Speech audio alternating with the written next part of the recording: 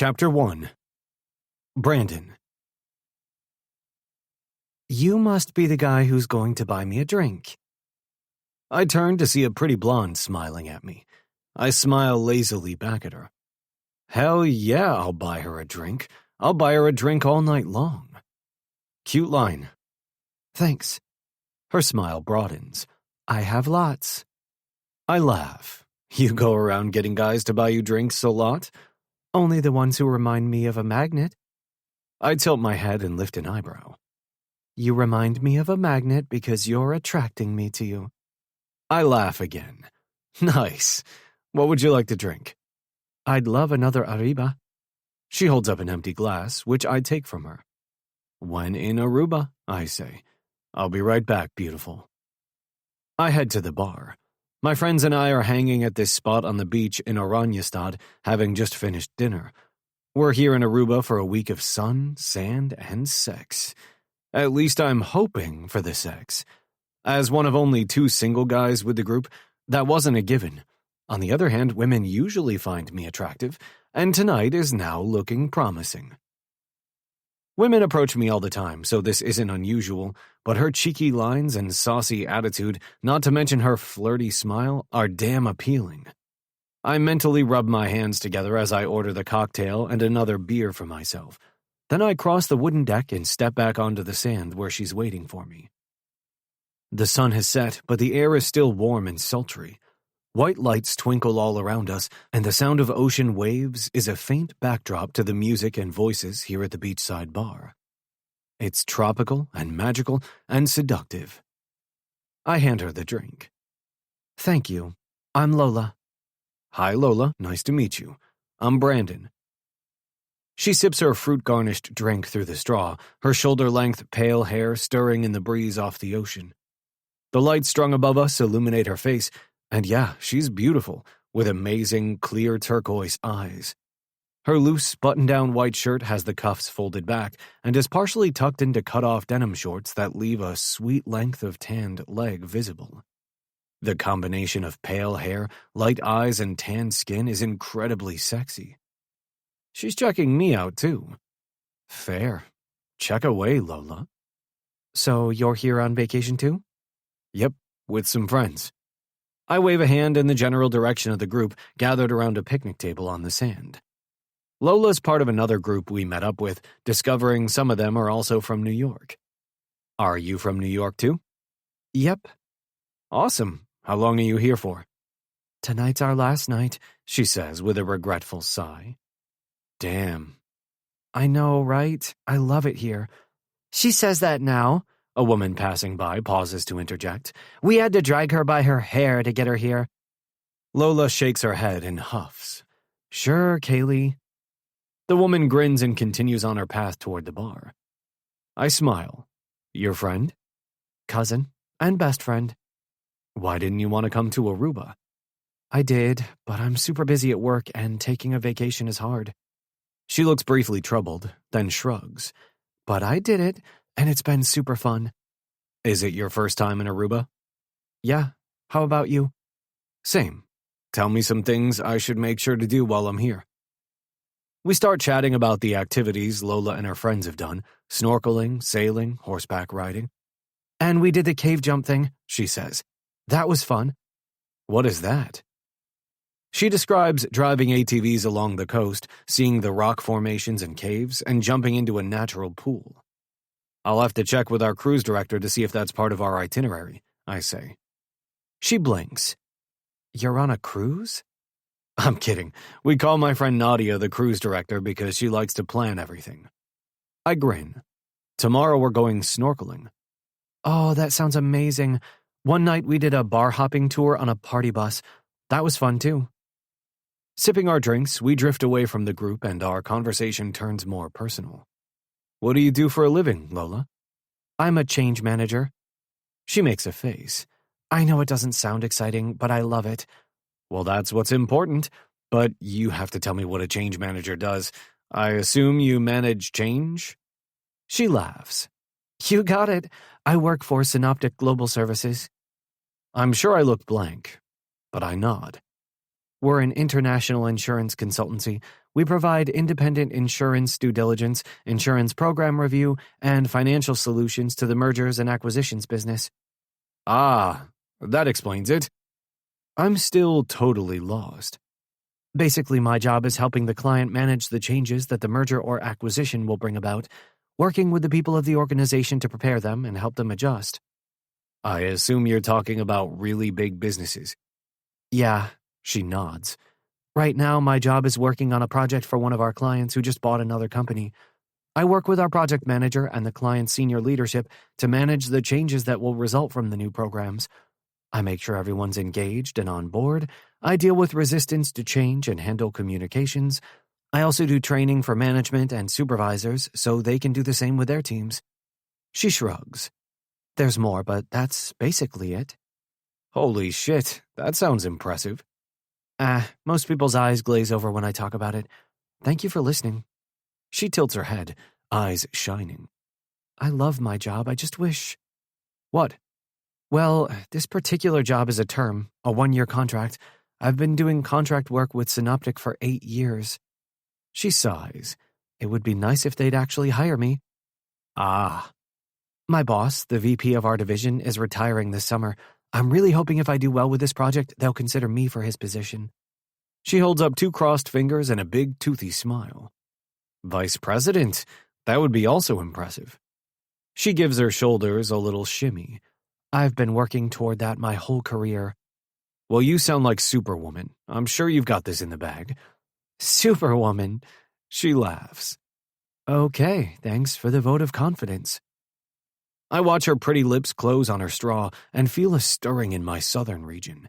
Her lips are sexy, but her intelligence and confidence are even hotter. I just play a game for a living, I say. What? I play hockey. Oh. Her eyes widen. She slides her gaze over to my friends, then back to me. Oh. I laugh. You didn't know? We all play for the Bears. I didn't realize. She makes a face. Sorry.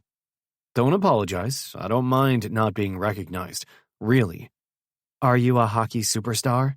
Ha. No, but lots of people know who I am. Not here, though. And actually, it's easier in New York.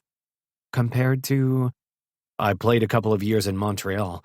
You can't hide from anyone in that city. They're hockey crazy. I smile. It's cool, if a little terrifying. Hockey's pretty popular in New York. Yeah, it is. We're gearing up for a playoff run after this break. You'll be all rested up and raring to go. I'm raring to go, all right. The way she looks at me, the way she listens to everything I say, attentive and curious, is a huge fucking turn-on. We talk about New York. She's lived there her whole life. She's cautiously vague about where she lives, saying only Hudson Yard, which isn't that far from me in Lincoln Square. I don't mind that she's careful. Women have to be. It's a tiny condo, she says, a studio, but I had a bad experience living with a crazy roommate and I wanted to live alone. Yeah, me too. I did the roommate thing for a few years when I started playing and when I moved here. I'm too old for that now. Ha, how old are you? Almost 30. Hey, me too. My birthday's in September. I grin. So is mine. What day? September 12th. I'm the 11th, I laugh. I'm a whole day older than you. I've always liked older men. She flutters her eyelashes at me. Our eyes keep meeting and heat pulses between us. The sound of the ocean waves on the nearby sand are a rhythmic push-pull that mirrors the pulsations around us and my quickening heartbeat. The sultry tropical breeze brushes over us, and I feel like it's her fingers on my skin. I want her fingers on my skin, or my fingers on her skin. That would work too. The breeze teases the opening of her shirt, giving me a glimpse of pink lace. Jesus. Yeah? I reach out to push a strand of hair off her face. You're fucking gorgeous. Her gaze hangs on mine, her lips curved. Thank you. Did I mention that I find you attractive too? Like a magnet, I say, studying her face. The small, slightly pointy chin, narrow nose, high cheekbones. She laughs softly, shifting closer to me in the shadows, the light of the bar now behind us. Yeah, A really strong magnet. Her scent reaches my nose, a combination of coconut and tropical flowers and sunshine. And warm woman. Heady. Magnets can also be repulsive, I murmur, my nose nearing her hair. You are definitely not repulsive. Good to know. I pause, our noses almost touching, our eyes heavy-lidded, our breath mingles. Just so you know, my lips won't kiss themselves, she whispers. I choke on a laugh and briefly rest my forehead against hers. Thanks, and I brush my mouth over hers. Her lips are as soft as they look. I kiss her softly again, slow and lingering, then I open my mouth and lick over her lower lip. She makes a soft noise in her throat, and I'm instantly hard as a goddamn hockey puck. Opening to me, her tongue slides against mine. She tastes as sweet as she looks, agave and fruit with the spice of island rum. Jesus, I could kiss her forever. Her hand lands on my waist, first gentle, then fingers tightening as she sighs into my mouth. Oh yeah, I whisper, licking again. I turn her and press her back against the wooden railing we're standing next to, and she softens against me. I groan at the pleasure of it, my veins running hot. I cup the back of her head and deepen the kiss even more, tongues and lips gliding, lips nipping and sucking. We're both making needy sounds of pleasure and yearning as heat builds inside me, massing in my groin. We're away from the group, but it's still a public place. I lift my head and flick a sideways glance at my friends. A bust of laughter fills the night air. Nobody's paying any attention to us. I peer down into eyes like the ocean, her pupils huge. Wow. Yeah, wow. Her fingers grip my shirt, and her long eyelashes flutter rapidly. You know what? What? I think I could fall madly in bed with you. Amusement warms my blood even more, but I'm too aroused to laugh. Your place or mine? Where are you staying? We exchange resort names. Mine's closer, she says. We can walk. Let's go. This way. I lead her through the soft sand in the opposite direction of our friends, around the bar and onto the boulevard. This is perfect. She's gorgeous, sexy, funny, and she's leaving tomorrow. A perfect one-night stand. Chapter 2. Lola. I spotted him the moment he and his friends arrived at the beach bar. He's good-looking, sure, tall and muscled, light brown hair that looks thick and soft, a strong jaw. But there's more than that. There's something about him. He has a kind of glamour, with a wide, charming smile and dancing eyes. I watched him talk to his friends, enjoying the way he leaned in to listen to what they said, how he threw his head back to laugh with genuine enjoyment, the way he clapped a hand onto a friend's shoulder. Kaylee caught me watching him. She followed my gaze over the sand. Which one? Him? The good-looking one? They're all good-looking. The guy in the crazy shirt. He's wearing a loose shirt with bright pink flamingos and yellow pineapples on a turquoise background. Ah, yes, I see the appeal. He doesn't seem to be with anyone. I don't think so. I smiled. It's your last night, she nudged me. Last chance for hot vacation sex. Kaylee, Isla, and Sadie have been teasing me about hot vacation sex since we got here. Up until tonight, I haven't indulged. I haven't met anyone I was attracted to enough to sleep with. But now, I'm leaving with Brandon. I can't explain the attraction, but wow, it's sizzling hot. Even more so after talking to him for a while. I don't have time for dating or relationships, much to the disappointment of my parents, but I'm not opposed to the occasional hookup. Here in Aruba, it feels perfect and right and hot. Which hotel is yours? Brandon asks as we walk. The Pacifica, right there, I point. We can see the big white building already. Nice. It's lovely. We approach the front entrance, the trunks of palm trees on either side of us wrapped with white lights. We enter the lobby and I pause. "Can you show me your driver's license?" "What?" He gives me a blank look. "I just want to take a picture of it and send it to my friend. Then, if they find my body in the morning, they'll know who to start with." I give him a cheeky grin because even though I'm dead serious, I also don't want to ruin the mood. Laughing, he pulls out his wallet and shows me the license. I snap a pic and send it to Kaylee, then lead the way down the hall on our right to a bank of elevators. We ride up to the 6th floor, then I let us into the room I'm sharing with Kaylee.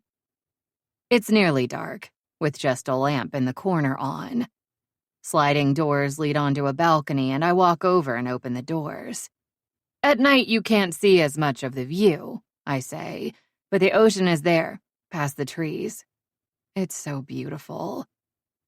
Swaying palm trees are silhouetted against the sky, and the turquoise glow of the pool can be seen through them. "You're beautiful." He moves closer and sets his hands on my waist. "Your eyes are just like the Caribbean." "Thank you." I gaze up at him, enjoying the feel of his big hands on me, firm and steady. I slide my hands up his chest and onto his shoulders. Then I trace an eyebrow. "I like your eyes, too. They're a mossy green with tiny flecks of amber. And your eyebrows." His lips quirk. "Thank you." I can't stop my own smile. I brush my fingertips over the layer of stubble on his jaw. "Kiss me again. You're a good kisser." "I can definitely do that." He bends his head and his mouth meets mine. He undid me with his kisses earlier, and he's doing it again. His mouth is perfect. Firm, warm, not too wet, not too aggressive. Bold, confident, but also gentle and generous. Am I rhapsodizing over this man's mouth?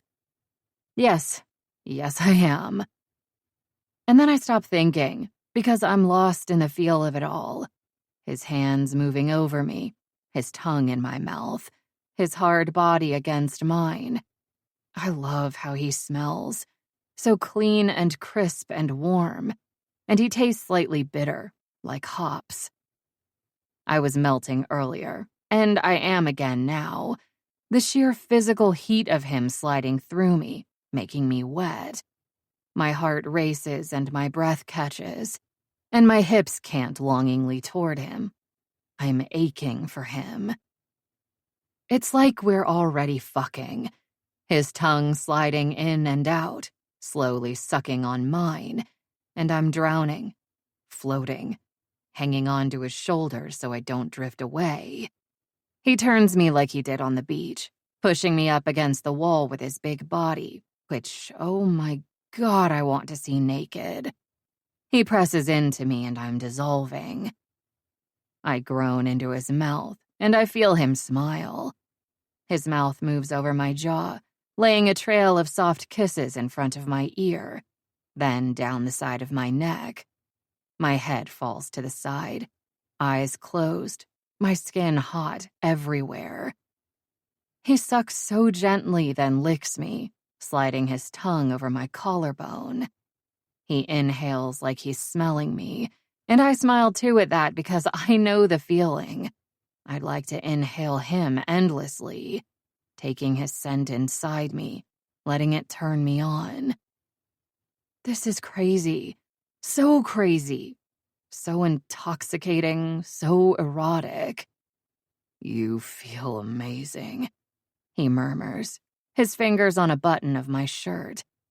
I don't stop him, and in a moment, he tugs the white cotton free of my shorts and tenderly parts it. He studies me in the dim light, tracing a finger over the scalloped edge of my lace bralette. Pretty. I make a little moany noise, and his fingers slip under the edge of the lace, closer to my nipple but not touching it. My nipples are already hard, and they pull even tighter, my breasts swelling with need. Brandon's breathing is ragged. Heat radiates off his body, and he's pressing an impressive erection against me. I rub against it, and he groans, and I love how turned on he is. By me. He wants me. A thrill runs through me, heightening my own arousal. I run my hands through his thick hair, tugging gently on the longer strands on top, and he shudders. Jesus, Lola. His voice is thick. His hands on me are big and strong, his body powerful, and yet I feel safe. He presses a kiss between my breasts, a hand sliding down over my hip to my ass. He gives me a firm squeeze that makes me gasp, then slips his hand to my thigh and lifts it. With my leg against his hip, I can feel his hard-on right against my pussy. And God, it feels so good. He pushes my shirt back over my shoulders, and I wriggle to get free of it. Then he picks me up, both hands under my butt, and starts walking farther into the room. You're just a little thing, he murmurs. A sexy little thing. God, I'm dying, Brandon. Good. He kisses my mouth, and then we both fall onto the bed. He rolls me under him, and I part my legs accommodatingly as we make out with long, wet, consuming kisses. Our hands roam everywhere. I find bare skin under his t-shirt, warm and sleek. He caresses my arms and shoulders, and then finally cups my breast. I push into his palm with embarrassing neediness. Sweet, he whispers. Perfect. You have something, right? Protection? Yeah. He shifts, tugging down my bralette and kissing the top of my breast. My breath stalls, and then he kisses my nipple and gently tugs it into his mouth. Oh, God. Sensation pulls from my nipple to my womb, and my body jolts with pleasure. Like that. Love that. More. Please. He smiles and sucks on me again, harder, and I'm blissed out. I lose my mind as he plays with my tits, sucking, squeezing, delicately pinching both nipples at the same time. Still aching? He murmurs. Oh, yeah. Want me to do something about that? I do, I groan, my hips lifting. Let's get you out of these sexy little shorts. He flicks open the button, tugs the zipper, then works the denim over my hips. I bend and lift my legs to help him, and he draws them down over my calves and feet. He's left on my panties, and he covers the front of them with his palm and rubs a tiny circle. The friction is exciting, electrifying. Not quite enough. My clit pulses and aches, and my body burns for more. You're wet, he says. I know. I bite my lip. I was wet back at the beach when we were kissing. I was hard. He bends and presses a soft, open-mouthed kiss to my lower belly. You're still dressed. He smiles and rises onto his knees, unbuttoning his crazy shirt. I stare at his torso, a goddamn work of art.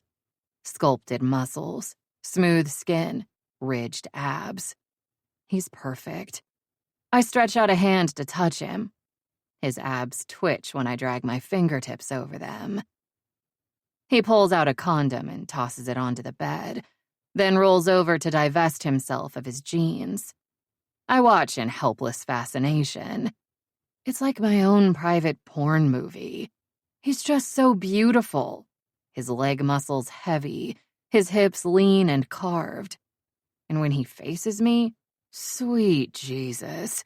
His cock is amazing, lifting proudly, thick and hard. I swallow. Dear God, I choke out. He strokes himself and my inner muscles clench hard on a bite of arousal. I whimper. Let's see if you're ready. He hooks his fingers into my thong and slides it off me too. Then he's the one staring. He parts my legs with his hands on my inner thighs, his lips separated, eyes dark and heavy-lidded. Beautiful. Look at you. He traces a finger through my slit. Ready, wet, perfect. Heat burns over my skin. His gaze moves from between my legs up over my stomach and breasts, then to my face. Our eyes meet, and desire simmers low inside me. I reach for him. Fuck me. Chapter 3. Brandon. I'm not sure if I'm still alive. I just came so hard I think I blacked out. I slowly become aware that I'm breathing. And yeah, my heart is thudding, so that's a good sign. Jesus Christ. I know. Lola gives a soft, satisfied sigh next to me in the bed. Wow. That was good, huh? Freaking phenomenal. Gretzky isn't the only great one. After a startled beat, she starts laughing. And so do I. We roll toward each other, still limp and dazed, but giggling like teenagers. Her body shakes with laughter in my arms, her face pressed to my neck. This is fun. Not only is she hot as fuck, I like her. You're not the only one with lines, I say. Do you play hockey? 'Cause I wouldn't mind poke-checking you. Oh my God, she laughs more. That's terrible. Hockey players have good hands. I hold up my hands and wiggle them. In fact, I'm known for my good hands. You're going to have to prove that to me. Ah, a challenge. I'm up for that. I glance meaningfully toward my groin. Already? Oh yeah. Here's another hockey line. I promise I'm good for more than just a one-timer. I even have another condom. I guess athletes do have good stamina. Damn right. I'll be right back. I slide out of bed and hit the bathroom to ditch the rubber. Climbing back onto the bed with her feels good. Okay, I might need a couple more minutes. You wore me out, Superwoman. Oh, come on, that only took like 2 minutes. Hey, I'm not complaining. I came fast too. Yeah, you did.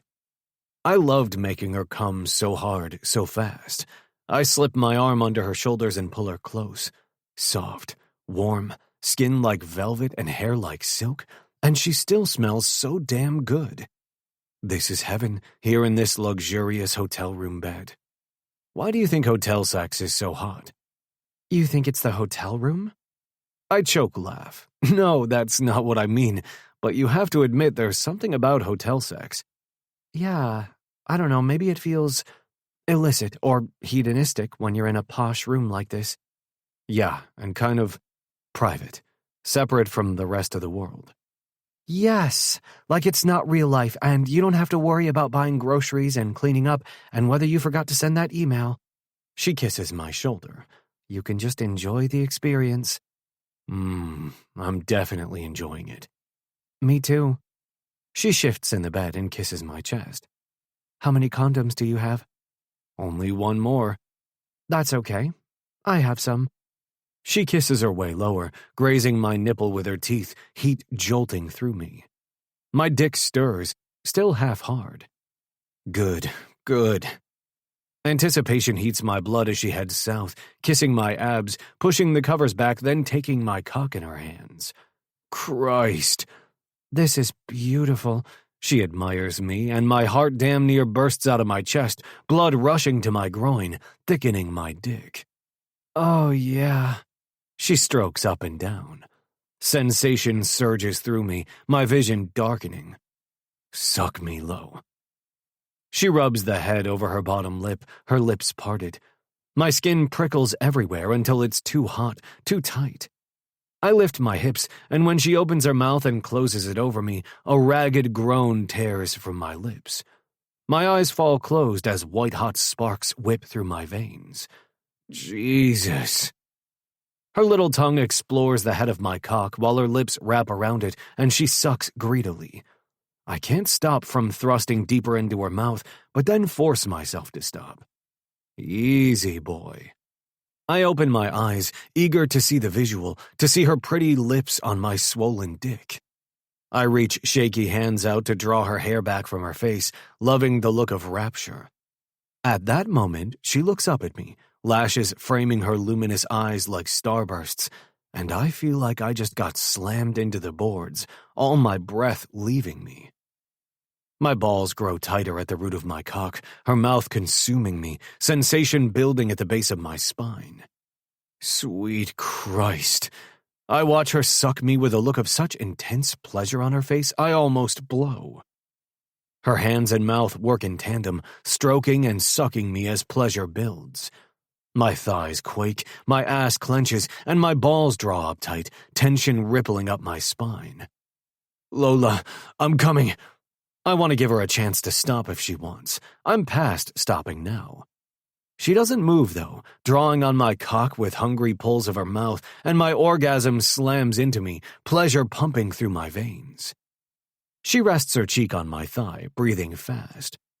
Once again, I'm not sure if I'm breathing. I love blowjobs, but that was outstanding. She loved every minute of it, too, and that made it extra hot. Her hand squeezes my quadriceps, and she murmurs, "Your thighs are amazing." Thick. She huffs a little laugh. "Yeah, I like it." The thicker the thighs, the sweeter the prize. She chokes. "I see that." I laugh. "I want to squeeze your butt, too." I smile, my eyes closed. What a coincidence. I'd like to squeeze yours. She rises up on her knees, stretches, and I have to crack my eyes open to watch. She's lithe and slender and toned. Holy shit, I croak. Your tan lines. A tiny pale bikini is outlined on her golden skin. "I have 'em," she agrees, lying down beside me again. I want to see that bikini. I want to see you in that bikini. What the fuck am I saying? Seeing you out of the bikini is the best. She laughs.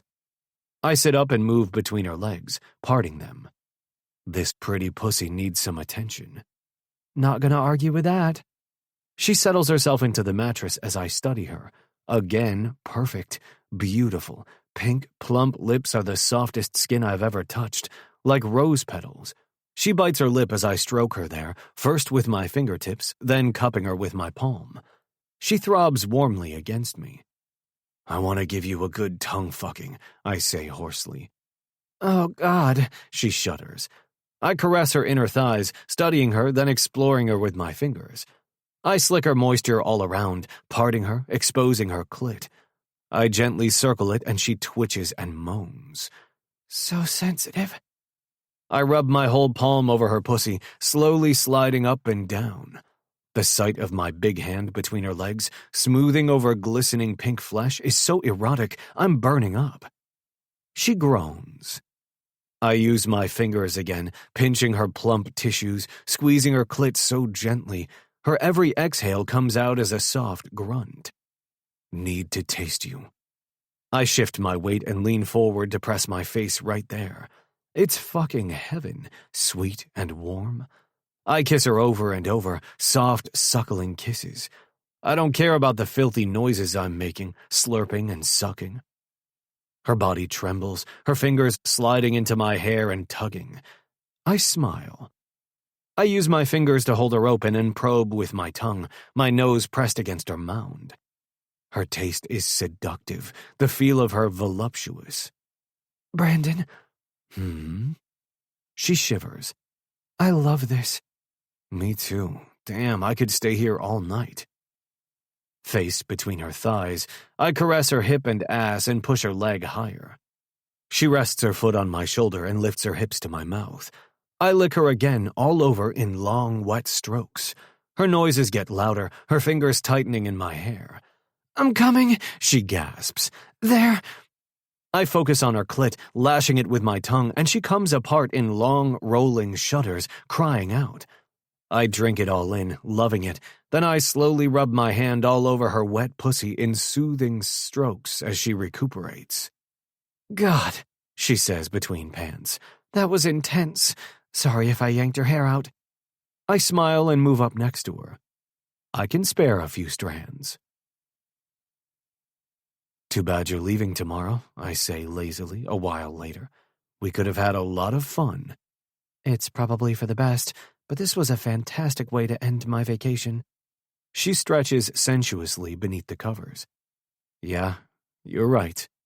Although I do feel a twinge of regret that we can't spend the rest of my vacation fucking. So what do you do for fun in New York? Well, I work a lot. You must do something else. I tickle my fingers over her belly and she shivers. Okay, yeah.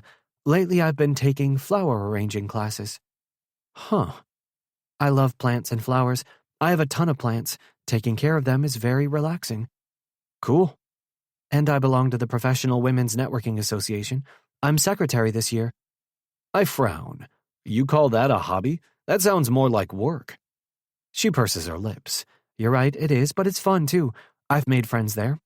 What do you do to relax? The word fuck comes immediately to mind. As cool as Lola is, that doesn't seem appropriate when we're in bed together. I don't have that much time during the season. I work out a lot, and I like hanging out with the guys, playing pool or video games. When I go home in the summer, I actually like to garden too. Really? Where's home? I'm from Grand Rapids. I have a place on Lake Michigan where I spend my summers. Nice. I like all kinds of sports. In the summer, I bike on the trails around the lake, golf, swim. Did you play other sports besides hockey as a kid? Yeah, I played everything. Baseball, basketball, even football. But hockey was what I really loved. She gazes at me.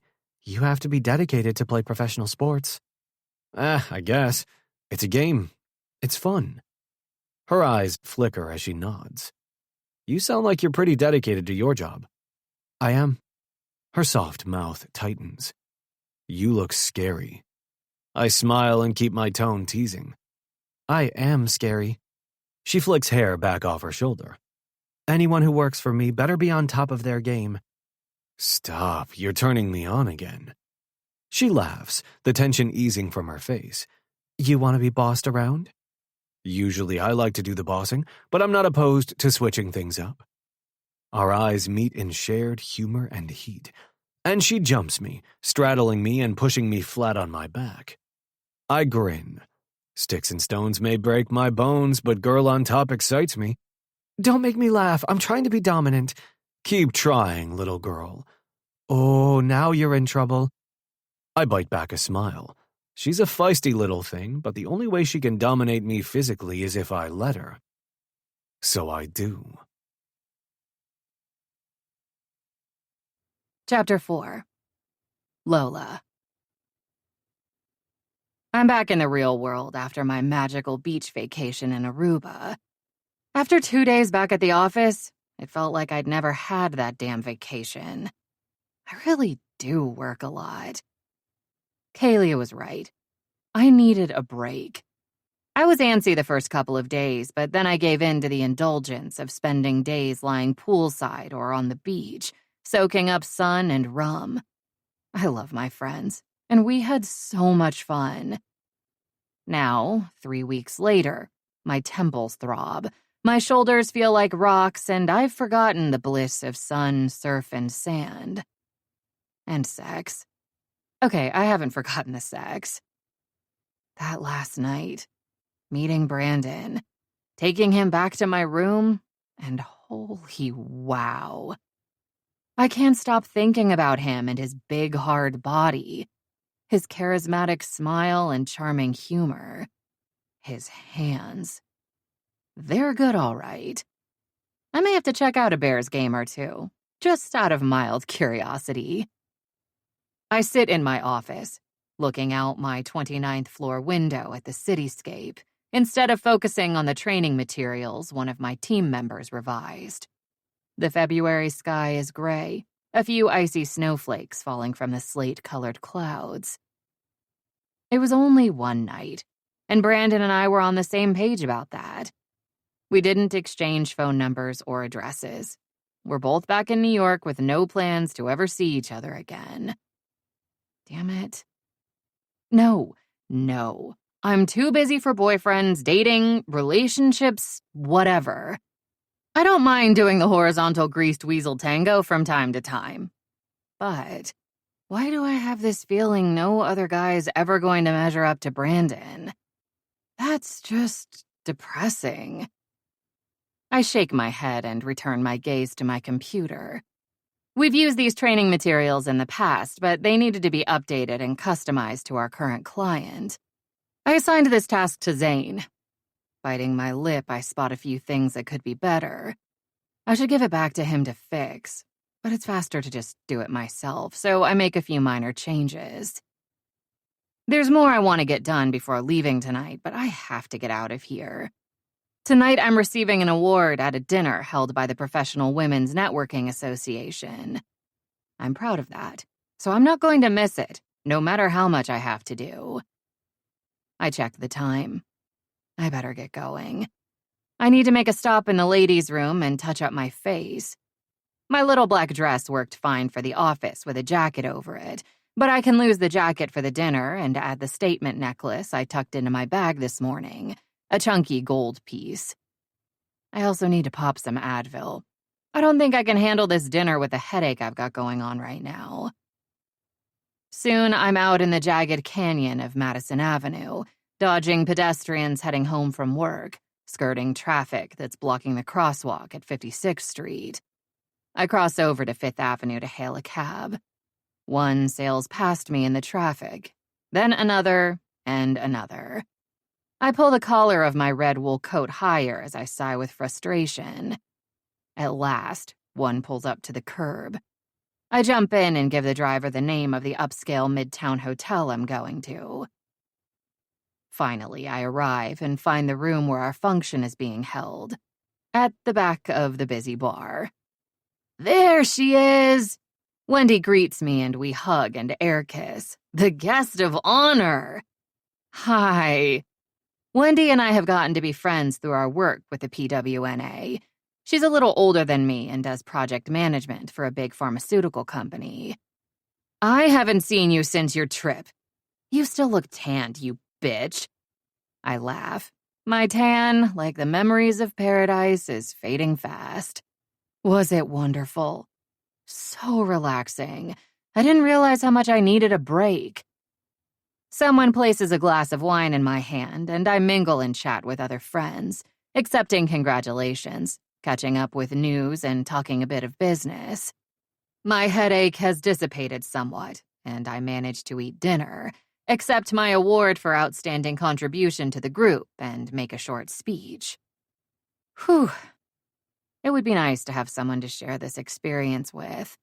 My parents and Kaylee were happy for me when I told them about the award, but they're not here. Oh well. I'm proud of myself. I'm happy that at nearly 30 years old, I can help mentor younger businesswomen and advocate for women in the business world.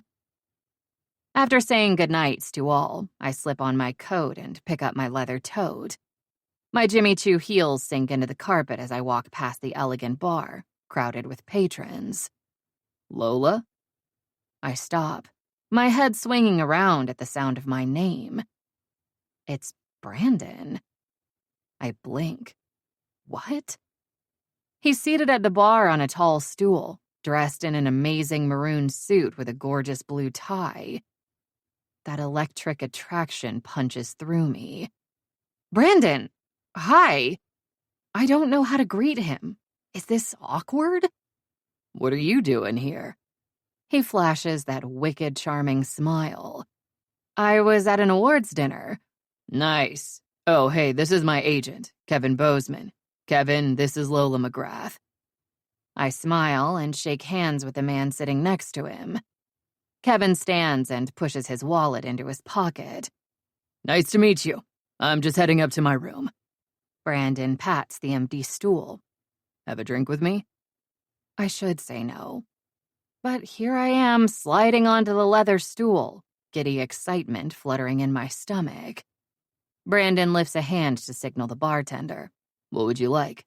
He asks me. I'll have a Tom Collins. He places the order and turns back to me. I can't believe I ran into you like this. His smile and the attentiveness in his green eyes warm my insides. I can't help but smile back. I know. We had a game tonight. He picks up his glass. My agent's in town, and he's staying here, so we met for a drink after. The faint tightening of his mouth tells me it might not have been a good meeting. I like the suit. I let my gaze wander over broad shoulders. The crisp dress shirt draping over a chest and abdomen that I know are hard and sculpted. His face is quickly back to his usual careless smile. Thanks. Game day. You have to wear a suit to games? Yep. There's been talk of changing up the dress code, but it hasn't happened yet. What would you wear if you didn't have to wear a suit? I'd still wear a suit. I laugh. Really? My drink arrives, the bartender setting it on a cocktail napkin. Thank you, I say to him. I look back at Brandon. Really? I like nice clothes. He shrugs.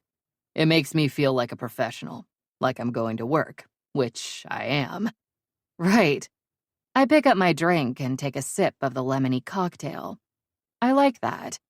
Sweats and a t-shirt have their appeal, but not on game day. Damn, he's gorgeous. I inwardly sigh with appreciation. I bet you look good in sweats, too. His eyes gleam. Of course. I laugh. Cocky. One shoulder lifts. Maybe a little. You also look very professional. Now it's his turn to peruse me, his gaze wandering all the way down my fitted black sheath dress to my bare calves and black stilettos, then back up.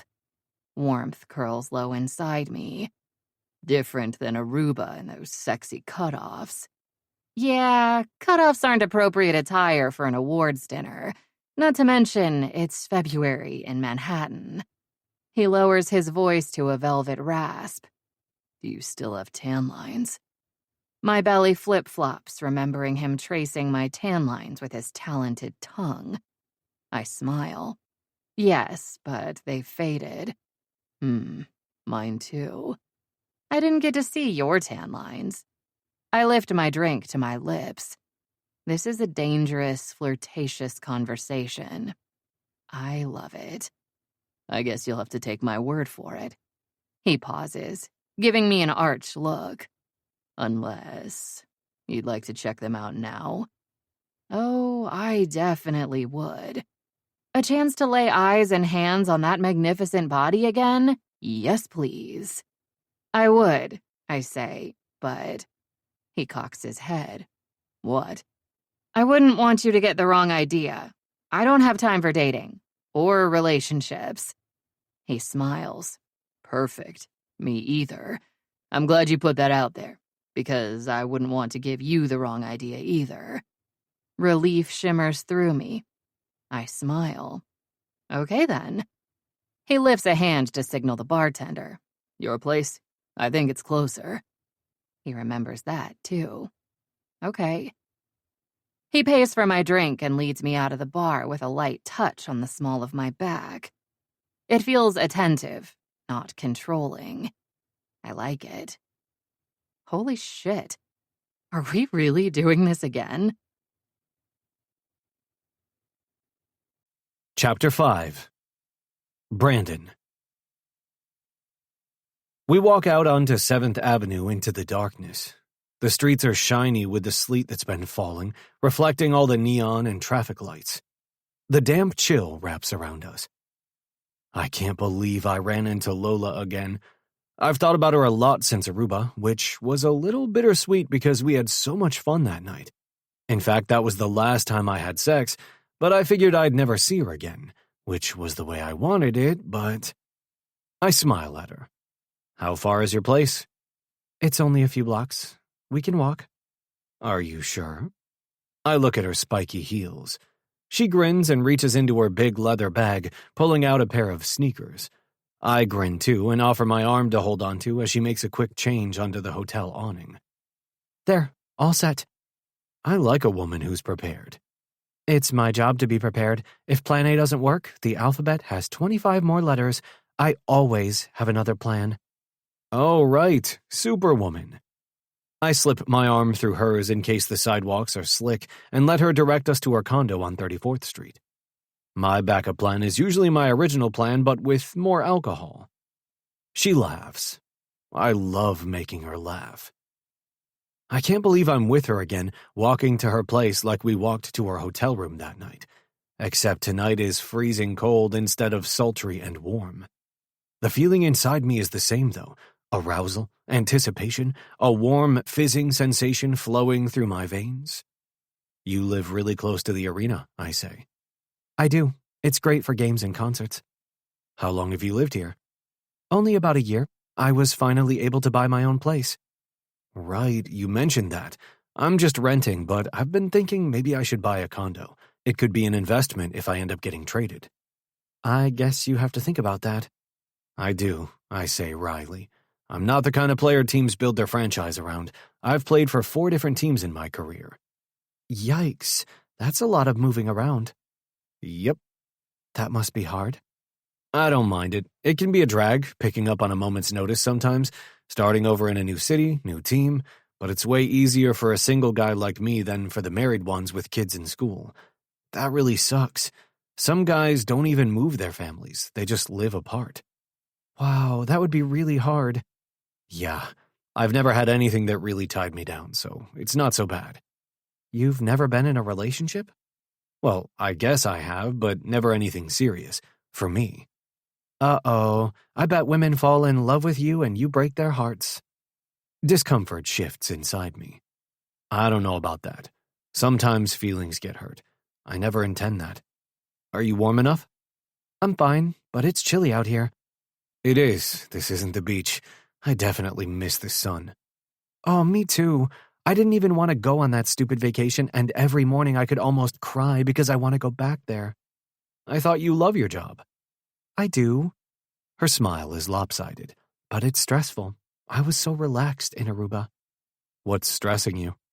Deadlines, my boss, my staff, the client. Oh, is that all? She makes a face. Maybe you need to ease back a little. There's really no way to do that other than quit my job, and I'm not going to do that. She lifts her chin. I can handle it. I love a challenge. If you say so. I slant her a dubious glance. I noticed the faint tightness at the corners of her eyes and mouth in the bar, signs of strain that weren't there in Aruba, although her smile at seeing me was genuinely warm, which turned me on.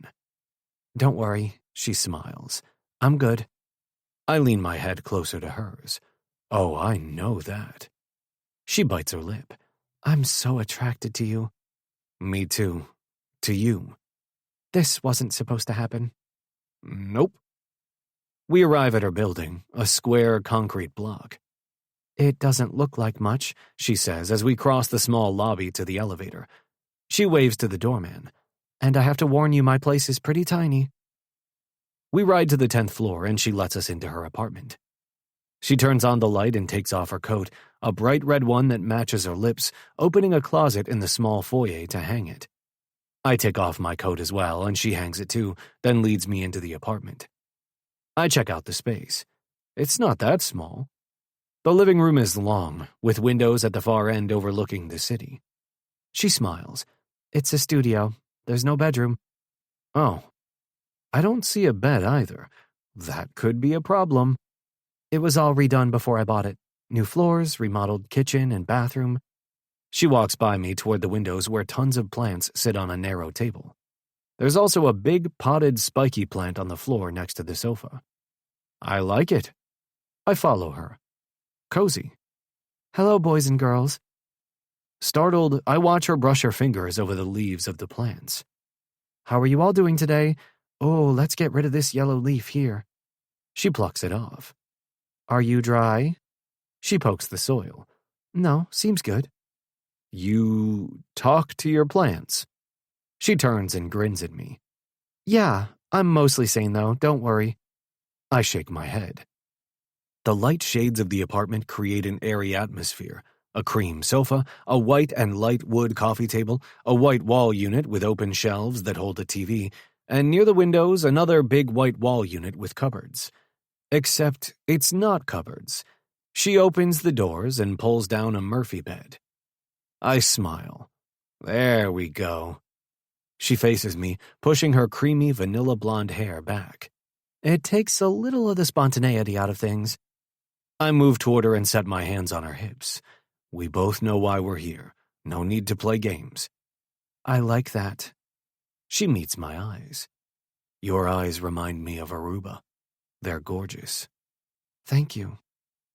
Our gazes hold, and heat shimmers around us. Lust punches through me. I cup her jaw and bend to kiss her. I'm not a super tall guy for a hockey player, 6'1", But she's only about 5'4", and there's quite a height difference, so I bend my knees. She goes onto her toes as our mouths meet in a long press of our lips. A greeting. Hi, nice to see you again. A low groan rises in my chest, and I yank her closer to me. There's just something about her, something irresistible, something potent. I've been thinking about her ever since Aruba, and now she's here in my arms. I find the zipper at the back of her dress and slowly tug it down. It loosens around her and gapes away from her chest, revealing a black lace bra. Wait. I freeze. I draw back and meet her eyes. She gives me a tight smile. I just need to use the bathroom. Okay. I release her, my dick throbbing. Oh, hell, no I don't, just let me... She hikes her dress up and starts shimmying her hips, taking off her underwear. I watch in open-mouthed fascination as she steps out of a black undergarment. Spanx, she says, tossing them aside. They're not exactly sexy. Her dress is hanging half off her now. Are you bare under there now? She meets my eyes and bites her lip. With a dirty smile, I slide my hand up her thigh, then between them, finding her liquid center. You are, I murmur, and you're wet and hot. I stroke gently between her legs. She trembles and moans. I keep thinking about your good hands. I'm sure my smile turns even dirtier. Good. I brush a kiss over her mouth. I keep thinking about your sweet pussy. She tugs at my tie, working the knot open, then unbuttoning my shirt. Her eager fingers slip inside and touch my skin. I shudder. I withdraw my hand and lift my fingers to my mouth to suck them. Her eyes widen and darken. You're a bad man. Bad? You just said my hands are good. Her delicate taste teases my taste buds. I want more of this. I drag her dress off, unfasten her bra, and let everything fall to the rug at our feet. Beautiful. I trace my forefinger over her chest. Still some tan lines. Let me see yours. I shrug out of my suit jacket, whisk off my shirt, and step out of my pants in no time. She studies me with hot eyes. God damn, I love the approval in her expression, the way her lips part as if she's hungry for me.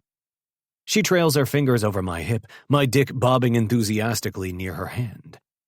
You must tan easily. Yeah. Let's see the back. She turns me by my hips and sucks in a breath, then lets out a long, happy sigh. Your ass is amazing. I grin. Better than the front view? Oh, no. She gives my butt cheeks a squeeze, then turns me again. Not better than this. And she wraps her slender fingers around my thick shaft. Jesus. Electricity zings through my body. Just as beautiful as I remember. She gives me a stroke, running her thumb over the head, spreading the drop of liquid there. I hold her face in both hands and pull her in for another kiss, this time long and hard and hungry. Skin to skin, my tongue in her mouth, her hand working me, I'm about to explode. Bed, I mutter. I grab the covers and yank them down, and she slides in, all smooth skin and glorious curves. The only light is from the foyer and the city lights glimmering outside the window. The atmosphere is erotic and charged. There are condoms in that top drawer. She nods toward a dresser opposite the bed. I find one quickly and bring it with me to join her in bed. She plucks it from my fingers, opens the package, and reaches for me. In a hurry? I slide a hand into her hair. Yes. Good. Me too. Chapter 6. Lola. What's your favorite way to spend a day off? Brandon's hand smooths up and down my back. I'm cuddled up against him, my cheek on his chest, legs twined together. I like to have lunch with my girlfriends, shop, or maybe dinner with them and a play or a concert. As soon as I say it, I realize how long it's been since we did something like that. A small ache of regret pings in my chest. I like to spend time taking care of my plants. I lift a lazy hand to gesture toward them, And I run. Oh, that's good. How often? I actually can't remember the last time I went for a run. Not very often, I admit. It sounds like you work long hours. You need to take care of yourself. I know. Running is definitely good for stress relief. It's just hard to find the time. How about you? What do you do on your days off? I assume you have days off. Yeah, we do. Seems like things are always busy, though. And I have my dog, Martha. You have a dog? Yeah, she's a German Shepherd. I've had her for about 8 years, so she's getting up there. She still likes to go to the park, though. And I volunteer with a reading group through the Bears Foundation. So some days I go to schools and read to the kids. I lift my head and peer at his face. Seriously? Yeah. I smile. That's sweet. I'm a sweet guy. I laugh. Okay. You sound unconvinced. What do I have to do to show you how sweet I am? I don't know. I think. You are generous in bed. Yes, I am. His chin dips. I think more. He is gentlemanly and thoughtful, so while I wouldn't have described him as sweet, I guess he sort of is. What else do you do? Not that much different than you, I guess. Hang out with my friends. I like going to Knicks games when I can. Work out. I trace over one of his sculpted pecs. I bet you work out a lot. He grins. I'll take that as a compliment. Do you travel a lot? I mean, outside of hockey. Not a lot. I've taken a few trips in the off-season. Went to Europe with some of the guys one summer and Japan another year. We try to get away during the All-Star break, like we did in Aruba this year. But in summers, I mostly like hanging out at my house on the lake. Right. It must be nice there. Do you like nature? Hiking, swimming, boating? I'm a city girl. I'm not really into those things. I've never even been camping. Really? He sounds genuinely horrified, and I laugh. But I never say never. I like traveling, but there never seems to be enough time. I'm jealous of your trip to Japan. It was cool. He tells me about the things they did, including naked bathing in an onsen, which is apparently like a hot spring, I think. We went to an izakaya in Piss Alley. That was amazing. Piss Alley? My head jerks up to stare at him. He grins. Yeah, Yakitori Alley, also called Memory Lane, also called Piss Alley. There aren't a lot of restrooms, so people go off and, relieve themselves on the train tracks. I wrinkle my nose. Then he tells a hilarious story about him and his friends at an all-you-can-drink karaoke bar when a drunk Japanese man stumbled into them and then dragged them to sing with him and his coworkers. He kept yelling, "Sing with us, Gaijin." And we figured, what the hell, so we did. And he was all, "We're going sing with the Gaijin." He's so animated and expressive telling the story. I'm dying of giggles, rolling onto my back. Stop, my face hurts. He smiles, rolling toward me, propping his head up on an elbow. Sorry. No, you're not. Okay, I'm not. I like making you laugh. He reaches over and pushes a strand of hair off my face. Our eyes meet. My belly flips. Oh, God. I'm turned on again. From laughing. This man. He leans over and kisses me, and I roll into his arms and kiss him back. Brandon leaves later. Much later. Telling me to stay in bed. I can't. I have to lock up behind you. I roll sleepily out of bed, grab my fuzzy robe, and pull it on as I follow him to the door.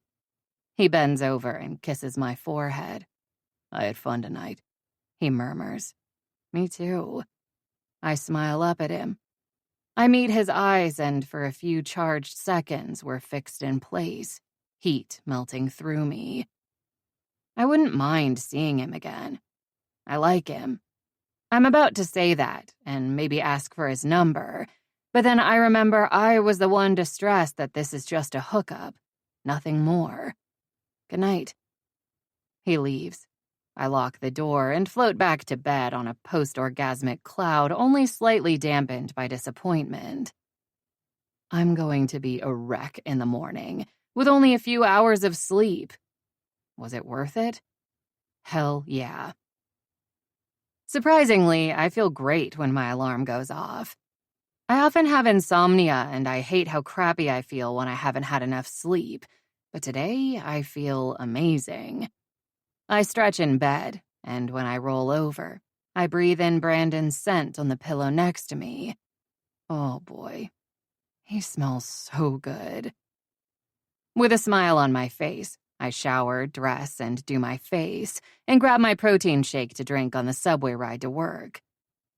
My day is nonstop meetings, which normally is annoying, but I'm chill today, taking charge when conversations get off track and bringing us back to the issues at hand, making decisions like a boss and getting shit done.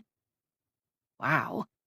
If this is what sex with Brandon does for me, I need to bottle that stuff and stock up on it. Late afternoon, I'm sitting in a meeting room on the 35th floor of an office tower in Lower Manhattan, meeting with the CEO of KGP Services, our client, as well as Bob Baker, the managing partner who heads their assurance division. With me is the project manager from Synoptic, Greg Wagner. My next step is to do a learning needs assessment, I tell them. With the merger, staff will be impacted by new technologies, and there will be a significant impact to workloads. Increased use of technology can be stressful for some people. We want to identify any gaps and assess staff's ability to adapt to the new environment. Then we'll educate them on the new skills they'll require and provide change management coaching. We've been through a lot of changes in our organization over the years, Bob Baker says. We've never done this kind of thing. I smile. How long have you been with KGP, Bob? 22 years. Oh, yes, I'm sure you've seen a lot of change in that time. Reorganization of job responsibilities, performance plans to increase staff competencies and skills in new areas, and recent layoffs to help balance the budget, the CEO puts in. Also hiring younger and more diverse staff. A lot of changes. Layoffs are especially difficult. I smile sympathetically at the CEO, then look at Bob again. Your experience in leading your division through these changes will be invaluable. I've suggested changes of my own over the last couple of years, Bob says, frowning. I do have a lot of experience, but when I suggest ideas for improvement, my staff is really resistant. I nod. Can you tell me more about that? What are their reactions to your suggestions? Do they dismiss them out of hand, or is there discussion? They're open to discussion, he says, but they don't think my ideas are appropriate. They say they rely too much on outdated resources and technology. Some of these younger people have different ideas about strategic thinking. They think they know so much. He shakes his head. Okay, I'm getting the picture. The problem isn't with Bob's staff, it's with him. It will be important to involve them in our solutions then. I talk about the session I want to facilitate, which will include management and staff. Including staff in the process helps with buy-in. I give them details and request that they put together a list of people who will be invited to the session, with a date of when I need that by. I sense Bob's lack of enthusiasm for my role, so I don't give him a chance to object to anything. Just move ahead with what we need to do. Greg and I leave the meeting room and exchange a look. We cross the luxurious reception area and exit to the elevator lobby, where I push a down button. You handled that really well, he says. Thanks, I grimace. My first challenge will be dealing with Bob. I agree. I'm glad the CEO was there. Support has to come right from the top. Bob needs to know that his boss is on board with the changes. Yup. But if anyone can handle Bob, you can. Thank you. I just have to figure out his whiffum. His what? I grin. What's in it for me? Something he'll benefit from. Hopefully there's something good enough to persuade him this change is a good thing. We step into the elevator. This is why you'd make a great VP, Greg says. Your people skills are phenomenal. Oh, thank you. I try not to sound surprised. Dealing with people is something I've actually had to work on, since I tend to be blunt and bossy, so Greg's words make me happy. We continue to debrief about the meeting as we ride down to the ground floor. "Are you going back to the office?" Greg asks in the lobby. "Yes, you?" "Nah, it's late. I'm heading home. See you tomorrow." "Okay, good night." I pull my phone out to take it off silent mode and check for emails. There's a text message from Kaylee. "Hey, we're meeting at Merry Dog for happy hour drinks. Come join us. Sadie and Isla are here." I bite my lip. I should go back to the office and make notes from our meeting and finish up a few other things. But just last night, talking to Brandon, I realized I haven't seen my friends much since our trip. I'd really like to join them. The pub they mentioned is only a few blocks away from here. I text Kaylee back. "How long are you going to be there?" "Till they run out of beer?" I grin. "Okay, give me an hour and I'll join you." Yay! I set off toward the office. It's getting dark already. And there's something about this time of day in Midtown, with the tall buildings and the lights coming on, that I always love. The streets are busy with cars and people ending the workday, heading to pubs for a drink, heading home to relax. I want to be one of those people pushing into a warm bar full of friends and setting work aside for a while. I quickly type up notes from the meeting and make myself a to-do list for tomorrow. I take care of a few emails that are urgent and leave the rest, then bundle up and head back outside to hustle down Madison, around the corner onto 33rd and a couple of blocks down to the Merry Dog. Inside, the light is warm and noise assails my eardrums. I unwrap my scarf and scan the crowd, looking for my friends. Oh, there's Sadie's bright red hair. She spots me too and lifts a hand. I start toward them. "We saved you a seat," Sadie says. "I'm so glad you made it." "You hardly ever join us for happy hour anymore," Isla says with a pout. "I know." I flash a guilty smile and hang my coat over the back of my stool. But here I am. My attention is drawn to the TVs playing above the bar, where a hockey game is in progress. "Is that the Bears?" Kaylee glances at the TV, then back at me. "I have no idea." "It is," Isla affirms. "See, Bears are winning 4-1. Brandon's playing. Right there on that TV. I stare at it. Kaylee nudges me. "Drink?" I blink over to the server standing at the table. "Oh, yeah, what are you drinking?" I ask Kaylee. "Pathological lager." I blink, then laugh. "Okay, I'll have one of those." My attention returns to the TV. I now know Brandon is number 12, but this far away the players are tiny and it's hard to make out the numbers on their jerseys. "Oh, your hockey hookup is playing." Kaylee smacks her own forehead. "Oh, right." Isla grins. "Have you been watching all his games since we got back from Aruba?" "Maybe 1 or 2, I grudgingly admit. I look around the table at them. "I ran into him last night." "What?" Kaylee's eyes bulge. "Where?" Isla demands. "What happened?" Sadie asks. I grin. "After the awards dinner, he was in the bar having a drink with his agent." I pause. "He came back to my place." They all make high-pitched squealing noises that are luckily drowned out by the noise in the pub. "Seriously?" Kaylee stares at me. "Wow. I know. Total coincidence." "Lucky coincidence," Sadie says. "It was." I sigh happily. "Are you seeing him again?" Kaylee asks. "No, we still didn't exchange numbers or anything. It was just another hot night." "You could hang around outside the arena after a game like a groupie," Sadie jokes. I roll my eyes. "I'm not a groupie. It was just, fun. That's all." Chapter 7. Brandon. We're sitting in the locker room after practice. I've been thinking about the conversation I had with my agent the other night. My contract ends next year. If the Bears don't sign me again, I'll be a free agent. I haven't been worried about that. I'm adaptable. I've moved around a lot.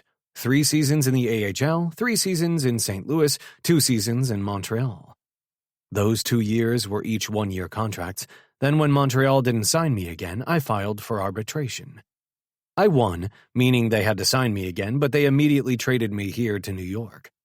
After I finished that 1-year deal, the Bears signed me for 3 years, which was great.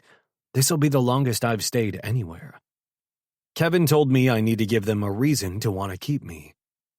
Do I want to stay here? That's what I've been thinking about. I like it here. I've made friends. I like New York, even though I'm not a big city guy. But I don't ever get too attached to people and places because I always end up moving on. She's Vince D'Agostino's stepdaughter, Cookie says, finishing off a short speech I wasn't paying much attention to. Wait, what? I stare at Cookie. Owen Cook, we call him Cookie. Are you shitting us? You're dating Mr. D'Agostino's daughter? Stepdaughter, he corrects, as if he's done it 1,000,000 times. He just told us the chick he's seeing is the stepdaughter of the team owner. Jesus. She came to Aruba with us. I know. Sorry. You should have told us who she is. Look, it's a long story. Cookie slides a hand over his face, and it's kind of personal for Emery. I glance at the other guys. Millsy, Easton Miller, and Halsey, Josh Heller, already knew. They nod as if they support him. Wow. I shake my head. I can't believe you're dating the owner's daughter. I pause. Stepdaughter. Cookie appears conflicted. He shrugs and drops his gaze. I'm conflicted too. I wish I'd known Emery was Mr. D'Agostino's daughter, or stepdaughter. Did I say anything about him? No, I don't think we talked about him at all on the trip, but we could have. What else did we say that she could take back to him? I feel like there was a spy in our midst, I say. Bergie snorts. She's not a spy, believe me, Cookie assures us. I study him. He's dead serious. Okay, I need someone to come shopping with me. Bergie changes the subject. Shopping for what? I don't mind shopping for clothes, unlike some guys. Baby stuff. I throw up my hands. I'm out. How about you, Nate? You'd know all about baby shit. Ha ha, literally. Nate has a 6-year-old daughter he shares custody of with his ex. But I can't, he continues. I'm going for an MRI on my knee. Damn, he's been having knee problems for a while. Red, Bergie calls. You have kids? Come with me. Red's grin splits his bushy, yes, red, beard. Can't. I have to take my daughter to a doctor appointment. Bergie all but begs everyone who's left. He turns to me one more time. Come on, you're the only one without a legit reason not to come. I sigh. Fine, but after we go to Lorenzo. I name my favorite menswear shop. I need new shirts. Bergie curses. Okay, deal. In the baby department at Bloomingdale's, we're surrounded not only by tiny clothes, stuffed toys, and strollers, but also kids. Lots of kids. Babies, moms looking at us, and it's freaking me out. This is not my idea of a fun day off. Of course, that makes me think about Lola, in bed, soft and satisfied, and talking about what we do on our days off. Suck it up, Buttercup, Bergie says. I hate this place, I mutter. What is wrong with you? Bergie frowns, his attention on a stroller. Look at these gloves attached to the stroller handle and you just slide your hands in. Wild. My skin itches. What are we here for? Stroller, high chair, car seat. Mandy says those are the only things she trusts me to buy, but come on, we have to buy these gloves. It's spring. For next winter. The kid'll still be in a stroller. He moves on. And hey, I like this. A backpack? It's a diaper bag. He picks up the black quilted bag. It comes with a changing pad. Nice. He looks up. Mandy already bought a diaper bag, but I'd use this one. I nod and pull out my phone to check the time. He's moved on to look at a crib. You didn't say a crib, I remind him. Yeah, we have a crib, he agrees. I probably should pick up something to give them as a baby gift. I have no clue what. I look around and spy a display of blankets and stuff. I wander away from Bergie to study them. I pick up an item that has a cow head and a blanket attached. Combination toy and blankie. Huh. That's adorable. My head snaps around to see Lola smiling at me. My heart jolts. Is it for you? She tilts her head to one side, a teasing gleam in her eyes. Yeah. I hold it up. I have a thing for cows. I give her a look. She's so goddamn pretty, her creamy blonde hair shining, her smiling lips bright red again. She's wearing black pants and a red sweater, her black trench coat open. I ran into her again. What are the odds? Probably not great, but hey, I'll take it. Maybe this shopping trip wasn't such a bad idea after all. My mood improves considerably. She grins and reaches out to touch the blanket. Soft. I should get that. For yourself? She laughs. For my coworker. She's having a baby and I need a shower gift. Ah, boy or a girl? Boy. I nod. I'm with my buddy Bergie. I jerk my head toward him. He's engrossed in the strollers. Bergie? Daniel Bergen, teammate. Right. They're having a boy too, in June. Oh, that's a nice time to have a baby. Could be the worst time in the world. I hand over the cow blankie. Playoffs. Oh. Her eyes widen. Yikes. They probably weren't thinking about that when they, I laugh. Probably not. Although some couples do. They try to plan babies for summer so it doesn't interfere with the schedule. I pause. That doesn't always work, though. No, I'm sure it doesn't. She folds up the blanket and looks around. I should probably get something else, too. She steps over to another display and fingers some blankets. These are nice. She picks up a set of 4, which are called swaddling blankets, in various baby blue prints. Babies need a lot of stuff. I'm sure people have way too much stuff these days, she says with a light laugh. I guess there are some necessities. Diapers, bum cream, I don't know. I don't think people need these. She moves and picks up some tiny shoes. Why do babies need shoes? They don't even walk. True. And these towels, they have cute heads attached to them. Are these going to dry a baby better than any other towel? I don't think so. Another solid point. Hey, Brando! I look over at Bergie. He realizes I'm talking to Lola and rolls his eyes. Brando? She lifts an eyebrow. My nickname. Ah, like Marlon. She tips her head. You know, you do look like a young Marlon Brando. I laugh. Ha ha, babe magnet. She laughs too. Actually, he was. She slides me a flirty look that I very much enjoy. I'm supposed to be helping Bergie, I tell her. I have no clue about this stuff, or about kids. A small child runs between us. We both jump back, but then the little man trips and falls, spread-eagled flat on the floor. Uh-oh. I step over to him and lift him up. You okay, buddy? His face is getting red, his bottom lip quivering. Yeah, you're okay, I answer myself, trying to forestall a storm of tears. I set him on his feet and crouch down to his level. He stares at me. A harried-looking woman rushes up to us. Alex, I told you no running. She glances at me. Sorry. Hey, no problem. He's a speedy little guy. I straighten. The woman's gaze moves over my body, her smile changing. Yes, he is. Oh, for fuck's sake. I see the kid and the ring on her finger. I keep my smile polite and step away, moving close beside Lola. Hope he's okay. The woman's gaze flicks to Lola, back to me, and then to her kid.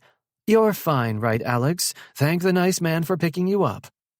Alex gives me a suspicious look that makes me want to laugh. They leave and I turn back to Lola. She smirks. What? I frown. You were cute with him. Ugh, I don't want kids. Really? Yeah, marriage is a mistake. Kids are a mistake. I'm perfectly happy with my life the way it is. I gauge her reaction. Lots of women get peeved when I say that, because most women are looking for a relationship. Not Lola. Exactly. Me too. Why do people think you need to be married and have kids to have a fulfilling life? I know what you mean. A bunch of my teammates have caught feelings and paired off in the last year or so. Of course, they all think I should do that too. I shake my head. Not happening. Right? My parents think that. My entire huge fucking family thinks that. It's so annoying. Maybe you'll make a good uncle because you were good with that little guy. I will be a good uncle. I grin. I like kids, I just don't want any. Same. We exchange a look of understanding. Well, she says, I better pay for these and get back to the office. And neither of us moves. I find myself reluctant to leave her again. Do you have plans tonight? I blurt out. She bites her lip. Neither of us is looking for a relationship, I put in hastily. But you can hook up with someone more than once, right? Her lips twitch. Right. So would you like to get together? She gives in to the smile. That would be fun. Your place? Sure. I'll come by around 8. I can bring a pizza. Perfect. She moves away, sliding me a smile over her shoulder. Now I'm excited. It's not a date, it's a booty call, I guess, with pizza. I amble over to Bergie, who's talking to a salesperson and arranging delivery. All set, he says to me. Let's just check out the baby clothes before we leave. Okay, sure. He casts me a sidelong glance as he moves to a rack. You're in a better mood. Yep. I trail after him as he inspects tiny onesies, footies, and socks. I have to admit the blue tie-dye hoodie is cute. Who was that you were talking to? Lola, remember? From Aruba? I wasn't in Aruba. Oh, yeah, we met there. Oh, she's the one I heard about. What did you hear? I frown. Apparently she's a sex goddess. My frown deepens. Jesus. One corner of his mouth lifts. They had to hear that from you. Nobody else was with you that night. Huh. Now I kind of regret sharing that. It seemed fine when I thought I'd never see her again, but now it feels tacky. Although it is true. Well, yeah, she's good at it. That's why we're getting together tonight. Of course you are. I spot a giant giraffe, like my height. That's it. That's what I'm buying Bergie's kid. I'll have to come back. Wait, maybe I can order it online and I don't have to ever set foot in this place again. Excellent. Are you buying those? I point at the socks Bergie's holding. Nah, we have tons of socks. He sets them down. Good. On to Lorenzo's. Oh, yeah. He sounds as enthusiastic as I did about coming here. It'll be fun. I slap a hand on his shoulder. And you owe me. Let's go. Chapter 8. Lola. Brandon arrives a few minutes after 8, and he is indeed carrying a big flat box that smells like spicy tomato sauce. Oh my God, I'm starving. I take the pizza so he can hang up his coat. I admire the shape of his shoulders in a soft black puffer jacket, the way his sable brown hair is tousled on top from the wind, the stubble shading his lean jaw. Me too, he says, his tone suggestive enough for me to give him a look. He smirks. It's a cocky, brash, slightly swaggering smirk, and yet it's so goddamn cute I want to lick him all over. There's no denying the sexual attraction between us. I shake my head. He's also carrying a bottle of wine. Oh, this is nice. Thank you. I carry it all into my tiny kitchen. He follows and sits on a stool at the counter.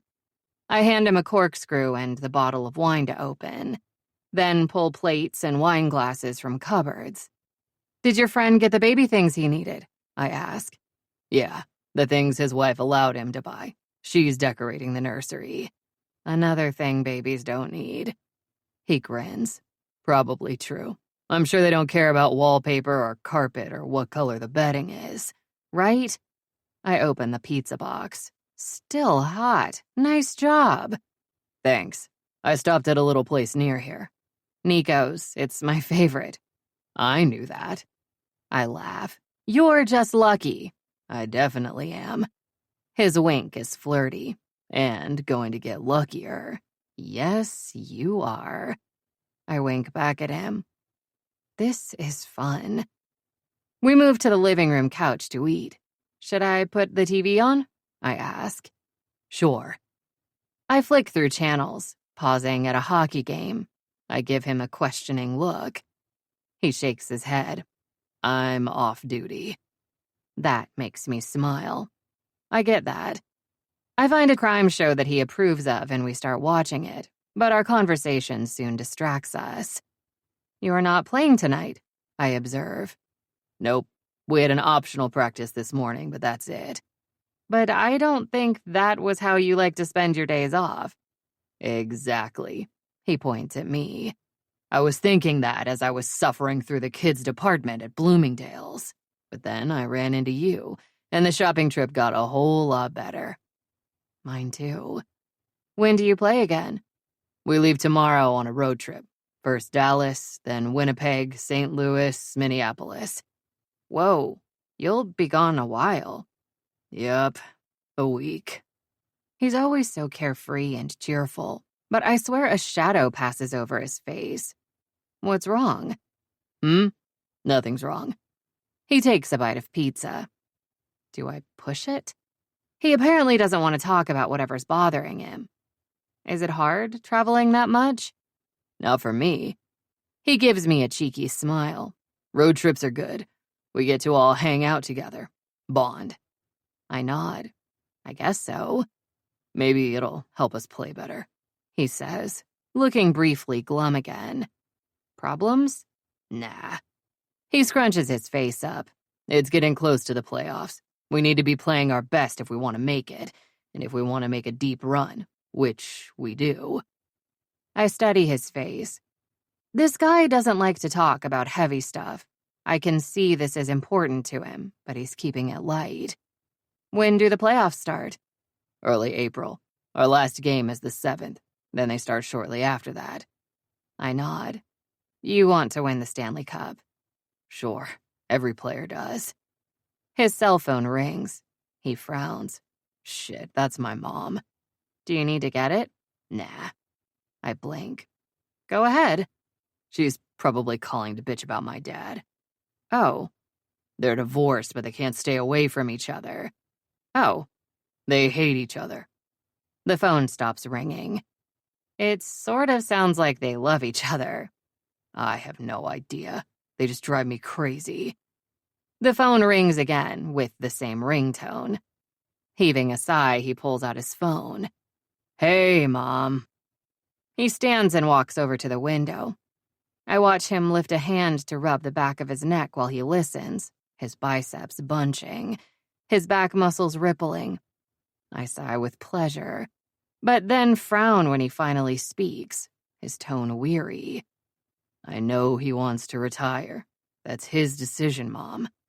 I can hear her higher-pitched voice faintly. I can help you out financially. You know that. He shakes his head, listening. Look, this isn't a great time to talk. Can I call you tomorrow? He turns and gives me a crooked smile. Yeah. Sorry, Mom. Tomorrow. Okay? Okay, good night. He ends the call and drops his hands. Sorry about that. I never know what it's going to be about. Is everything okay? Yeah. He walks back and sits beside me again. She's all worked up about something that isn't going to happen for months, and maybe not even then.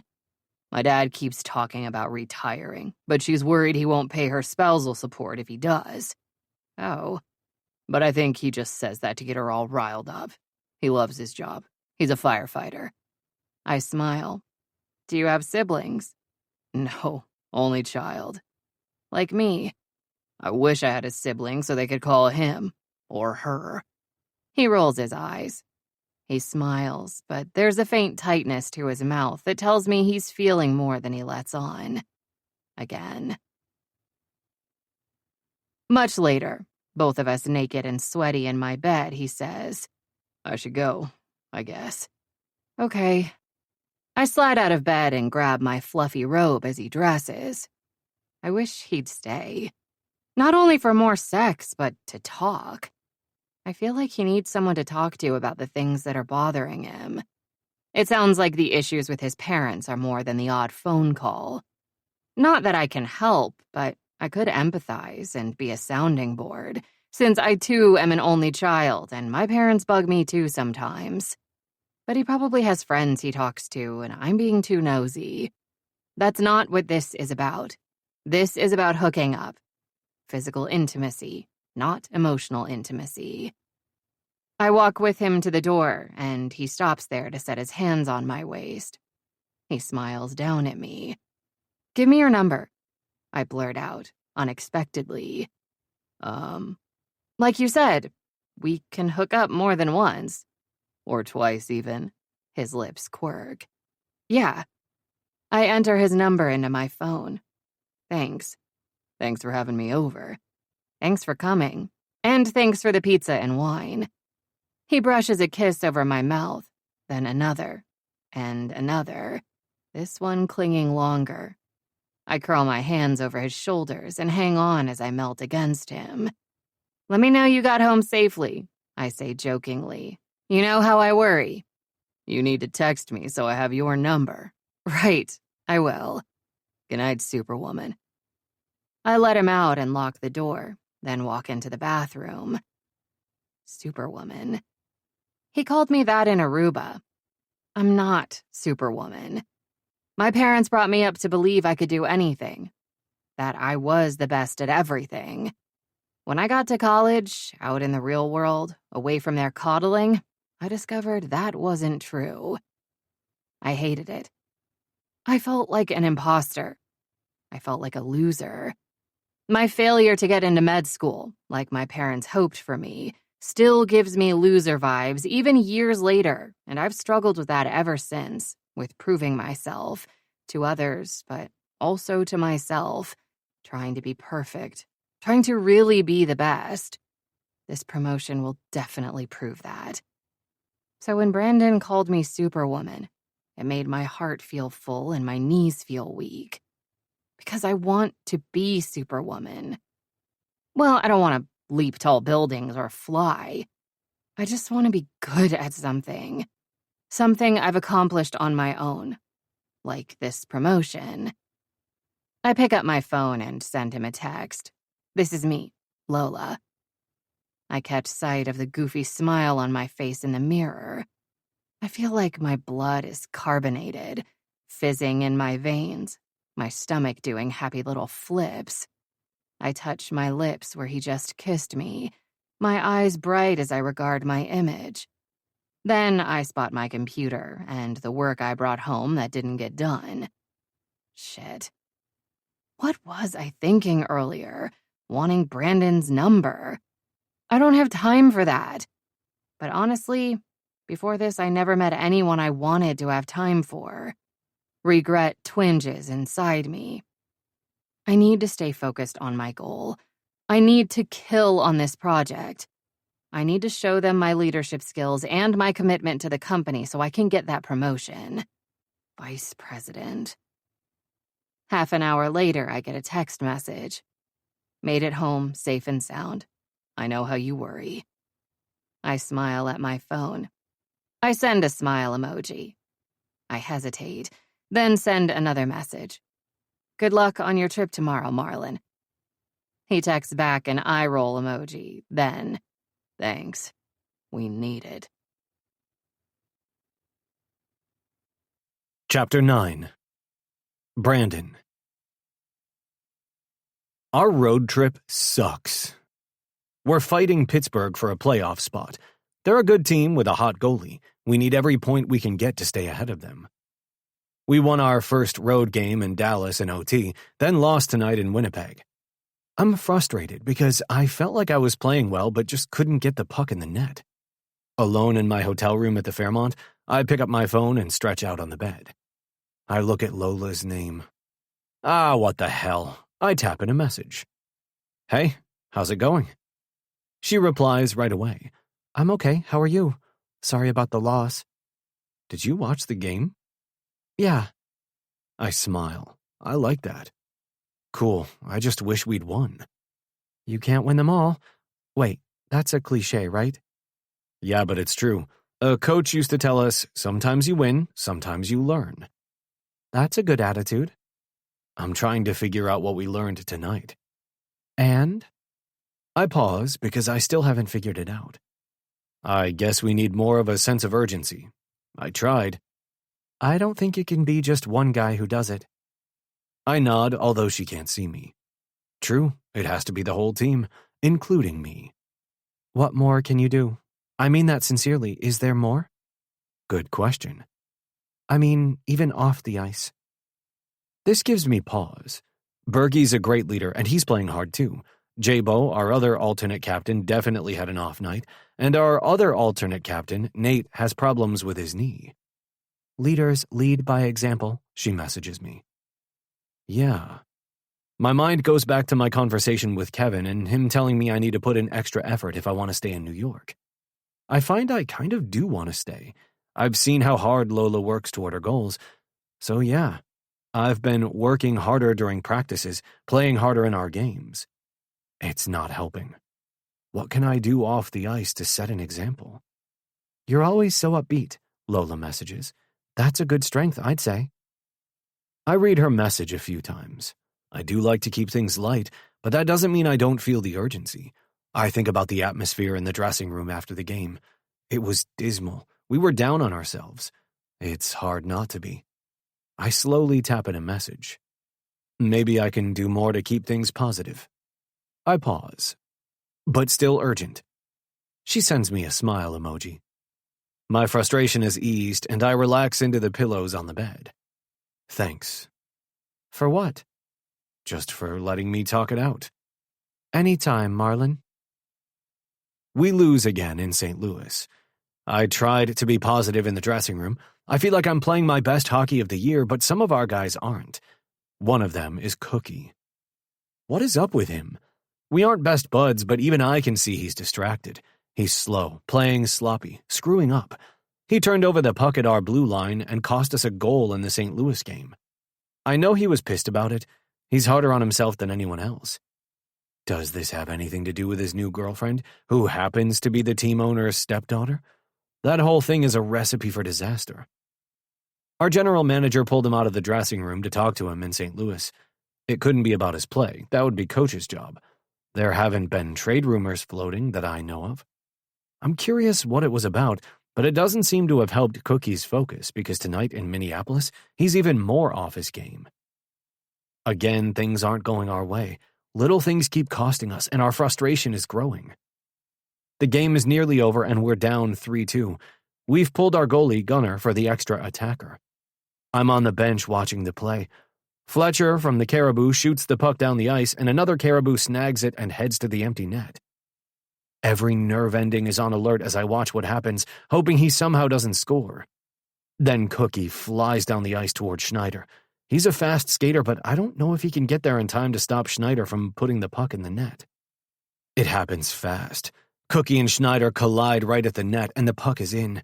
The goal horn blares, but Schneider's down, sliding into the boards. He doesn't move. Jesus fuck. The Caribou immediately swarm Cookie, pissed at him, and of course our guys are stepping in. On the bench, we're all standing, trying to see what's going on. The refs blow whistles and try to get things under control, but everyone's still pushing and shoving. Finally, they separate the players. A linesman guides Cookie off the ice. I watch the replay on the screen above us and wince. That looks bad. I know Cookie was just trying to stop the goal, but that was a brutal hit. Fletcher is screaming at the ref, irate, while a trainer from the Caribou hurries over to Schneider, still motionless. A couple of players stand near him. The arena goes quiet. There is nothing as quiet as an arena full of 15,000 hockey fans when a player gets hurt. My heart hammers watching this. Nobody likes seeing another player injured. Eventually, a stretcher is brought out and Schneider is taken off the ice on it. That has to be bad. Every player in the league would try to skate off, even if both legs were broken. Now I have to focus on the last couple of minutes of the game. Shit like this happens. You don't like it, but you have to separate it. But scoring 2 goals in 2 minutes is a tough task at the best of times. We lose. Again. And we've probably lost Cookie after that. I can't imagine he's only going to get a slap on the wrist. Fuck. The dressing room feels like a funeral. This isn't the time to be making jokes, so I keep my mouth shut. I'm not on the list to talk to the media, so I shower and change and head to the bus. Everyone's quiet, especially Cookie. He's shook. I guess we'll deal with everything tomorrow. It's 3 a.m. when I'm driving home from the private airport in Long Island we fly in and out of. I feel weird. unsettled, antsy. I should be tired, but instead I'm wired. I cruise along 9A, make the U-turn at West 56th, then drive the couple of blocks to my apartment. Before I pull into the underground parking garage, I stop on the road, dark and deserted right now. I pull out my phone. I scroll to Lola's name. I shouldn't do this. It's the middle of the night. No, even I'm not that much of an asshole. I drop my phone, park, and go up to my apartment. I'm greeted by my ecstatic German Shepherd. Martha! She's older and slower now, but she still gets excited when I come home, whether it's after a half-hour trip to the bodega or a 7-day road trip. I crouch down and rub behind her ears and boop her nose with mine. Have you been a good girl, huh? Were you good for Lily and Zarya? Lily is Millsy's girlfriend, who owns a dog-walking and daycare business. Zarya is a college student who works for her. They take good care of you, don't they, Queen Martha? After sufficient attention to my pupper, I head to the bedroom. Martha follows me and curls up in her own bed in the corner. I take off my suit and fall into bed naked, but I can't sleep. After a couple of hours of flopping around like a flounder, I drift off, but my dreams are so weird. I'm lying on my back on the ice, paralyzed, but everyone's ignoring me. The play goes on. Nobody cares. I wake up sweating. Christ, what time is it? It's only 8 in the morning. I've had about an hour of terrible sleep. I feel like shit, not only from the lack of sleep, but I took a couple of hard hits into the boards, and my ribs and shoulder are tender. I pull on a pair of gray sweatpants and an old t-shirt and make myself a cup of coffee. I pick up my phone, but I know last night's events are going to be all over social media. I don't want to see it. I set it down on the counter and stare into space as I drink my Java. I rub my face. God, I'm tired. So tired. After my coffee, I shower, even though I showered a few hours ago after the game, hoping that will make me feel more normal. But nope. Back in my sweatpants, I take Martha for a walk. I wander around my apartment. I stare out the window, try to distract myself with a Netflix series that everyone's talking about. Finally, I turn off the TV and heave a sigh. I keep thinking about Lola. I pick up my phone again. It's nearly noon. I was happy to give her my number that night. Running into her randomly probably isn't going to keep happening. It's not like I want a girlfriend. It's just that we're so sexually compatible. I love fucking her. She's amazing. I run my thumb over the screen and then press on the last message we exchanged. I purse my lips in indecision. Fuck it. I want to see her. I bring up a new message box and type in, "Hey, what are you up to today?" It takes a few minutes for her to reply. "Not much. How are you? I saw the game last night." "Oh, really?" I nod slowly, as if she can see me.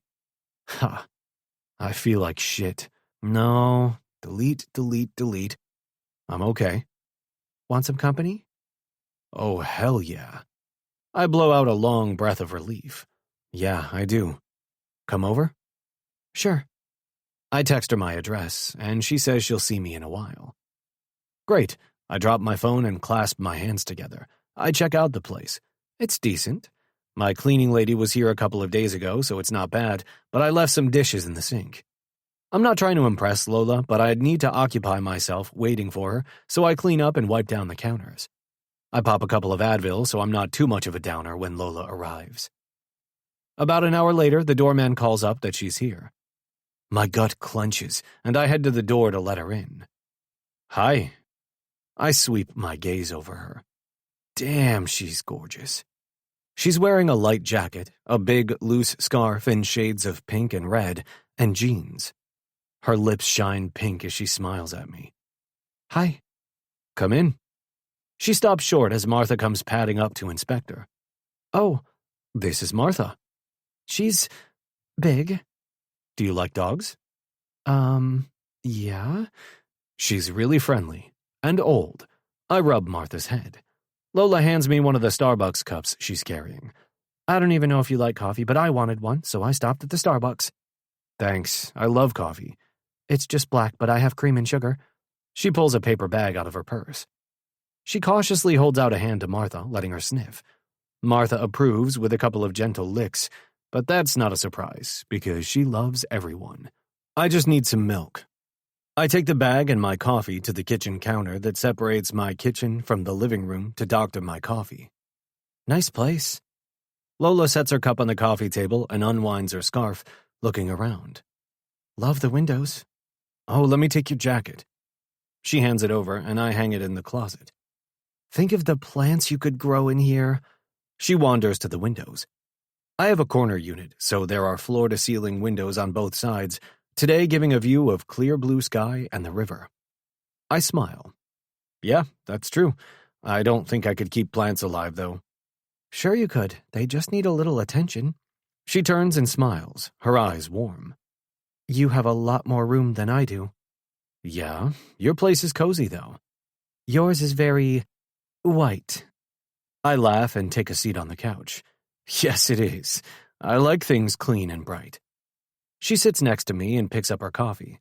It is definitely that. I like clean and bright, too. She sips her drink, regarding me over the lid of her cup. When did you get home? About 3 a.m. I rub my jaw, and I haven't been able to sleep. Oh, no. Her forehead creases. She reaches out and rubs my arm. Tell me about what happened last night. You said you watched the game. Yeah, I did, but I don't really know that much about hockey. What happened? I tell her what I saw from the bench and how shook everyone was, especially Cookie. Cookie. The corners of her mouth lift. Cute. Not last night he wasn't, I mutter. She pauses. Are you mad at him? No. I shake my head and slump back into the couch cushions. Maybe? I don't know. The people talking about it on TV made it sound really bad, like he did it on purpose. Well, yeah, he hit the guy on purpose, but he didn't mean to hurt him. He's not like that. I can 100% say that. That's good. Obviously, you don't want someone to get hurt. No one does, but it happens. And now Cookie's probably going to get suspended. We only have 5 games left. He's one of our top scorers. We're fucked. She looks like she wants to smile. I'm sure missing one player doesn't mean you're completely fucked. Where's that positive attitude? I grimace. Right. Positive. Her smile breaks free. Reluctantly, I smile back at her. I reach for her hand and squeeze it. Thanks for coming over. I figured you needed some distraction.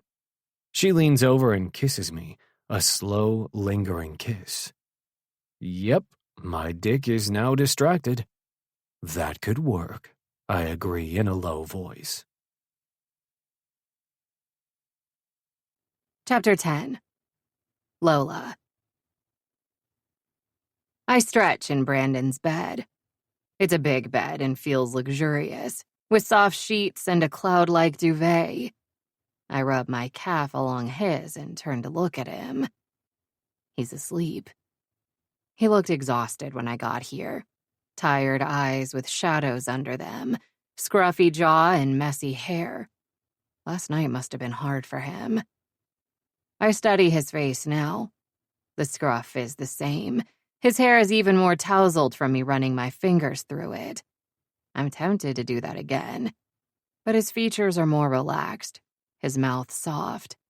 He's a beautiful man. I admire the curve of his upper lip, the neat edges of his sideburns, the slope of his nose and thick eyebrows.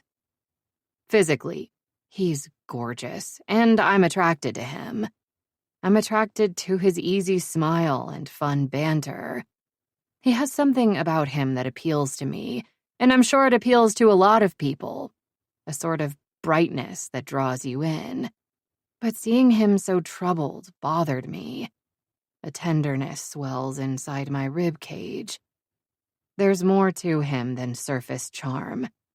There are depths and shadows and complications. I'm hooked by that. Curious. Concerned. We are sex buddies. Nothing more. I know that. But I care about him. I don't want to disturb his sleep. Maybe I should leave. That wasn't the best sex we've had, but it was still better than pretty much every other guy I've been with. Sinking my teeth into my bottom lip, I slowly slide the covers aside and ease toward the edge of the bed. His eyes pop open. Where are you going? He asks drowsily. I was going to go home. Stay. He reaches for me, and as always, I'm helpless.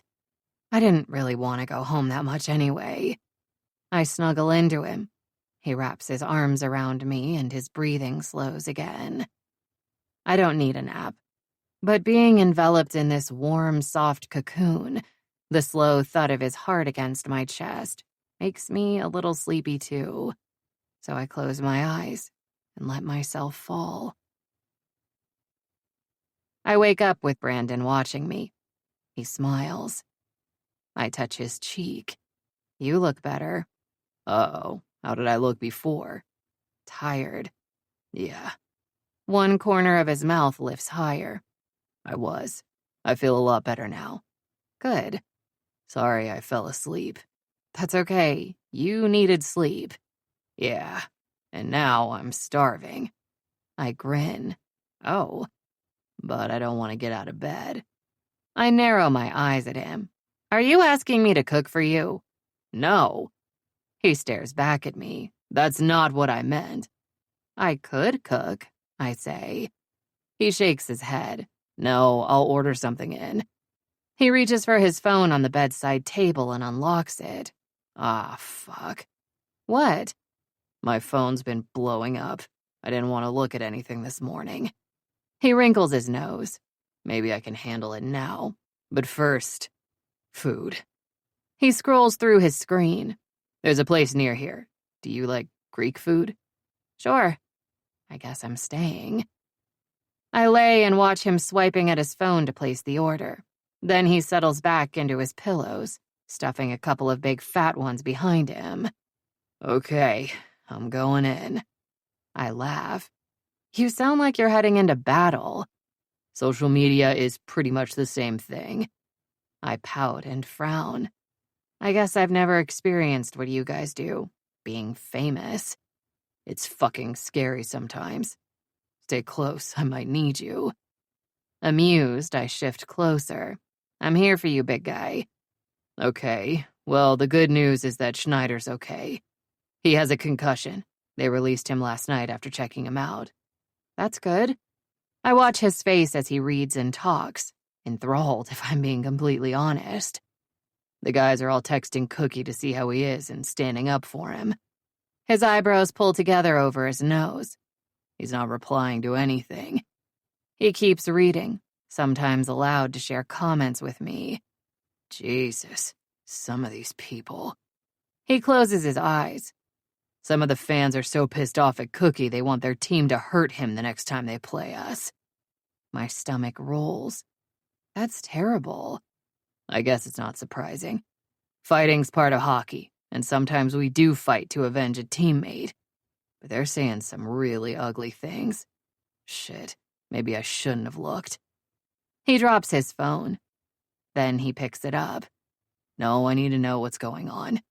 Cookie's suspended, and he's having a hearing tomorrow. A hearing? Geez, this sounds serious. It is. The Department of Player Safety will meet with him to hear his side of the story and decide what his punishment will be. Oh boy. Yeah, like I said, we're fucked. Brandon. He looks over at me, then smiles. Okay, fine. We all need to step up and do our best as a team. That's better. I give a firm nod. He leans over and kisses my nose. You're adorable. Warmth flows from my chest and through my veins. Thank you. He laughs. A wine next to the bed has us both lifting and peering over at Martha. She smiles and her tail wags. You need to go out, girl? Brandon sets his phone down. I'll take you. He pulls on his gray sweatpants and yum. I've never seen a man look so good in them. His ass is firm. His thighs are beefy, and the view from the front with no underwear on is also impressive. Nice dick print. We'll be right back. He tosses me a t-shirt from a drawer.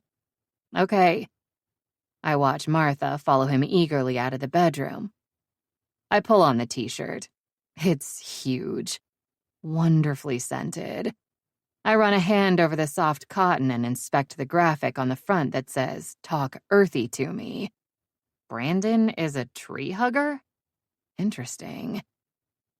I slide out of bed, the hem of the shirt falling around my thighs, and use the bathroom. I smooth my hair down and run a finger over a smudge of mascara beneath one eye. I didn't wear much makeup to come here, but I never go anywhere without mascara. This bathroom is gorgeous. More white, with gleaming white tiles on the walls and floor, and a white vanity with white marble top. There's some color in the thick taupe towels and the mat on the floor. I return to his bed. His bedroom has color. Deep taupe walls, dark brown furniture, and lighter taupe bedding, which makes it feel more intimate. The late afternoon light shining pale and weak through the window. I amuse myself on my phone until he and Martha return. I hear sounds in the kitchen. I think he's feeding her. Then he appears and rejoins me on the bed. He talks more as he looks through various sites. More about last night, about how he almost called me at 3 a.m. He plays me a video of his coach talking about the hit and defending his player. I like listening to him open up. What would I have done if he'd called me at 3 a.m? I like my sleep, but as I've already noted, I'm defenseless when it comes to Brandon's charm. Our food arrives, and Brandon goes to the door to get it. I'm about to get out of bed when he steps back into the room, carrying a sack of food. "Let's eat in bed." He sets the big sack of food on the dresser. I blink. "What?" "Eat in bed." He lifts a provocative eyebrow. "That sounds decadent." "Yeah, I like it." "I kind of like it too." Brandon grins. "Be right back." I sniff the delicious scent of beef. Martha is interested too, pacing in front of the dresser, her tail swishing. She could probably reach the bag and steal it, but she's a good girl. Brandon returns with a big wooden tray, a bottle of wine, and 2 glasses. Wow. I fold my hands on the duvet, watching him set up. Soon we have Euro sliders with tzatziki on warm pita and fries with feta and truffles in front of us, along with big glasses of Malbec. I pick up a fry and munch on it. This is amazing. I like their food and their clothes. You don't cook? He grimaces. Not as much as I should. I know how to make a few things, but I'm lazy. How about you? I love cooking, but it's not much fun for one person. I admit I order takeout too often as well. He picks up a pita. That sure looks good on you. I glance down at it. Does this shirt mean you're an environmentalist? He grins. Big time. Really? I tilt my head. Why do you sound surprised? I don't know. I lift my shoulders. I just wouldn't have thought that. We have to protect this world. It's the only one we have. True. I take a bite of a slider. Oh my God, this is good. Back home in Michigan, I got involved with a local activism group that advocates for protecting waterways, the Great Lakes. Plus, Michigan has about 35,000 inland lakes. This is unexpected but strangely sweet. I let him talk about stormwater runoff and planting native flowers and shrubs that don't need fertilizer, rising emissions, and lots of other stuff. Sorry, he eventually says. That was probably boring as hell. Not at all. I'm fascinated. I need to step up more. We can all do small things. He pauses.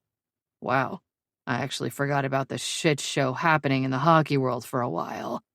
I smile. Probably good to get away from it for a bit. I pick up my wine and take a sip. This is also delicious. I just happen to have that. I think someone left it when I had a party. Lucky us. At least I can get away from it. I bet Cookie is beating himself up over this. He can't handle it when he's not perfect. Ugh, I relate to that. He gives me a look. Nobody's perfect. I grimace. He sighs. This has to be killing him. His concern for his teammate is also sweet. You can be there for him tomorrow. I reach out and squeeze his forearm. His sexy, strong forearm. I let my fingers linger there. He gives me a look as if he knows what I'm thinking, and I meet his eyes. Might as well be open about the fact that I want to ride the flagpole. He points a fry at me. Finish eating. Yes, sir. He laughs. I pick up another fry and ask the question that's been on my mind since he texted. Why did you text me and invite me over? He gives me a filthy look. You have to ask that. I meet his gaze steadily. Is that really all you wanted? He doesn't reply. We've seen each other a few times now, I add softly. We're still in agreement about what we want, right? Right. He studies me. Okay, it wasn't all I wanted. I like you, Lola. He rubs his fingertips over my cheek. I felt like I needed a friend. And a hug. One of those hugs that turns into sex. I smile. I like those hugs too, with you. He hesitates, then says, Have you been with anyone else? I know what he's asking. No. You? No. His forehead puckers. Look, I get that neither of us wants to get serious, although the sex is seriously hot. No argument there. I fan myself with my hand. But we can be friends, right? Friends with benefits. I roll my eyes. Basically, yeah. Why not? We like each other and we have great chemistry. You're pretty sure of yourself there, big boy. I give his shoulder a little shove, not wanting to give in to him that easily. You think I like you? I think you do. He leans over and smooches my lips. Admit it. You like me. I can't help but smile against his mouth. My belly is fluttering, my chest warm. Okay, fine. I like you. And you like fucking me. I do, I sigh. So why not be fuck buddies? I blink at him, studying him. I've never had that kind of relationship. I have no problem with it. I'd like to think women can have that kind of relationship as easily as men can. Although I know people say women can't be friends with benefits because their emotions will always get involved. But mine won't. I'm focused on my career. Marriage or long-term is definitely not what I want right now. I could be working right now, but I made the choice to come here, to see Brandon. I've done that a few times, even blowing off work to watch hockey games. I can't keep doing that. No commitment, he says, watching my face. No strings. I pull in a long, slow breath through my nose. I feel like this is a commitment. A commitment to have sex and not get emotionally entangled. That still takes time. And what if one of us does get emotionally entangled? That could get complicated. But deep down inside, I want this. He's right. I like him. I like fucking him. I want more. Okay, why not? He kisses me again, this time slower, deeper. Just one thing, though. What? My voice is breathy. We're exclusive. I'm not asking for a long-term commitment, he adds hastily. I just don't want to be one of many. I tilt my head and purse my lips. I suppose that's fair. You as well, right? Of course. He looks mildly offended. Deal? My insides tremble. Deal. Chapter 11. Brandon. The fallout from the hit on Schneider has the team's mood lower than snail shit. Cookie's been suspended for 8 games, meaning the rest of the regular season and into the playoffs if we make it. There's a general sense that this punishment is unfair, considering things other players have done, and considering Cookie is one of the cleanest players in the league. Stuff like that is frustrating because it's out of our control, and it can make you crazy if you let it. It's done, and we have to deal with it. We have to win our next game, and Pittsburgh has to lose, and then we've clinched a spot. I hate this for Cookie. I hate it for all of us. I want to put my fist through a wall or throw something, but that won't help things. I remember Lola chiding me about my doomsday forecast. It's almost like a superstition. Like, if you expect the worst, it won't happen. But this is a good time for me to show some leadership, so I refrain from joining the whining.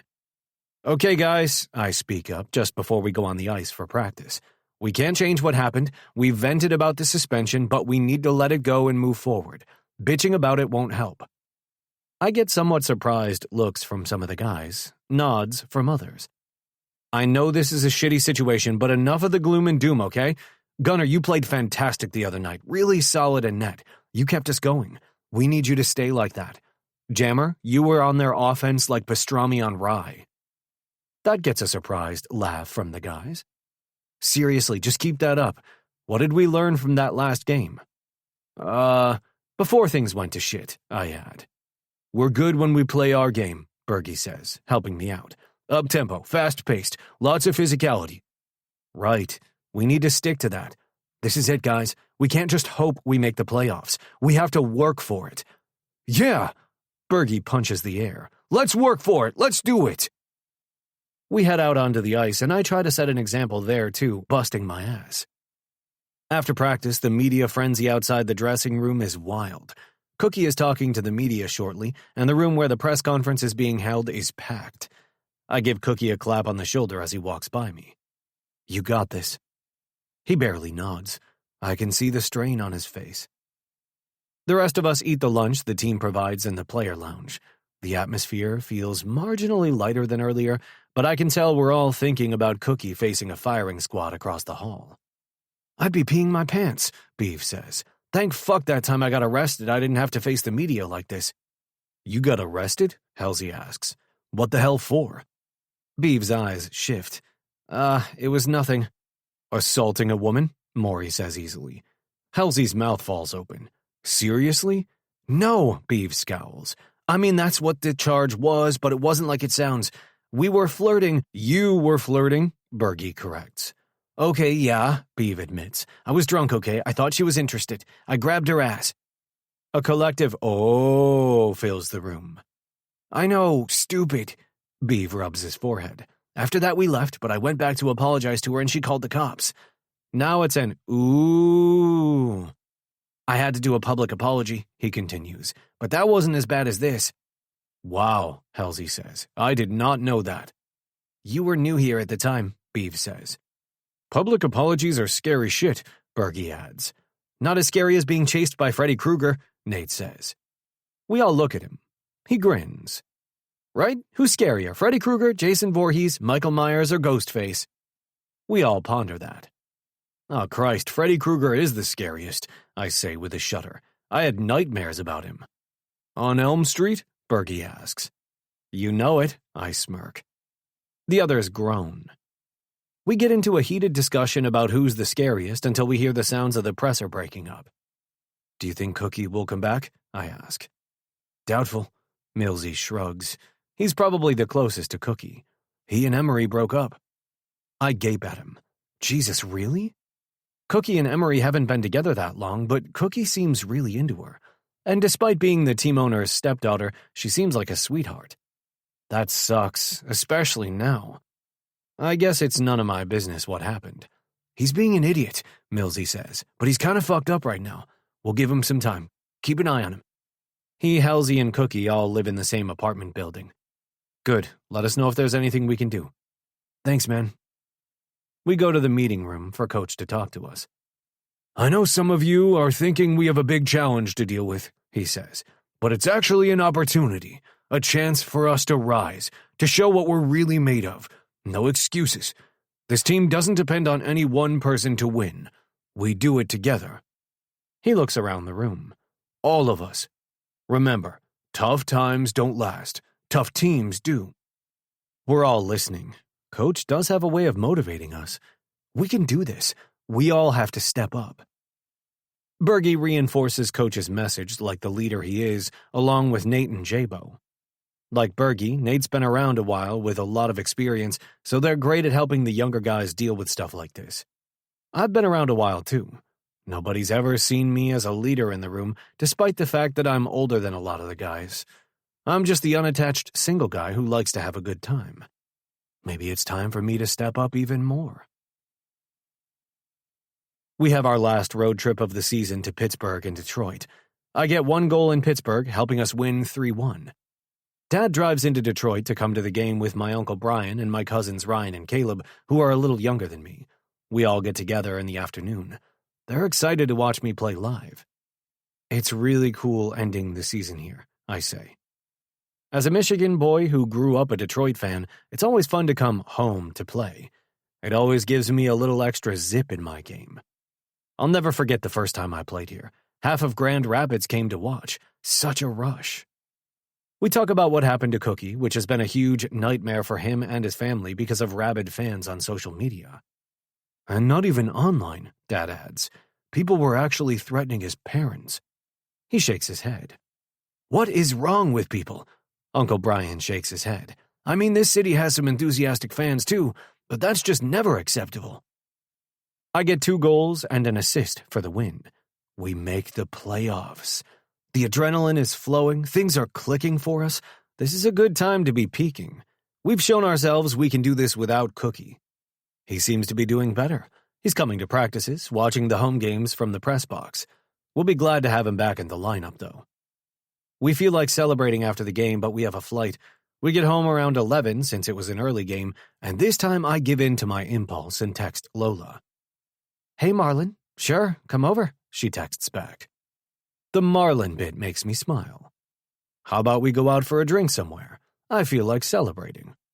I was in bed, but okay. Sure? Yes, you need to celebrate. Instead of exiting 9A near my place, I stay on it until 34th, and there I am at Lola's. Wait, I can't show up empty-handed. I think there's a bodega around the corner. I take a quick walk, and yeah, I find the place still open, the lone clerk inside behind the counter staring at his phone. I glance around and spy a rack with a few bouquets of flowers. Not a lot of choice. It's cheesy, but I think she likes red, so I grab the bright bunch of red, purple, and yellow blooms. Hi, she greets me, smiling. Congratulations. Thanks, I grin back at her. She apparently got dressed, now wearing a pair of jeans and a sweater. She looks soft and casual and so beautiful. These are for you. Aw, thank you. They're so pretty. Let me put them in some water quickly. She moves into her kitchen. 2 goals. You played great. And an assist. Don't forget the assist. Right. And thanks to Vancouver for beating Pittsburgh. She laughs softly. That too. I hate it when our success depends on someone else losing. How much do you hate it? She teases. I smirk. Not that much. She sets the flowers into a vase. I'll arrange these later. Let's go. There's a little pub around the corner. Perfect. Chapter 12. Lola. It's a mild spring day. I just finished a client meeting and I stride along Stone Street, taking in the old buildings and narrow streets. I love this area, with all its history. It's not far to the steakhouse on Broadway where I'm meeting Kaylee for lunch. I enter, tugging my light scarf loose and looking around for her. There she is. My heels tap on the black and white tiled floor as I cross to the small table for 2 covered with a white cloth. This place just reeks of money and power. With the amber lighting, dark wood, leather, and all the suits. Kaylee waves at me as I approach. Hi. I hang my coat on a hook nearby and take the seat opposite her. How are you? I'm great. How did your meeting go? I think it went well. I pick up a menu just as a server approaches. We both order coffee and he leaves us to look at the menu. This client is a challenge, but I like a challenge. I decide on the lobster bisque and a salad of field greens. So, what's new with your hockey player? Kaylee asks once we've ordered. My hockey player? I grin. He came over last night. Ooh, this is getting serious. No, I hold up a hand. This is not getting serious. We're both on the same page about that. We are booty buddies. That's it. She lifts an eyebrow. Really? Really? I give a firm nod. We spelled it out. Exclusive, but still just booty buddies. Why the skepticism? She purses her lips. I don't know. I guess I just worry about you getting hurt. Hurt? Me? I laugh. This is perfect for me. I get some mattress action and no strings attached. Honestly, I am skeptical about whether it's possible to have a sexual relationship with someone without catching feelings. I sit back in my chair, a bit surprised and hurt by Kaylee's doubts about this. We're not going to catch feelings. We're both clear on that. I thought that kind of relationship is non-committal and non-monogamous, but you say you're exclusive. Yes, I nibble my bottom lip. Neither of us wants to be one of many. Part of it is safe sex, you know what I mean? Yes, and I do hope you're being safe. 2 kinds of birth control, my IUD and condoms. Okay, that's good. Did you 2 talk about boundaries? My teeth worry my lip again. Other than being exclusive? She gives me a look. Yes. Not really, but we understand each other. I think it's important to make sure you do. Things can get complicated if you're misreading signals or expecting something he's not prepared to give. I get that. So you're saying you're not dating? Nope. You 2 have never gone on a date. She narrows her eyes at me. Well, last night we went out for a drink to celebrate them making the playoffs. That was the only time, though. Did you both spell that out? I hesitate. No. She gives me that chiding look again. You need to have rules. Do you do sleepovers? No. I did have a nap at his place, but that doesn't count. Sleepovers probably aren't a good idea. Damn, that's disappointing. No dating, no sleepovers, no acting like a couple, holding hands, PDAs. You're a tough cookie. She laughs. It's about protecting yourself. I don't think I need to do that. I'm totally focused on work right now. Other than the night I ignored my work to have sex with Brandon. And the nights I didn't stay late because I wanted to watch his hockey game. But you're right. We should discuss those things. I pause. It's not a relationship. It's a shagship. I grin at my own inventiveness. Ha ha ha, that's good. I have to remember that. Her eyes sparkle. I gather the shagging is good. Oh my God. My belly flip-flops just remembering how good. Amazing. He really does have good hands. And other good parts. I have to nail this project, I tell her. Keith confirmed his retirement date. He'll be leaving in September. They'll be posting his position soon. Ooh, that's so good. I'm excited. I give a little shimmy. Anyway, that's what I'm focused on right now. With a little bedroom rodeo. It's good for stress relief. Can't argue with that. Kaylee pauses. Have you told your parents? My mouth gapes open like a Japanese koi. About Brandon? Kaylee collapses into laughter. Oh my God, your face! No, about Keith retiring. Oh, now I laugh too. No. They'd be impressed though, right? Vice president? I think so, but I'm not telling them anything until it's a done deal. Otherwise, it'll just be another failure. She tilts her head sympathetically. They're your biggest supporters. I know. Too big sometimes. I sigh. I don't want to disappoint them. I change the subject. How's Leo? Oh, he's okay. Her lack of enthusiasm has me narrowing my eyes at her. What's wrong? Their relationship is pretty new, but I thought things were going great. She seemed to really like Leo. I don't know. She gives a lopsided smile. I thought he was so nice at first. Are you still not over Carter? I keep my tone gentle. She and Carter were together for years, and she took the breakup hard. Leo is the first guy I've really been with since Carter, she says. Maybe he's my rebound. That could be. There's nothing at all wrong with him, she continues. He's a nice guy. I'm just not feeling the excitement. Oh, damn. Are you going to break up with him? I guess I should. It's not fair to lead him on if I'm never going to fall in love with him. But maybe I am going to fall in love with him. She meets my eyes, hers full of uncertainty. I've never been in that position. I've never let myself consider falling in love with someone. There have been men I casually dated, and there have been men who wanted more and got pissed when I made it clear that wasn't going to happen, which made ending things easy. So I don't know what you're feeling, and I don't have any advice. I smile sympathetically. Except trust your gut, I guess. If you know, you know. She nods. Right. We catch up with other news over lunch and then go our separate ways. Kaylee back to her office, me to mine up on Madison Avenue. Now I'm thinking about Brandon. And rules. Kaylee does make a good point. Brandon and I may think we're on the same page, but we haven't exactly talked about details. But talking about details makes it seem like a bigger deal than it is. It's casual, fun, hot, smoking hot. I'll just casually bring it up next time I see him. If I see him.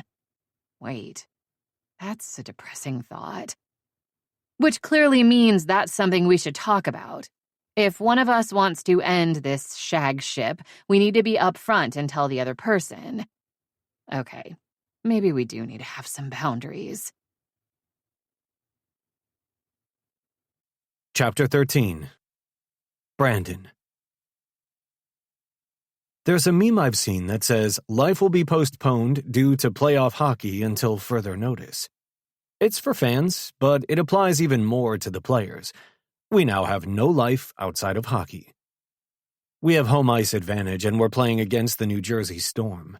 Those are two factors in our favor. We don't need to leave home, basically, for the first round of the playoffs. On the other hand, that can be a negative. There are distractions here. Wives, girlfriends, kids, a baby due to arrive any day. Lola? Lola's not a distraction in a bad way, though.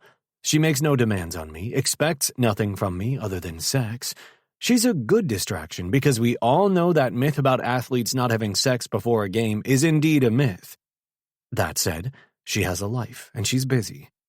In fairness, I can't make demands on her or expect that she'll be around and DTF anytime I want. I'm not an asshole. And now I have an unexpected complication. "We're coming to watch you play," Mom says on the phone Monday afternoon. "We get in tomorrow around noon." My eyes shoot open wide. Who's coming? Dad and I. I blink a few times, processing this. You and Dad. Right, we're still your parents, and we're so proud of you. We want to watch you play in the playoffs and cheer you on. Sure, now she's proud of me. Okay, well, good. That's great. I can get tickets for you. How long are you staying? You play tomorrow night and Thursday in New York, then Sunday and Tuesday in New Jersey, right? It sounds like she's looking at the schedule. Right. We'll probably stay a week then and see those 4 games. Maybe you'll win all 4. Ha ha. Possible, but not likely. Maybe. We're going to stay with you. I squeeze my eyes closed. Okay. This is going to fuck with my hockey mojo. Jesus. I rub my forehead. We're so excited for you. She gives me her flight details and says they'll make their own way here to my place, and we end the call. They're excited for me. Wow. When I was growing up, they were always too busy being pissed off at each other to pay any attention to me. And if they did come to my games, embarrassing shit happened. One time they had an argument in the stands while they were watching my game. Even I could hear them on the ice. I wanted to skate off and never come back. I got a lot of sympathetic looks from other parents after the game, which burned so fucking bad. Mom didn't come to many games after that. I was relieved, but I was also crushed. And now it's playoffs, and they're coming to stay with me? I am fucked. There's one person I need to be with right now. One person I can relax with and forget the rest of the world with. So I text her. I have a business dinner tonight, she responds with a sad emoji, but it should be done by about 9. Is that too late? Is it? Nope. That'll work. For the first time, I feel a twinge of guilt. Am I using her? I guess I sort of am, but she's doing the same. We agreed what this is. I don't need to feel guilty. I take Martha for a walk to pass some time, heading down to the river. I love being around water, although the Hudson River isn't Lake Michigan. We follow the path along the greenway, breathing in spring air. Things are getting green, spring wildflowers sprouting here and there. We wander down to Clinton Cove and find a place to sit and gaze out over the water, New Jersey on the opposite side. I love finding little nature spots in this big urban space. It helps me chill out. Martha likes it too. I ponder the problem of mom and dad and what that's going to be like. I manage to get myself worked up again, even though I'm supposed to be relaxing. Damn it, why'd they have to come? Why did they have to come together, and why couldn't they have stayed in a hotel? Frustration makes my skin feel too tight. Don't think about them. I try to recall the strategies I've learned over the years to control the adrenaline. Motivational self-talk. Being here by the water is something that's helped me in the past, like some guys use music. Relaxation techniques. I've got this. And I get to see Lola in about... I check my phone. 5 hours. Jesus, that's way too long. I jump up and start hiking home at a brisk pace, but I soon have to slow my speed for Martha.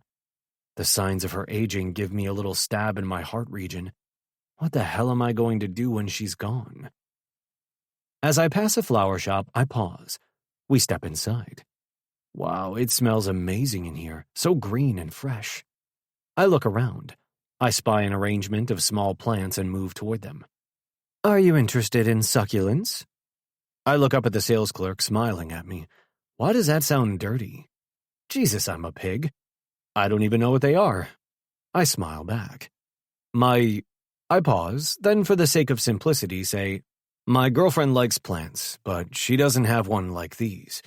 I point to one with thick leaves edged with red. That's nice. That's an Aeonium urbicum, also called a salad bowl. Okay, I'll take that one. She wraps it up, and I take it home.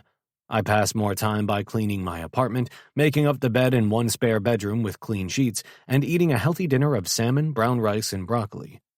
I spend some time reading a book I just got, written by Victoria Wynne. She's a sports psychologist and the mother of 2 hockey players, and her ex-husband is the coach of the Long Beach Golden Eagles. I'm interrupted by a text from Lola. Meeting done early. I'm on my way home now. Great.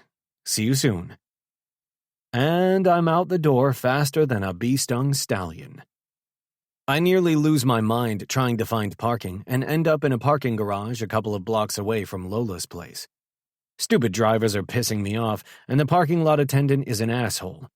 In the back of my mind, it occurs to me that staying home and meditating might have been a better choice for this evening.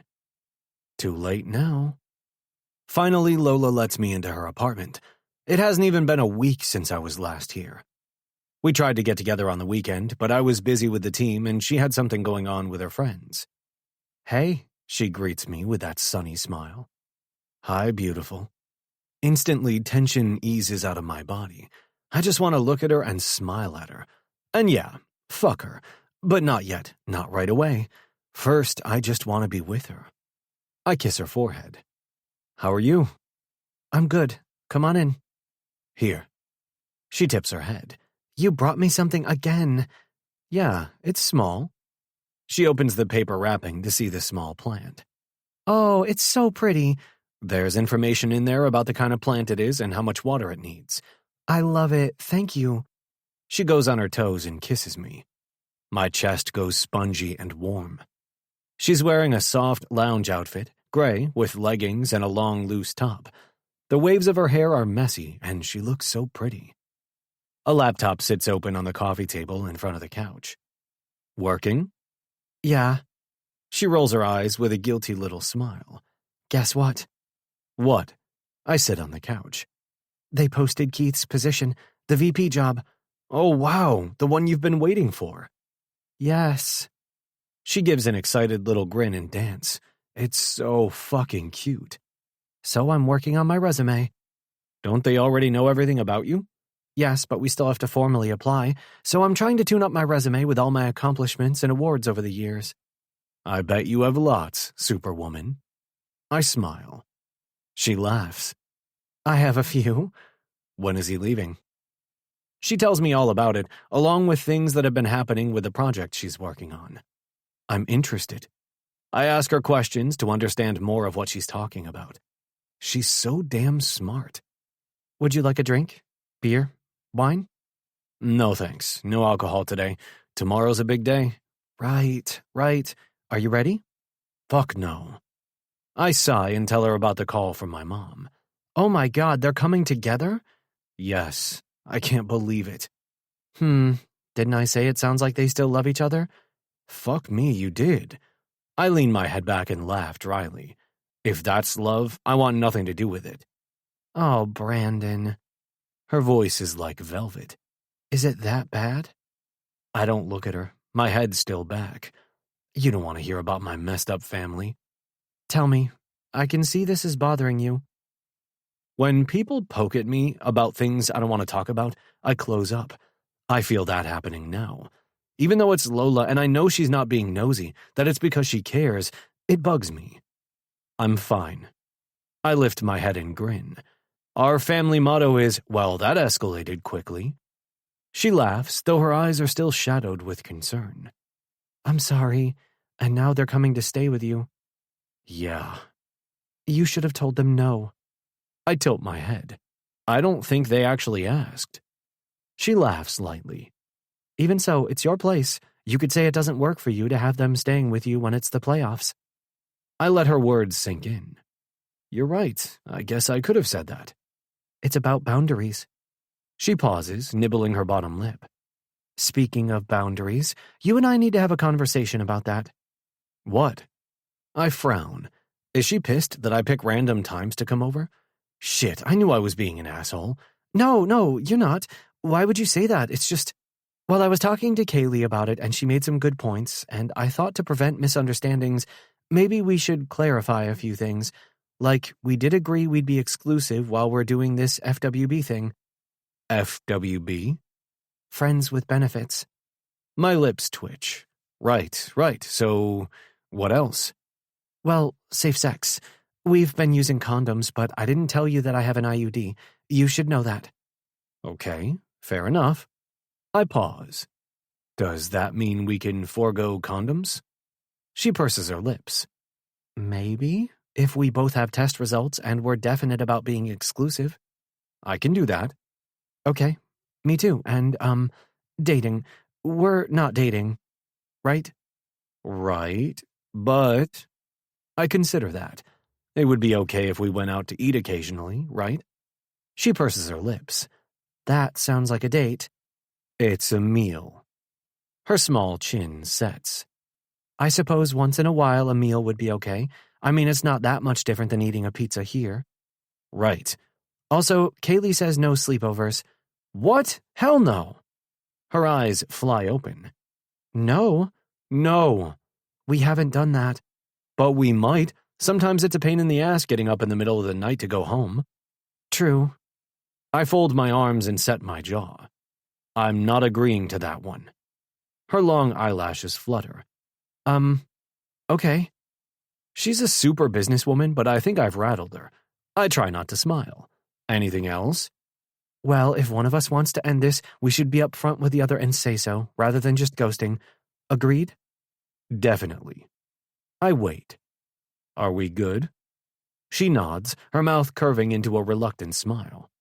Yeah, we're good. Good. I lean over and smooch her mouth. Now get your cute little butt in that bed. Hey, I at least need some foreplay. Her eyes sparkle. Oh, I'll give you foreplay. Chapter 14. Lola. I stare at Keith in dismay. I can't take on another project right now. As soon as I say the words, I want to take them back. That's not the kind of manager I want to be. I want to be able to do anything. I can do anything. But in all honesty, this current project is taking all my time and more. Maybe I could take on another project, but could I do a good job of it? And I don't want to do just a good job. I want to do the best job. I know your plate is pretty full with the KGP project, Keith says, but you're efficient and organized. You're our go-to when we need to get something done and done right. His words are flattering, and I respond to them even though I recognize he's buttering me up. Am I efficient, though? Or do I spend too much of my own time getting things done? This question makes me uneasy, and I push it to the back of my mind. I also have this feeling that if I don't do it, they'll find someone else who will. I'm still a term employee, and even though I've been here a long time, my contract can end tomorrow, which is one of the reasons I'd like to have the VP position. And trying to get out of work isn't going to convince them I'm VP material. Maybe if I work smarter, I can handle it. I've tried to follow the rule of never going to my boss with a problem unless I have a potential solution to it. And right now, I don't have a solution to this, other than suggesting someone else take it on. The truth is, no one else can handle it either. We all have a lot on our plates right now. Like most organizations, Synoptic has been trying to do more with less. Okay, I give him a confident smile. I've got this. Thanks, Lola. I know I can count on you. Of course. I leave his office and return to mine to sink into my chair. I feel tired. Very, very tired. It'll all be worth it. I can use this as an opportunity to show them what I'm capable of. That they really can count on me. I already work hard. I'll just work smarter. My new mantra. But how? I'll figure it out. I sort of wanted to go to the hockey game tonight because it's the playoffs. Kaylee said she'd go with me.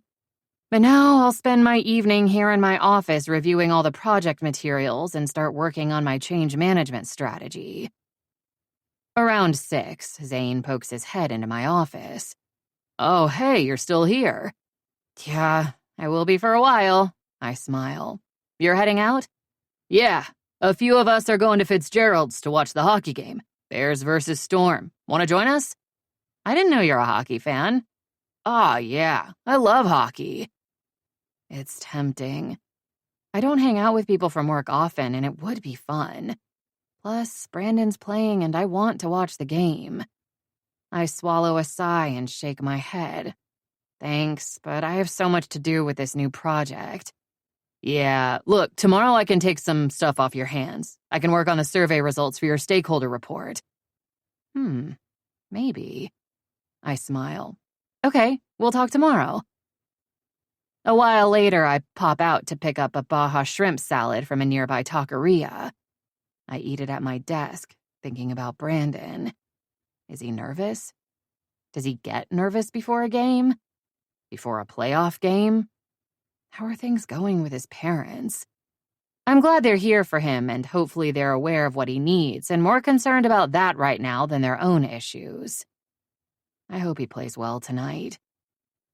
Now that we had our discussion about boundaries and we're both on the same page, I feel like we're good. We can do this shag ship. It'll all be fine.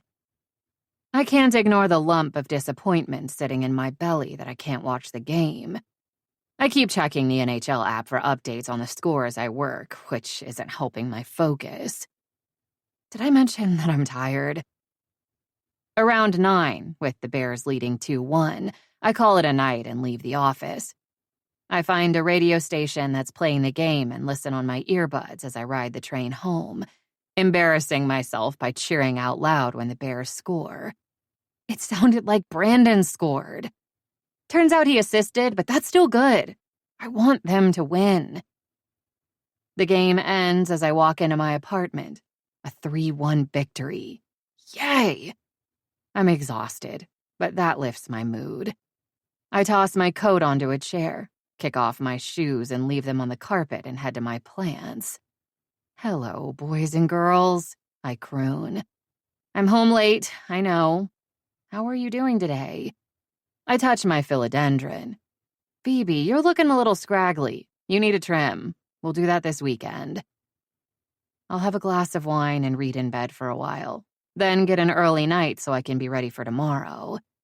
After washing and moisturizing, changing into pajamas and settling into bed, I open my e-reader. I have 2 books in progress, one on high-performance leadership and a fun rom-com. I should read the leadership book, but I'm tired. The rom-com wins.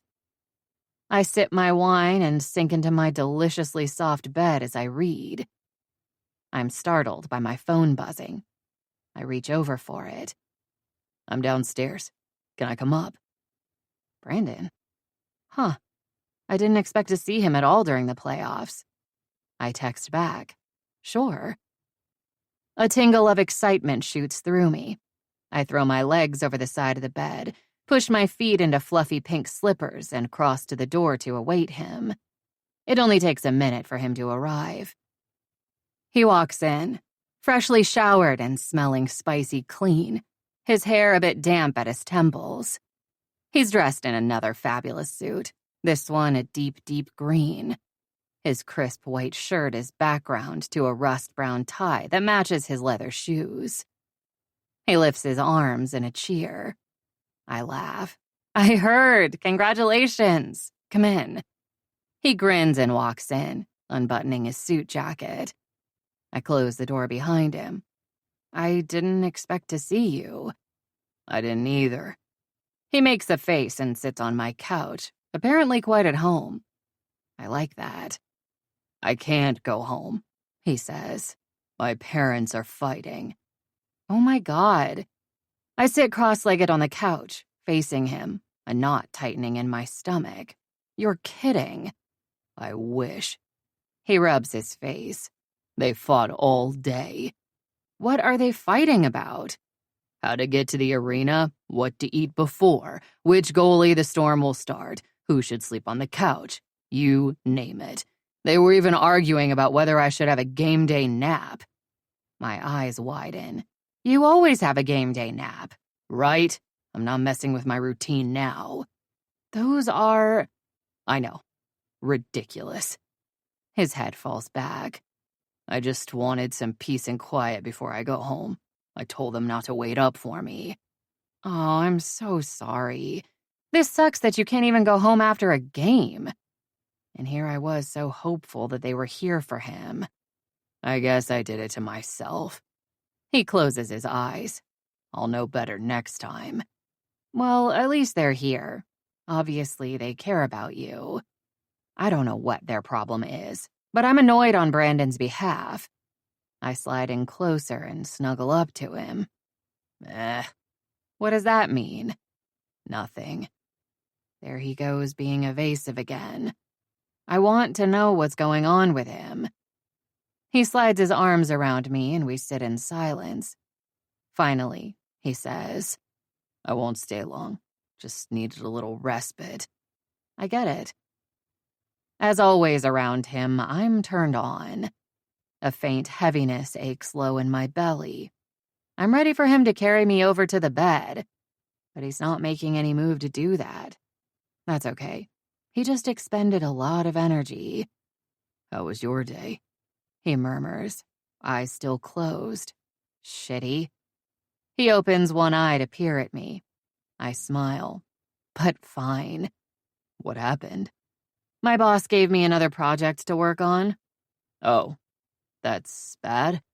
I'm on an overload as it is. I'm not sure how I'm going to handle more. A small sigh escapes me, but I'll figure it out. You work so hard, Superwoman. His fingers slide through my hair. I know, I'm going to try to work smarter. I give a dry laugh. Now both his eyes open. Are you really worried about it? I thought I was hiding that. I'm a little worried, yeah. He gazes at me. Don't let your job make you sick or something. Of course not. It's fine. That sounds like he doesn't believe me. I have to show them I can do it, I say quietly. You know why? The VP job. Yes. I get it. That's your goal. He pauses. Why is that so important to you? Because once upon a time, I thought I really was Supergirl. Because when I got to college, I discovered I wasn't the best at everything I did. Because I want to be the best.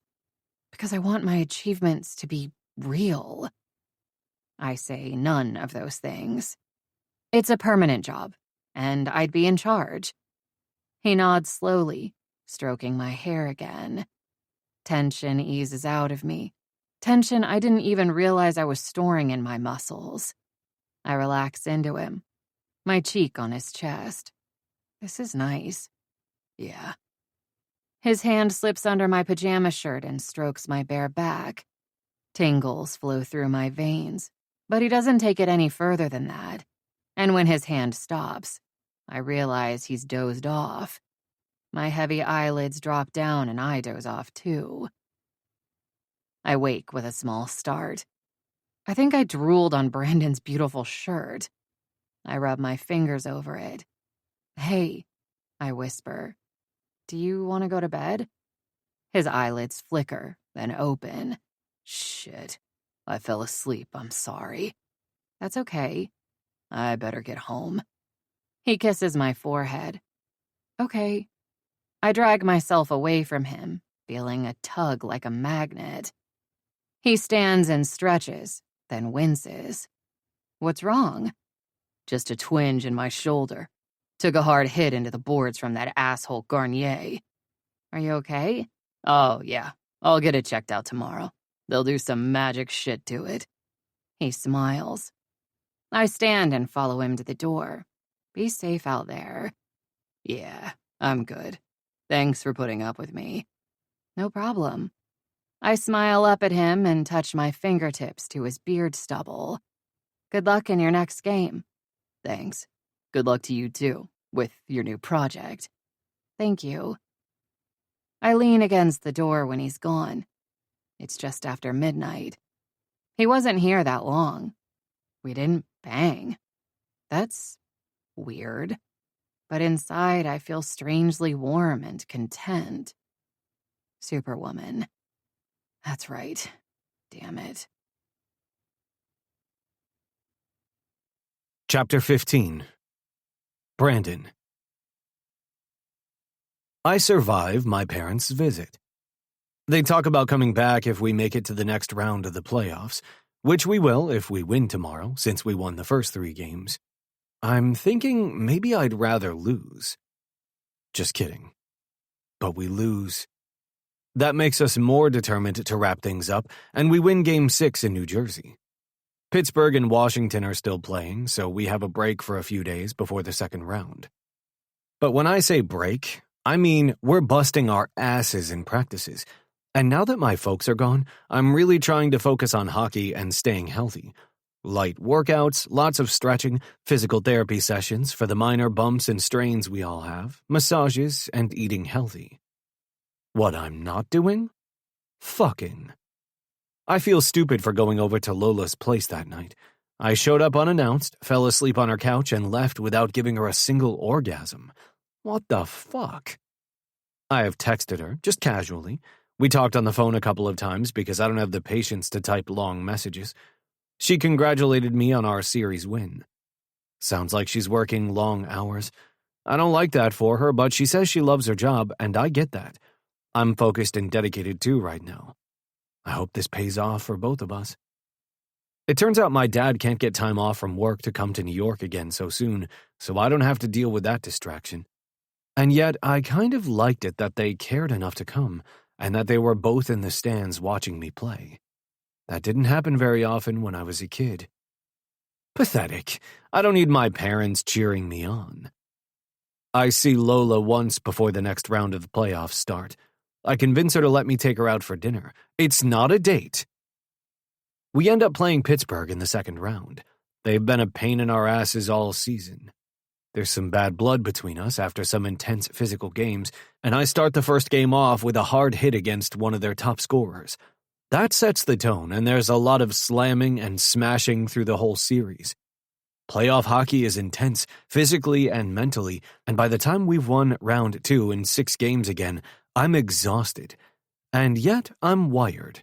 We're getting closer to the ultimate prize, the Stanley Cup. With a few days before the third round starts, I invite Lola over to my place. I order in food. She comes straight from the office. She walks in and hands me a plant. What's this? A pothos. I grew it myself from cuttings. It's super easy to take care of. Even you can't kill it. I take the small concrete pot, eyeing it. Don't tempt fate. She laughs lightly. Put it in the window. It'll be fine. She crouches to rub Martha's ears. Martha sits happily, soaking up the attention. You're such a good girl, aren't you? And so pretty. Look at your pretty eyes. Fuck, I love it that she likes my dog. I set the plant on a table and turn. I eye her up and down. That suit is hot. She straightens and smiles. Why, thank you. I like you in a suit, too. Not tonight, thank fuck. I heave a tired sigh. Come on in. I ordered Mexican food. Is that on your approved diet? I grin. No, but we have a day off tomorrow, so I'm living it up. I watch her ass sway in the tight pencil skirt as she walks over to the couch. She stops and points. What is that? She's gesturing at the 6-foot giraffe sitting in the corner. That's my gift for Bergie and Mandy's baby. The baby's due in a few weeks. She turns, smiling. That's your gift? Yeah, I think it's cool. It's amazing. I know it's not practical, but I think the little guy will love it. I think he will too. She takes off her suit jacket, which pulls the silky fabric of her blouse taut across her breasts. Jesus, I mutter, my dick thickening. What's wrong? You make me have thoughts that are so fucking filthy. I pause. Thank you. She laughs, a light, delighted sound. It's been a while. Are we eating or fucking first? I prowl toward her and set my hands on her hips. How about a foregasm? Then we can eat? She gives a strangled laugh. A what? Foregasm. I bend and kiss her lightly, then deeper. Figure it out, superwoman. I swing her up into my arms and carry her into my bedroom. When I've got her out of her sexy little suit and lacy lingerie, I push her down onto the bed and move between her legs. I've missed this pretty pussy. I stroke my fingers up her cleft. Jesus, so soft. Open your legs wider. She obeys, parting her thighs, watching me with dark eyes, her bottom lip separating from the top one. Christ, she's so fucking sexy. I play with her, bending over to lavish attention on her sweet tits, my fingers delving and stroking her pussy until she's moaning and writhing and wet, so wet. Then I kiss her between her legs, breathing in her now familiar scent, licking her sweet juices, finding her swollen clit and sucking. She comes hard, hips lifting, her body shuddering, soft cries falling from her lips. God damn, I like making you come. I sit up and wipe my mouth. I smile. I'll get the food. She makes a noise of protest and lifts her head. What about you? I can wait. Oh. Her head falls back as if her neck is jello. Yeah, my dick is throbbing and impatient, but I wanted to give that to her. Are we eating in bed again? Do you want to? I don't think I can move, so yes. Perfect. I gather up the steak tacos, rice and beans, and some eating utensils and take everything into the bedroom. Lola's now beneath the covers, her pale hair spread against the dark pillowcase. She lifts her head and peers at me. Yay, food. It smells amazing. I even have margaritas. You're really going wild. Our next game's not till Wednesday. I figured one drink would be okay. Man, I can't wait to taste that tequila. She pulls the sheet up and tucks it under her arms, and I'm totally distracted by her bare shoulders as we eat. You're still dressed, she says, giving me a look. So I am. Do you want me naked? Of course I want you naked. You don't have to ask twice. I strip and join her in bed, fully aware of her perusal of my semi-hard cock. She sips her drink and gives a happy sigh. This is the best margarita I've ever had. Top shelf tequila, fresh lime, really good. We demolish everything I ordered. It's so good I could cry. What do you want when your season's done? She asks me. What forbidden treat? Ice cream. I fucking love ice cream. What's your favorite kind? Haagen-Dazs pralines and cream, I answer immediately. But I wouldn't say no to any kind of ice cream. Yum. How about you? Do you have a favorite ice cream? I like my ice cream dipped in chocolate. Haagen-Dazs has those bars. They're all good. I love the crunch of the hard chocolate mixed with the ice cream. Huh. What would you think about margarita ice cream? Her eyes twinkle and she cocks her head. I would try it. When I was in Japan, we had wasabi ice cream. It was terrible. I can't handle hot spices. She grins. Hot and spicy ice cream. You'd think the creaminess would help with the heat. It did not. We also tried soy sauce ice cream and sesame ice cream. That was surprisingly good. I once had corn on the cob ice cream. It was kind of like creamed corn. Ugh. I thought you said you wouldn't turn down any kind of ice cream. I guess I lied. She points at my plate. You're not eating your jalapenos. I ate one. That was enough. She reaches over and snags some of the pepper slices and pops them into her mouth. My jaw drops in horror. What are you doing? I like jalapenos. You're going to burn your mouth. Nope, I like it hot. Ha ha, I like it hot too, but not like that. She smirks. I'm Superwoman, remember? I never forget that, believe me. I kiss her and get a slight tingle of heat on my lips. That mouth is not coming anywhere near my junk. She pouts. Damn, I was ready to repay you for the forgasm. I wince. I'm probably more disappointed than you are. With a light laugh, she rubs her tits against my arm. How long do you think it takes for the heat to wear off? No idea. We could Google it. I give her a hopeful look. Hand me my phone. I reach and then hand it over. She taps her bottom lip. I'm not sure exactly what to enter in the search. Blowjobs and hot spices. She taps on her phone, then frowns. Oh, that was a bad idea. She taps again and shows me a graphic clip from a porn movie. I choke. Oh. She turns the phone back to her. Wait, I say, leaning over. She gives me a look. Kidding, although I don't mind the odd XXX movie. She's repressing a smile as she searches again. Okay, it says it takes 20 minutes. Oh hey, that's not long. What should we do until then?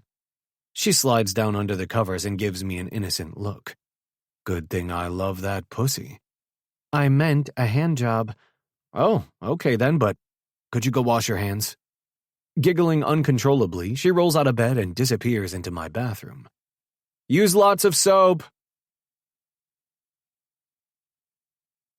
Chapter 16. Lola. How can I not watch the games? They're in the third round of the playoffs. If they win this round, they go to the Stanley Cup Finals. This is big. But I'm losing my mind at work. So much work. I take work home with me and try to do it in front of the TV. I don't get much done.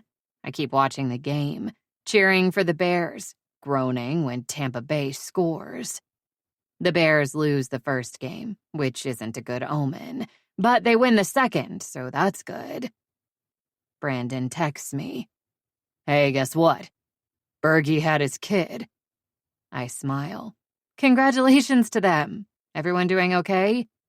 The baby was a little early. I think he's okay, but Bergie's going to miss our game tonight. Oh, right. Well, he should be with his wife and baby, I guess. I smile at his lack of enthusiasm. Hockey is clearly more important to him than a baby. Daniel, or Bergie, as Brandon calls him, ends up missing a bunch of games because their baby has to stay in the hospital with some problems because of his prematurity. Brandon's not very forthcoming about the details, and I feel terrible for everyone. I'm sure Daniel's first concern is for his child, but it has to be killing him to miss these important games. And he's their captain and one of their best players. I hope the team can win without him. They pulled together when Owen Cook was suspended, so they can do it again. Now there's no way I cannot watch the games on TV. They win Game 3. Brandon scores 2 goals and gets 2 assists. I'm nearly bursting with pride for him. They win Game 4. Again, Brandon's playing great. I listen to the TV commentators talking about how he's stepping up, one of their more experienced players, showing leadership to the younger guys, leading by example. They win Game 5. Then they play Game 6, which is a nail-biter, because this could be the championship for them. They're in Florida, and they show the actual Stanley Cup on TV. It's there. But they lose. Damn it. The disappointment flooding me is shocking in how intense it is. You'd think I had something riding on this game. Of course I do. I want this for Brandon. They come back to New York for Game 7. Brandon texts me to tell me his parents are coming to see this game again. And guess what? What? I told them they need to stay in a hotel. I grin. Good for you. We end up talking on the phone. I know he doesn't have much patience for long text messages. You made me realize I could do that, he tells me. And you know what? When I explained to Mom that I need to keep my routine, she understood. I figured she'd be pissed that I wouldn't let them stay with me, but they're fine with it. There you go. Respecting your boundaries. Right. They must be excited. This is the last game of the series. Mom says she's nervous. I get that. I laugh. So am I. Aw. Never mind us. How about you? Do you get nervous? Sure. If I wasn't nervous, there'd be something wrong with me. I just have to control the energy. Too much adrenaline can lead to mistakes, but you need some adrenaline to perform your best. We chat for a while. When we end the call, I say, "Good luck. I'll be watching." Thanks, Superwoman. I like knowing that. I'm so nervous about this, I invite Kaylee, Sadie, and Isla over to watch the game with me. I'm not even going to pretend I'm going to work tonight. I pick up snacks and wine, and they bring more wine. We arrange our food and beverages on the coffee table and settle in on the couch. I turn on the TV in time for the national anthem. So, how are things with Leo? Isla asks Kaylee. I'm going to break up with him. Oh no. We all gaze at her in dismay. It's okay, it's for the best. I like him, but I feel like we're more friends than lovers. I want what you have with Brandon. Headboard banging, sheet twisting sex. We all want what she's having with Brandon, Sadie says dryly. I laugh. But you want love, too. That could come. Kaylee pauses, opens her mouth again. I lift my hand. No, don't say it. Brandon and I are just bang buddies. She purses her lips. Okay. I'm sorry about Leo. Yeah, me too. He's such a nice guy, but he'll give some other woman toe-curling orgasms. Maybe. Yikes. They drop the puck to start the game, and we all focus on the TV. I'm on the edge of the couch the whole game, except when I'm jumping up to cheer. Everything rides on this game. It's fast. It's hard. They're hitting each other, and it feels like they're skating up and down the ice, end to end, the entire game. These two teams are evenly matched, and in the third period, the score is tied 1-1. Ah! I can't handle this! The others aren't quite as invested as I am, but they're enthusiastically cheering, too. Kaylee grabs my arm and squeezes when the Bears almost score. They curse along with me when the ref doesn't call a play against Tampa Bay that was clearly tripping. Then Brandon gets the puck and flies toward the Tampa Bay net alone. A breakaway. Oh my God. We all stare at the TV, wide-eyed. My hands curl into fists as Brandon skates in on the goalie alone, does some fancy fake move, then shoots the puck into the net. Yes! I pump my hands in the air. We all leap up and hug and jump up and down, cheering. God, I love my friends. Okay, we got this. 8 more minutes. But 8 minutes is a lot in a hockey game. And with only 2 left in the third period, Tampa Bay ties it up. I slump onto the couch. No! Breathe, Sadie says. 2 minutes, lots of time. Ha ha, sure. They try. They try so hard. Brandon gets a shot on the net that's beautiful, but the goalie makes an amazing save. The third period ends in a tie. Overtime. Jesus, I mutter. This is terrible. It's okay, Isla chants. More wine? She holds up the bottle. We all agree and she fills glasses generously. 1 goal, I say. That ends this whole thing. 1 lucky break. Or 1 mistake, Kaylee says. I wince. Yeah. My stomach is a mass of knots as the overtime period starts. The Bears have a chance on net. The goalie stops the shot. Another chance. Another save. They're putting pressure on again and again. Then Tampa Bay desperately clears the puck and Nate Karminski on the blue line tries to stop it, actually diving to the ice with his stick outstretched. Ouch. He misses it. The puck slides over the line and a Tampa Bay player scoops it up and sails down the ice. Jamal Jordan, the other defenseman, is on him but can't quite catch him. It's a breakaway. Jamal desperately trying to stop him and using his stick.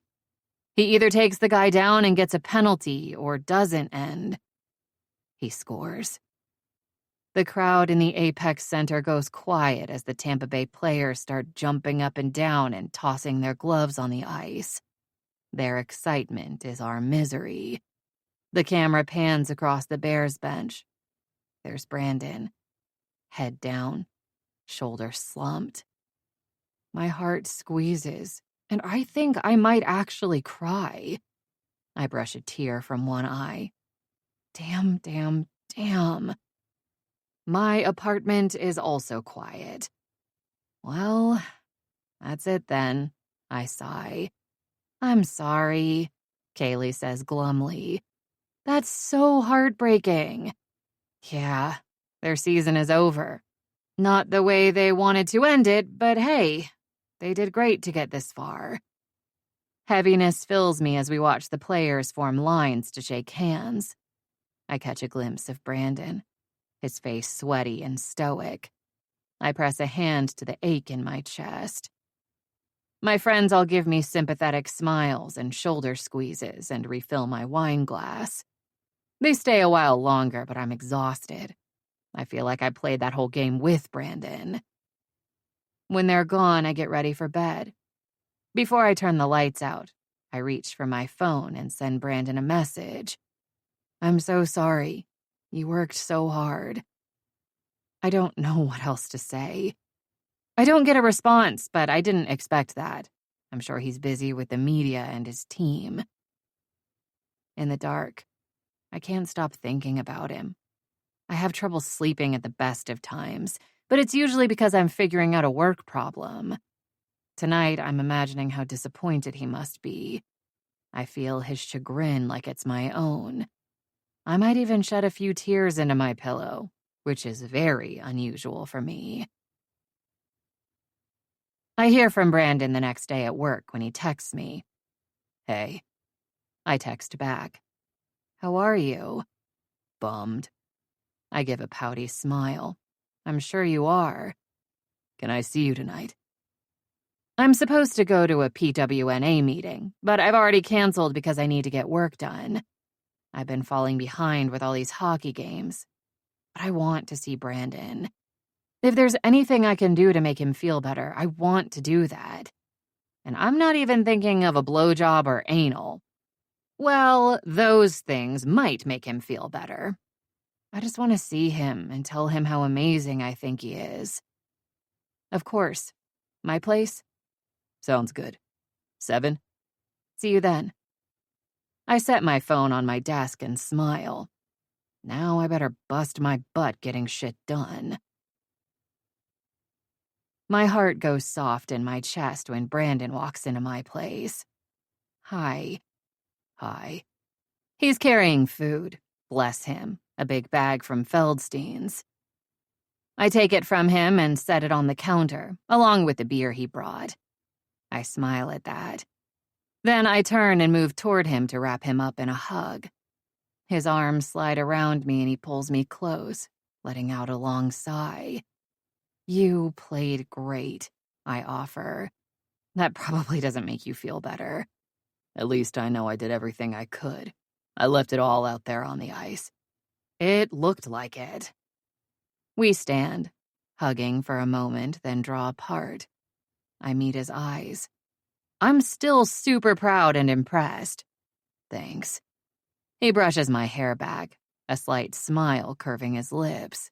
I like hearing that. What did you bring us to eat? Reuben's sandwiches. Yum. We sit on the stools at my counter to eat. I accept a beer and offer a toast. To the Bears. He clinks my bottle with his. Thanks. Talking about next season probably doesn't help. Nope. He's usually so fun and upbeat, never taking things seriously, that seeing him down like this is killing me. I pick a loose piece of sauerkraut off my sandwich and pop it in my mouth. How is Daniel's baby doing? He's doing better. Apparently he had some breathing problems. Oh, wow. That's scary. Yeah. I talked to Bergie before the game, and he sounded pretty choked up. It must be hard to be a parent and see your brand new baby sick. I can't even imagine. When the baby comes home, I'll take the giraffe over. That brings a smile to my face. That giraffe is ridiculous.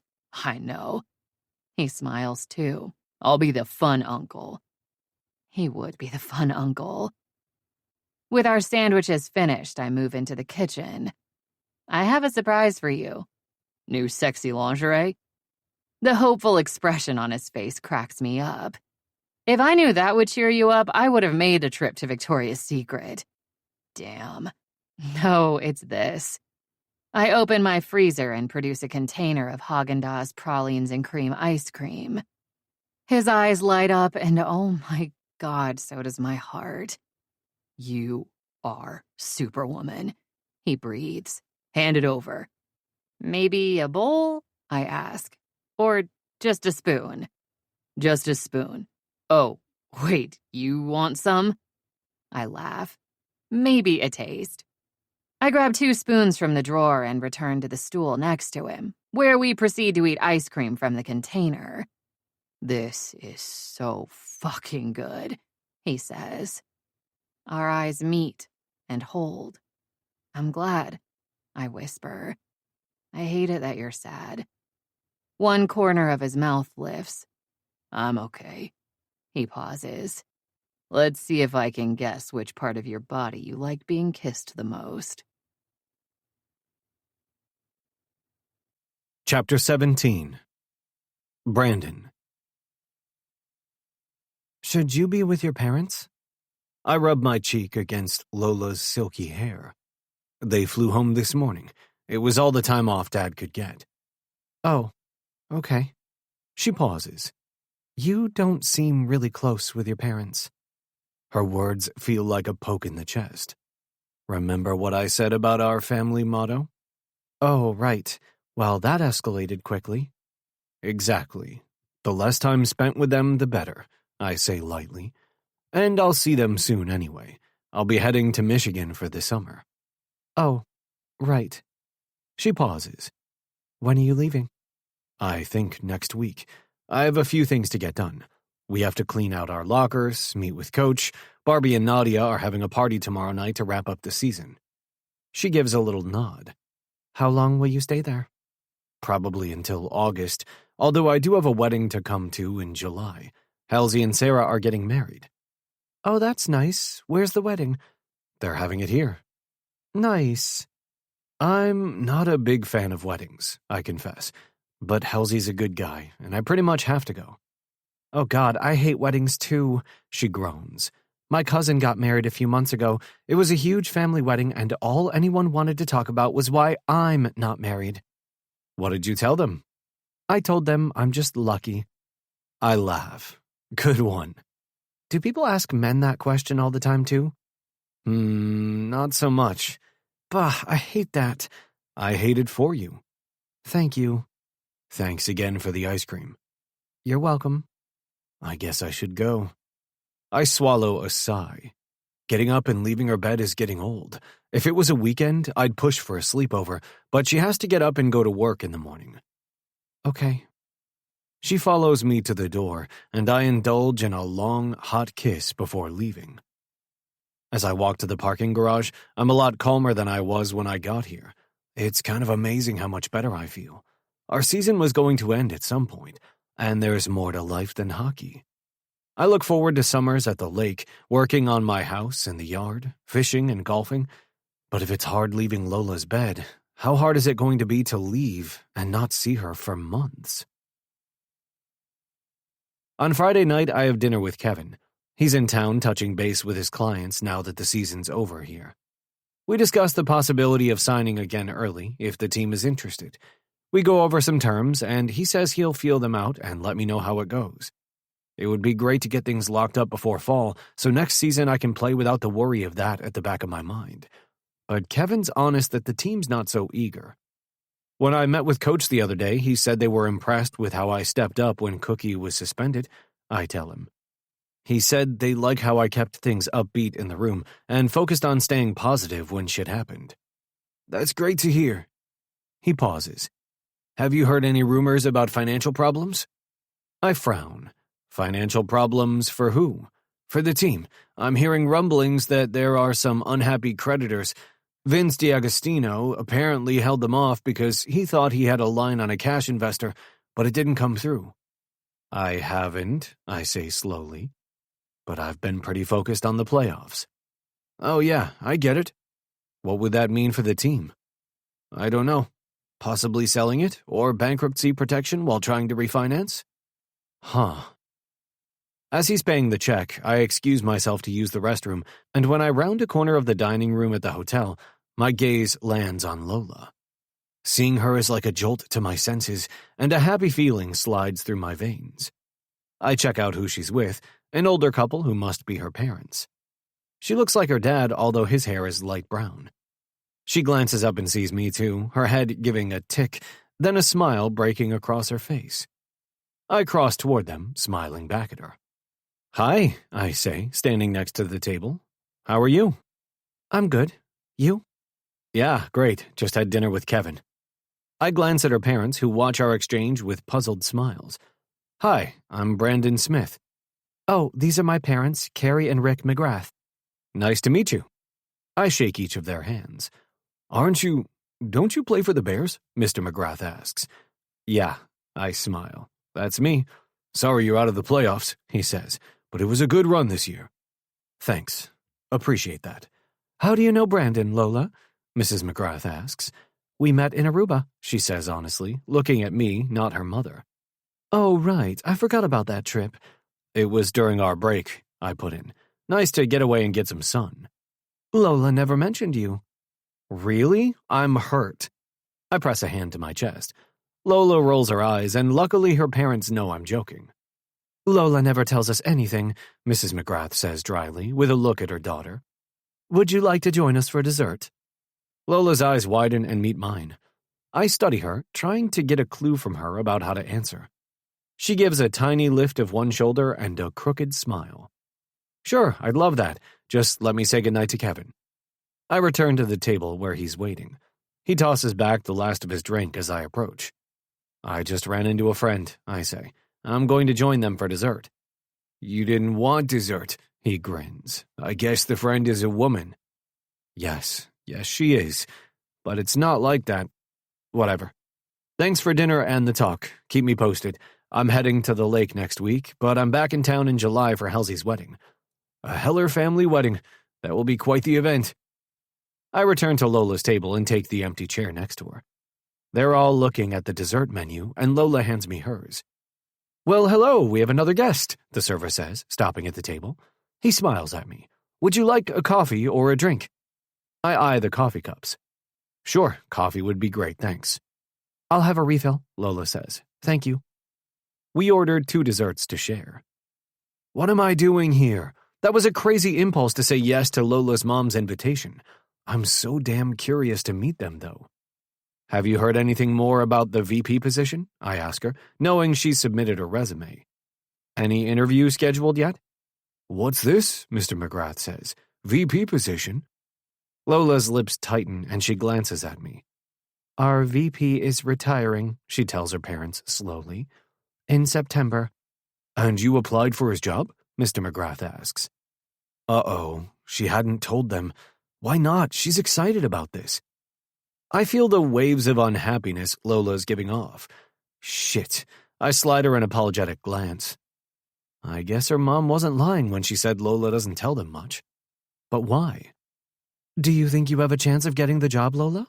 Mrs. McGrath asks carefully. Lola tenses even more next to me. Of course she does, I say heartily. She's a top candidate. Mrs. McGrath tilts her head, eyeing me curiously. What do you do, Mr. McGrath? I ask, trying to change the subject. Call me Rick, he says. I'm a dermatologist. Oops, Dr. McGrath. Turns out Mrs. McGrath is also Dr. McGrath. She's a rheumatologist. We make small talk about our parents' work and hockey as we eat the desserts. I'm not really hungry, but I fork up some delicious cherry cheesecake and chocolate lava cake. Lola only takes 1 bite, I think. Fuck. She's upset. We've finished dessert and our coffees, and I learn it's Rick's birthday, and that's why they're having dinner. Oh, hey, happy birthday, I wish him. Lola picks up her purse, getting ready to leave. It's been so nice to see you, she says to her parents. Happy birthday again, Dad. We all stand and leave the hotel. On the street, they do a bunch of hugs and kisses, and a valet brings their car around.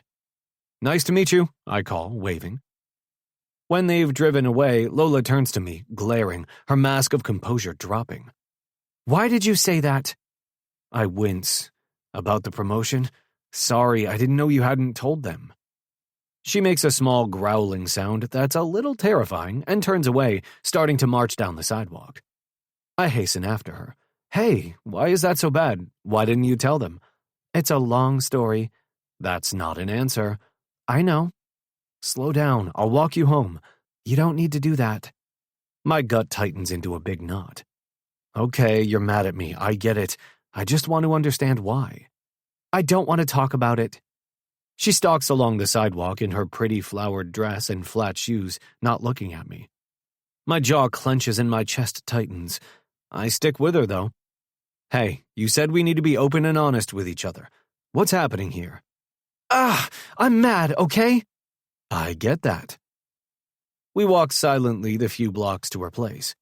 I want to say more, but pushing her doesn't seem to be the right thing to do. And I know myself how I shut down when people press for personal details I don't want to share. I'm just hoping this isn't the end of us over a stupid, thoughtless comment. We arrive at our apartment building. We both stop at the door. She stares at the sidewalk, then lifts her head. I'm sorry. I wait. Come in. I'll tell you why I'm so mad. She doesn't seem as angry now. I follow her inside, into the elevator, and then into her apartment. She crosses the living room and turns on the lamp next to the couch. She sits down. I sit near her, patiently relaxing and stretching an arm along the back of the couch. Inside, my guts are still twisted. Okay. She shifts on the couch, pulling one leg up under her. I'm an only child. I nod. I knew that. My parents always told me how amazing I was. They doted on me, coddled me. They told me I was smart and talented and I could do anything. I nod again. That seems like a good thing? But it wasn't true. What? She's Superwoman. I blink, keeping my face neutral. She huffs a little laugh and picks up a cushion, hugging it to her. They wanted me to be a doctor like they are. Of course they did. I couldn't get into med school, she says. In fact, when I got to college, I discovered I really wasn't the best at anything. What the fuck? I mutter. Lola, she lifts a hand and shoots me a rueful smile. It's true. I didn't really want to be a doctor anyway, but it was still humiliating that I couldn't. Then they wanted me to go to law school. I flunked my LSAT.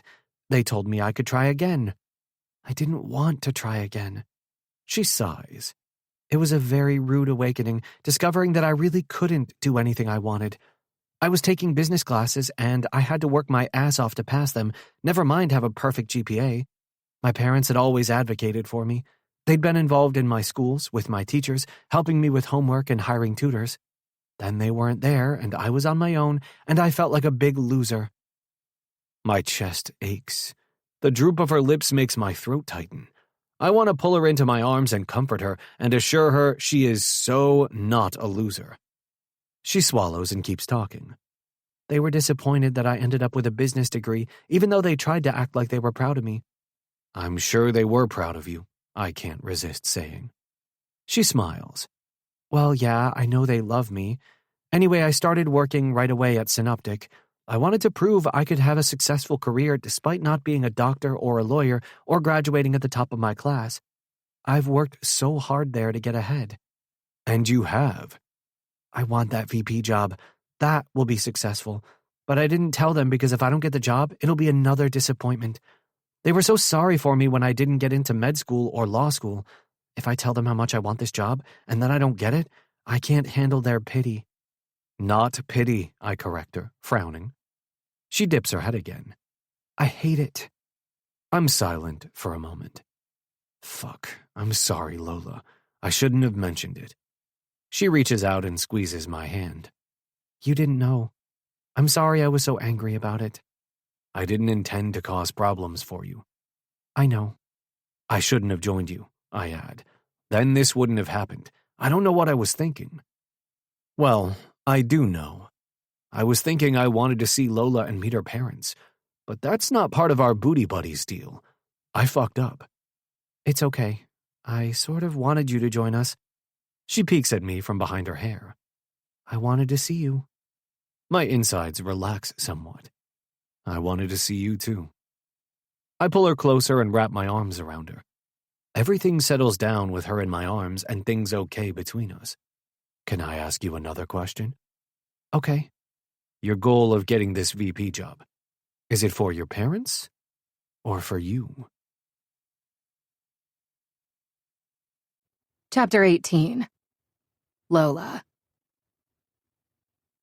I stare at Brandon. It's for me. Okay. He touches my cheek with his fingertips. It is, I say. I love what I do.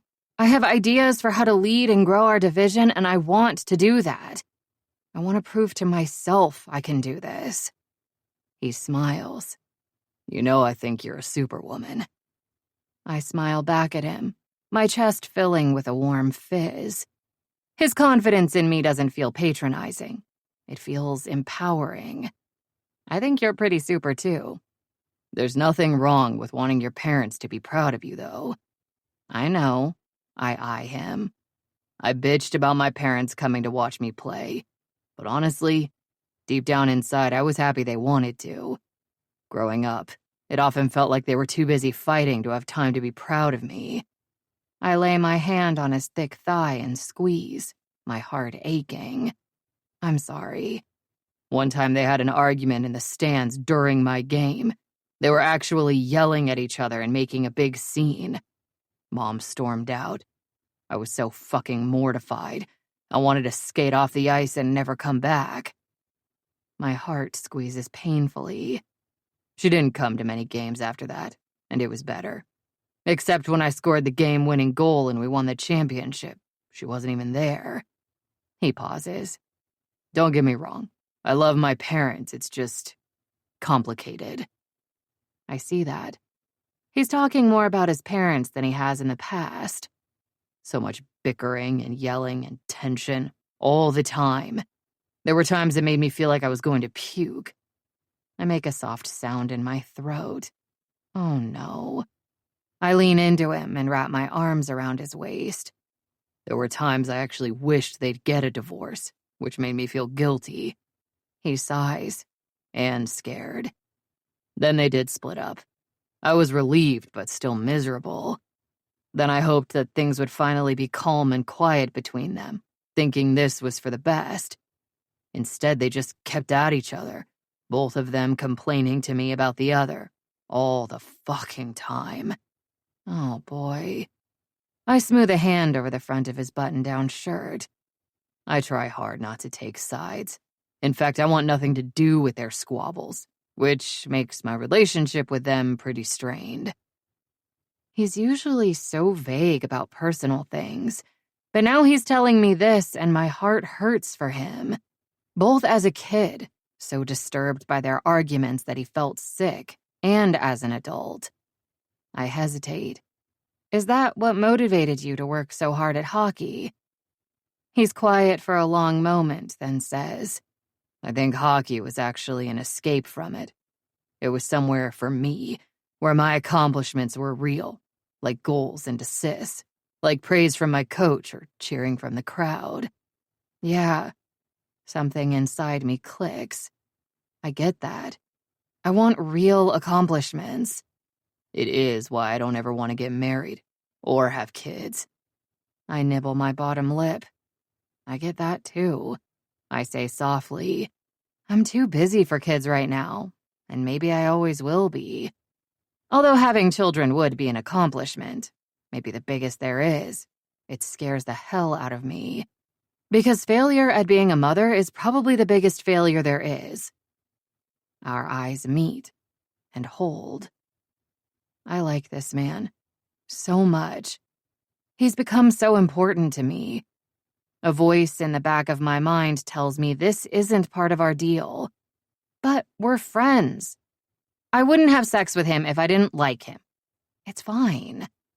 The air thickens around us, the room shrinking in on us. My hands tingle with the need to touch him. Is it getting horny in here, or is it just me? I burst out laughing, surprised. Trust him to make light of the charged moment. It's not just you. Ah. His eyes gleam as his gaze drops to my mouth. He runs his thumb over my bottom lip. Desire pools between my legs and a fever sweeps over my skin. I want him to kiss me so badly right now. Glad to hear that. Brandon. Yeah. My heart knocks under my ribs, and I'm filled with a deep, hot yearning. There's so much I want to say to him. This feels different. I feel so close to him right now. I feel like more than friends. But I'm afraid to say that because we had a deal. Take me to bed. His slow smile melts the panties right off me. He stands and takes both my hands, pulling me to my feet, then walking backward, leading me to the bed. It's still up in the wall, so he reaches for the handle and pulls it down. Kicking off my shoes, I watch him. God, he's beautiful. He starts unbuttoning his shirt. I move closer and give him my back so he can pull down my zipper. I could do it, but I want him to. He slowly lowers the zipper, bending to press kisses against my spine inch by inch. I brush the lightweight fabric off my shoulders, and the dress floats to the floor. I step out of it and turn to face him, setting my palms on his chest. His skin is hot satin. This is pretty. He touches the edge of my pink lace demi-bra. I rub my hands over him, and he groans. I was so angry that my goal was divulged to my parents, but after a while stewing, I couldn't blame Brandon. He didn't know I hadn't told them. And even though I was angry, he stuck with me because he wanted to know why. And I told him. I told him some of my deepest, most painful secrets, that I felt like a failure. And he's still here. I want to bring him as close as I can, hug him and kiss him all over his beautiful face. He thinks I'm Superwoman. Emotion swells up inside me. I want to be with him, like this, tonight, more than any other night we've been together. I want his strength and understanding, his admiration and approval, his acceptance of who I am. I want to thank him, to show him my appreciation, to show him my admiration for how he's dealt with parents that were too wrapped up in each other to give him everything he needed. I want to give him everything he needs. That's a lofty goal and too bold for what we have. I know it. But still, that's what I want. All I can do right now is give him this. I run my hands over his strong shoulders, pushing his shirt back and off. It joins my dress on the floor, and I work open the belt and zipper of his gray pants. They too fall to the rug. Heat radiates off his body, and I breathe in the scent of his skin, which I know so well now. I cup his butt and pull him closer. He smiles down at me, and God, that smile. Brushing my hair back, he bends his head to kiss me. Hot, lazy, thorough. A tight, achy knot of need forms deep inside me.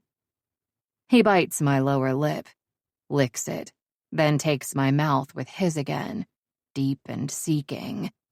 I kiss him back, giving myself up to him, pressing myself against him, skin to skin.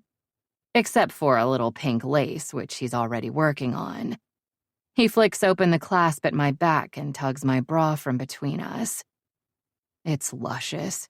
The brush of air over my sensitive nipples. The heat of his skin against mine. The pressure of his chest flattening my breasts. I shiver and tremble, my pussy quivering. With a gentle push, he takes me down to the bed, following me, stretching out next to me, sliding an arm under my shoulders. He finds my mouth with his in a long, consuming kiss, sets his other hand on my waist, then slips it down to my butt, bare except for my thong, pulling me toward him. I lift my leg over his hip and he sneaks his fingers under my panties to find my center where I'm wet and aching. He makes a low rumble of appreciation. He plays there, making me clench and shake, and then I push my hand on his chest, nudging him onto his back and climb over him. I straddle his hips and lean down to kiss him. He holds my hair back from my face and slides his tongue over mine, another growling sound vibrating in his chest. I plant my hands into the mattress and shift so my breasts are right at his face, and he captures one swollen nipple in his lips and tugs. Sensation unfurls inside me, right to my aching pussy. A moan leaks from my lips. He grips my butt cheeks and my hips press needily into him. I want to feel his arousal too, and I shift onto one arm to reach between us and find his thick shaft beneath the soft cotton of his boxer briefs. I rub over it, down to the soft fullness of his balls, up to the head poking out the elastic edge of his briefs. He makes rough noises as I caress him there. Then I sit up straight and rub my palms over his abs and chest. He watches me with hot eyes, his mouth full and soft. I bend to kiss him again, wet, sloppy, with growing impatience. I'm still aching, so I rub my pussy over his hard cock, trying to graze my clit where I need to be touched so badly. Fuck. He groans, hands on my ass again, squeezing, fondling, fingers slipping beneath my thong. Oh, yeah. My mouth still rests against his, our breaths mingling. I kiss him again, and again. I rise up and shift backward, kneeling beside him to peel his briefs down. I reveal his cock and my lungs seize. So beautiful, I whisper, gazing at him as I finish stripping off his underwear. His shaft lays long and thick against his belly. I want to hold him and taste him and feel him in my mouth. So I do. I stroke up and down, bending to kiss the tip, then lick. I glance at his face and meet his eyes, and the air around us shimmers with heat as I hold his gaze and slowly run my tongue over the head. Christ, Lo, your mouth. I lick more, wetting him, then open wider and take him in. Again, he holds my hair back, watching intently, his body tight and straining. God, there's no feeling like this. Him in my mouth, big and virile, pulsing and leaking. I explore the shape of him with my tongue, glide my lips down as low as I can and slide them back up. His fingers tighten in my hair, and his guttural sounds inflame my arousal even more. I love doing this. I love how it feels, and I love how it makes him feel. Tension rises in his body, and with a harsh groan, he pulls me off him. I want to fuck you. I smile, my lips wet, and slowly straddle him again. He eases aside my lace panties, but then impatiently curls his fingers into them and snaps the tiny strap at my hip. My belly flips. Hot. I breathe. He doesn't smile, his face focused and austere. I lift myself over him and he helps with his hands on my hips. No condom, I whisper. We've taken care of sharing test results. Fuck yeah. His crown notches at my opening. I love how the fit is perfect and right and easy. But then I lower myself and he pushes up inside me, and it's not quite so easy. Even so, the tight stretching feeling, the feeling of being filled, is perfect. He lets out a long breath, his gaze focused where we're joined. Christ, that feels amazing. I press my hands onto his chest again, rising, lowering, deeper, fuller. I curl down to kiss him again, and our mouths meet and hold as we move together until he's all the way inside me. I press a hand to my belly where I feel so gorged, so exquisitely, extravagantly sated. So deep, I whisper. I feel you here. His eyes flicker and then he's tired of me being on top, I guess, as he sits up, bands an arm around my waist and flips me onto my back without separating us. I gasp out a little laugh. Show off. The corners of his mouth twitch. Now he's kneeling between my legs. He pushes my thighs up and back. I hook one hand under a knee to hold it there, and his hips rock, sliding in and out of me. Oh, God. Oh. I probably sound like a porn movie, but I can't stop the noises that escape me. The sensation of him inside me so lovely, so dirty, so transcendent. We're not just having sex. He lowers his mouth to mine, kissing me with tongue, slippery and sloppy and raunchy, and yet divine. Every nerve ending is electric. Every sense is on overload. I can't think. He rubs his pubic bone over my mound, catching my clit, and holy hell, it's good. So good. Firing up every cell in my body, that coil of heat low inside me curling tighter. He moves faster, my breath coming in vociferous pants that he takes into his mouth between kisses. Our mouths so close. Sweetness swells and rushes toward me, building into a peak of almost painful pleasure that racks me. I shudder and clench around him, my orgasm going on and on. His own follows closely as he shouts, his body tightening and pulsing against me and inside me. He buries his face in the side of my neck, panting, gasping. I love it. I could fall in love with this man. Chapter 19. Brandon. I roll Lola flat onto her stomach on the bed. She's limp and boneless from her first orgasm. I'm going to do this all night long. No sleepovers? Fuck that. I'm not leaving her bed until there's daylight outside, and maybe not even then. I slide a hand over her ass, admiring the smooth curves. Then I straddle her legs and rub the head of my cock through her slit, still pressed closed. The friction is delicious, especially without a condom. I watch my cock enter her, bareback. I've never had bareback sex, and I'm glad it's with her. It's incredible.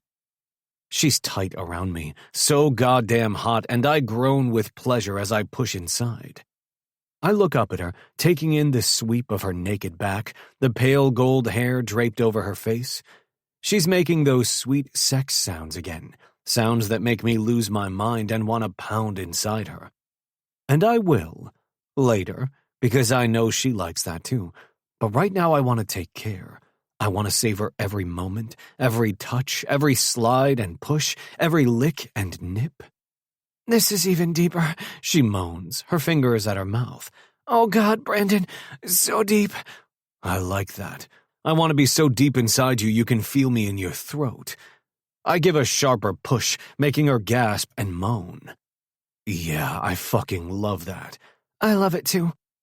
And I love that about her. I almost say it out loud, but whoa, that's going too far. I take a breath that the bump of my heart stole. Excitement pounds through me, my insides twisting themselves into knots. I brace myself on one hand and smooth my hand down her back and up, then down to squeeze her hip as I move inside her, and sensation grows. She pushes her hands into the mattress to lift herself and twists, and I lean down to kiss her. That mouth, Christ, soft and hot, sweet and spicy. She's temptation and solace and sin and sustenance. She's everything right now, everything I need, everything I want. She drops flat again, now slipping a hand beneath her, pushing her ass in the air against me. Yeah, I groan. I feel her touching herself, her fingertips brushing my cock as I move in and out. She squeezes me as she comes, the sounds falling from her lips lighting me on fire. I stretch out over her, pressing her into the bed with my weight, rocking against her ass, and then I'm hurtling over the edge, my vision black, a thundering in my ears. Christ! Lola, fuck! I fight for breath, time measured in pounding heartbeats. "I'm sorry," I manage to say.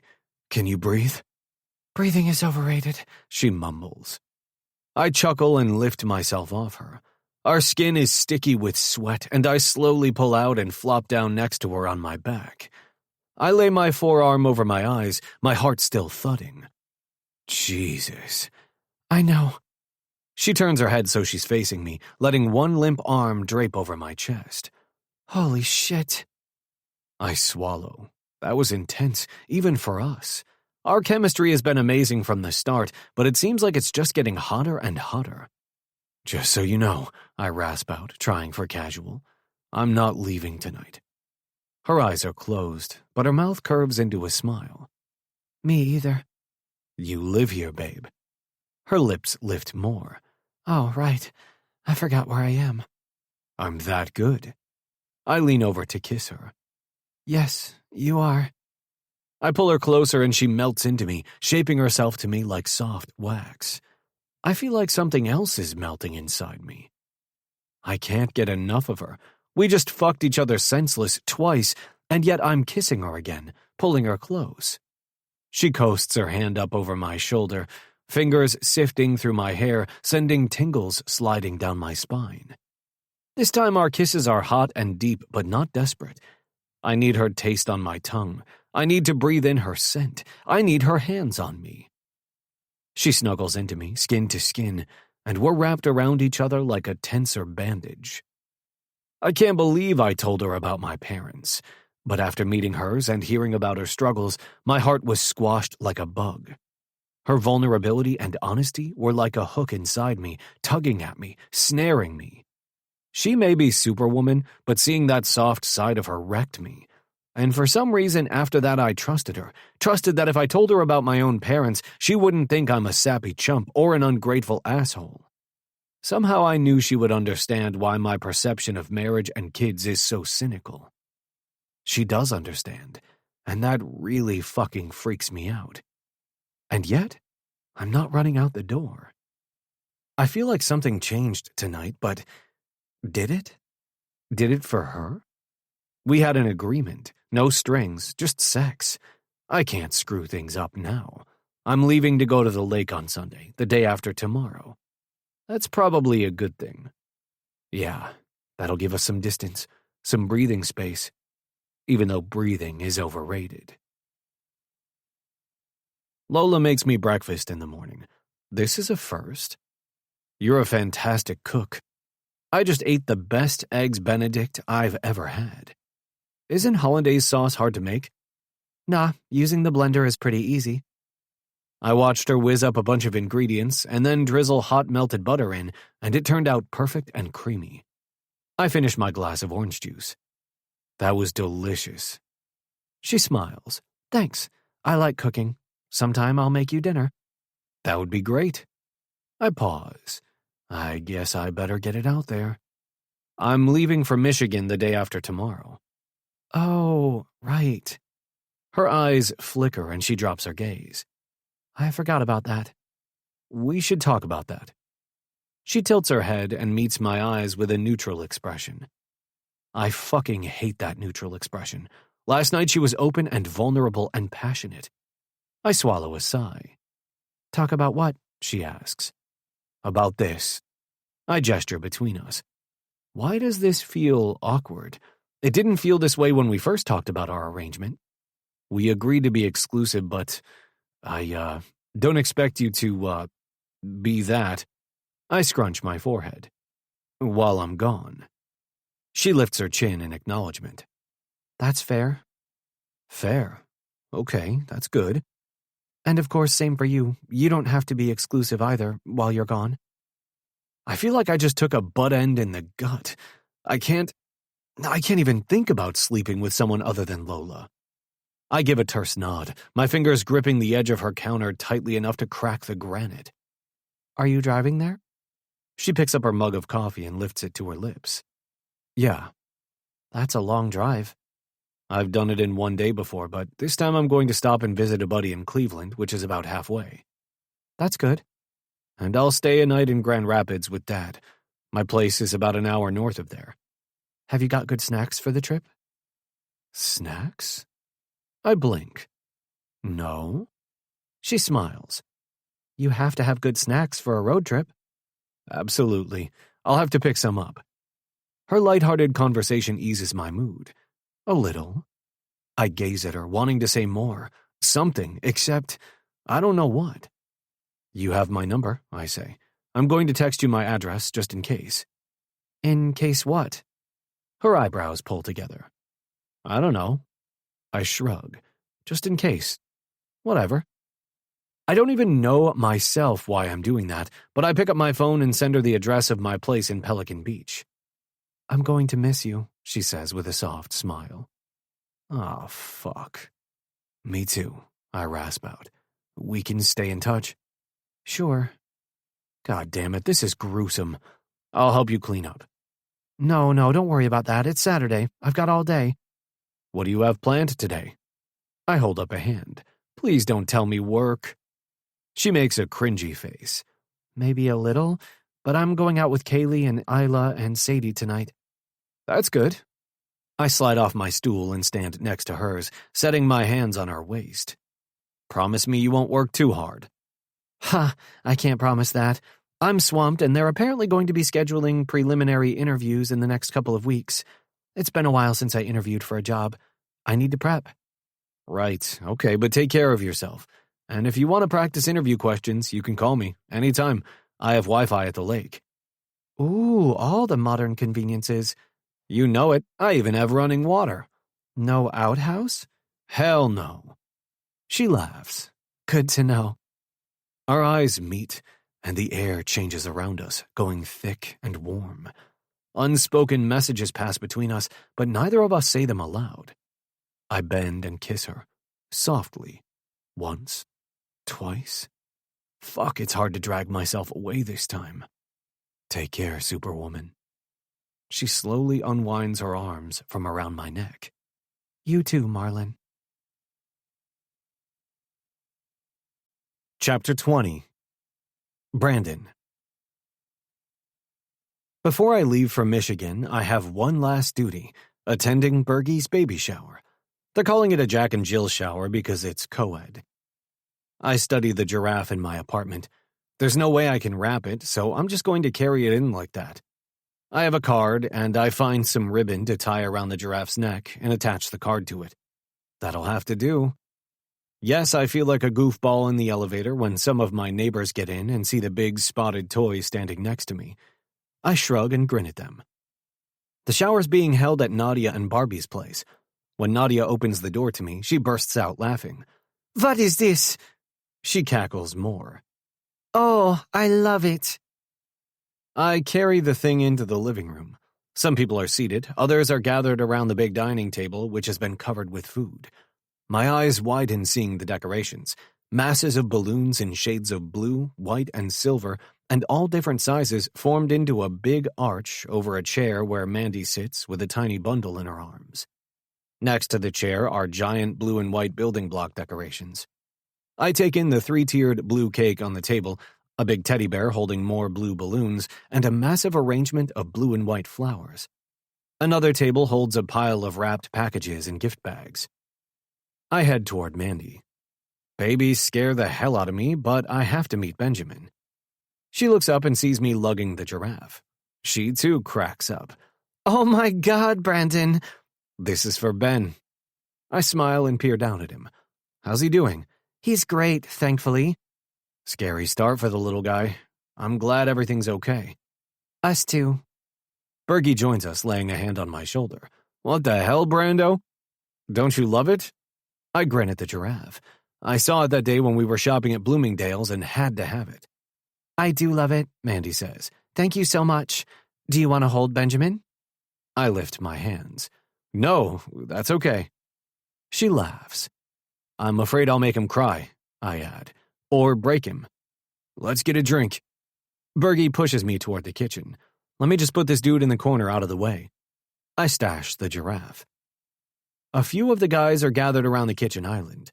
Bergie opens the fridge and pulls out 2 beers, handing me one. You'd think he lives here, he's so comfortable helping himself, but we're all like that here, since Nadia and Barbie entertain us a lot. 2 toddlers barrel through the kitchen, and Red comes chasing after them. "Hey, Brando," he says as he passes by. "Stop running, Anna. Chris, stop." Yikes. There are more kids here. Nate has his daughter Quinn, so they're here. Murph and his wife Mia have 2 boys. Coach has 2 girls, Grace and Hazel. Grace is the oldest, and she, Hazel, and Quinn are playing with Murph's boys, Jason and Joel, with Mia keeping an eye on them from the couch. The Bears family is growing. Every year someone has a baby. There are still single guys on the team, but Halsey's getting married, so they'll probably start a family, and I wouldn't be surprised if Millsy does soon, too. Also Maury. He and Kate seem pretty solid. I'm single. That's okay. I like it. I gulp down my beer. "So, off to the lake tomorrow?" Nate asks. "Yep, I can't wait." "We're coming in August," Bergie reminds me, "after the wedding." "Yep, the other guys are coming in July. It'll be fun." I help myself to some potato chips from a bowl. "Okay, guys, you have to buy a square." Lily approaches us with a big card. "Huh?" "You buy a square for $50. $50? I stare at her. She laughs. "We're guessing how many onesies and how many bottles Mandy and Daniel get today. The winner wins the pot." "Oh, okay. Can I take 2 squares?" "You can take as many as you want." I pull out some cash and hand it over and mark my name and guesses on the card. The other guys do the same. I can't wait to win that. I rub my hands together. "We're playing Baby Pictionary," Nadia calls out. "Over here." On the far side of the room, she has an easel and a whiteboard set up. "Do we have to?" Halsey mutters.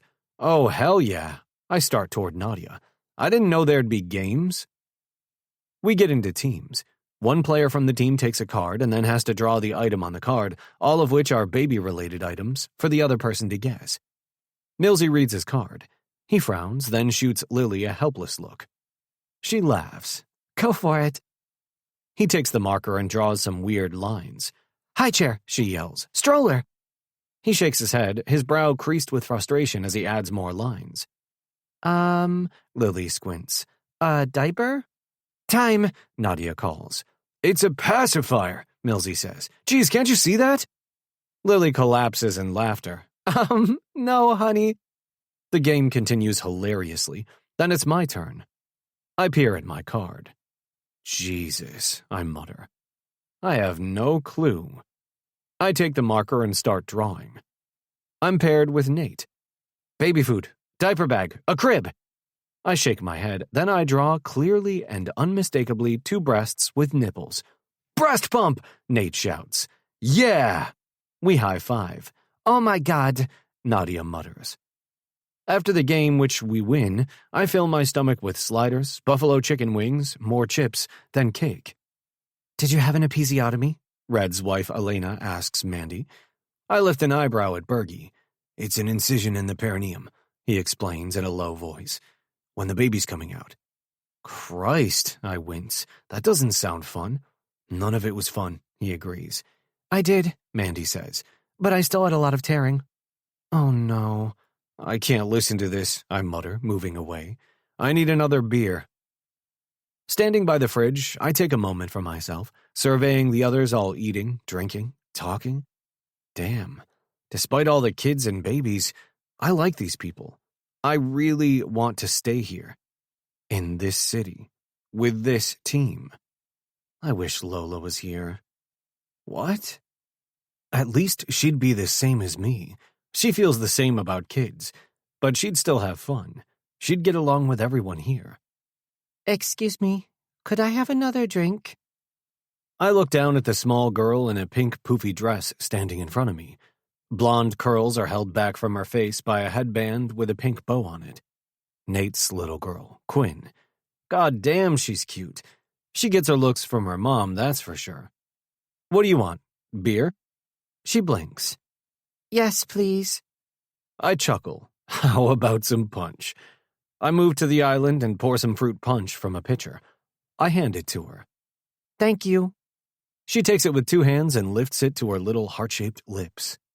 A little punch slops over the edge of the cup and onto her dress. She stares down in dismay. Oh no! It's okay, we got this. I grab a cloth and dampen it, then try to sponge the juice off her dress.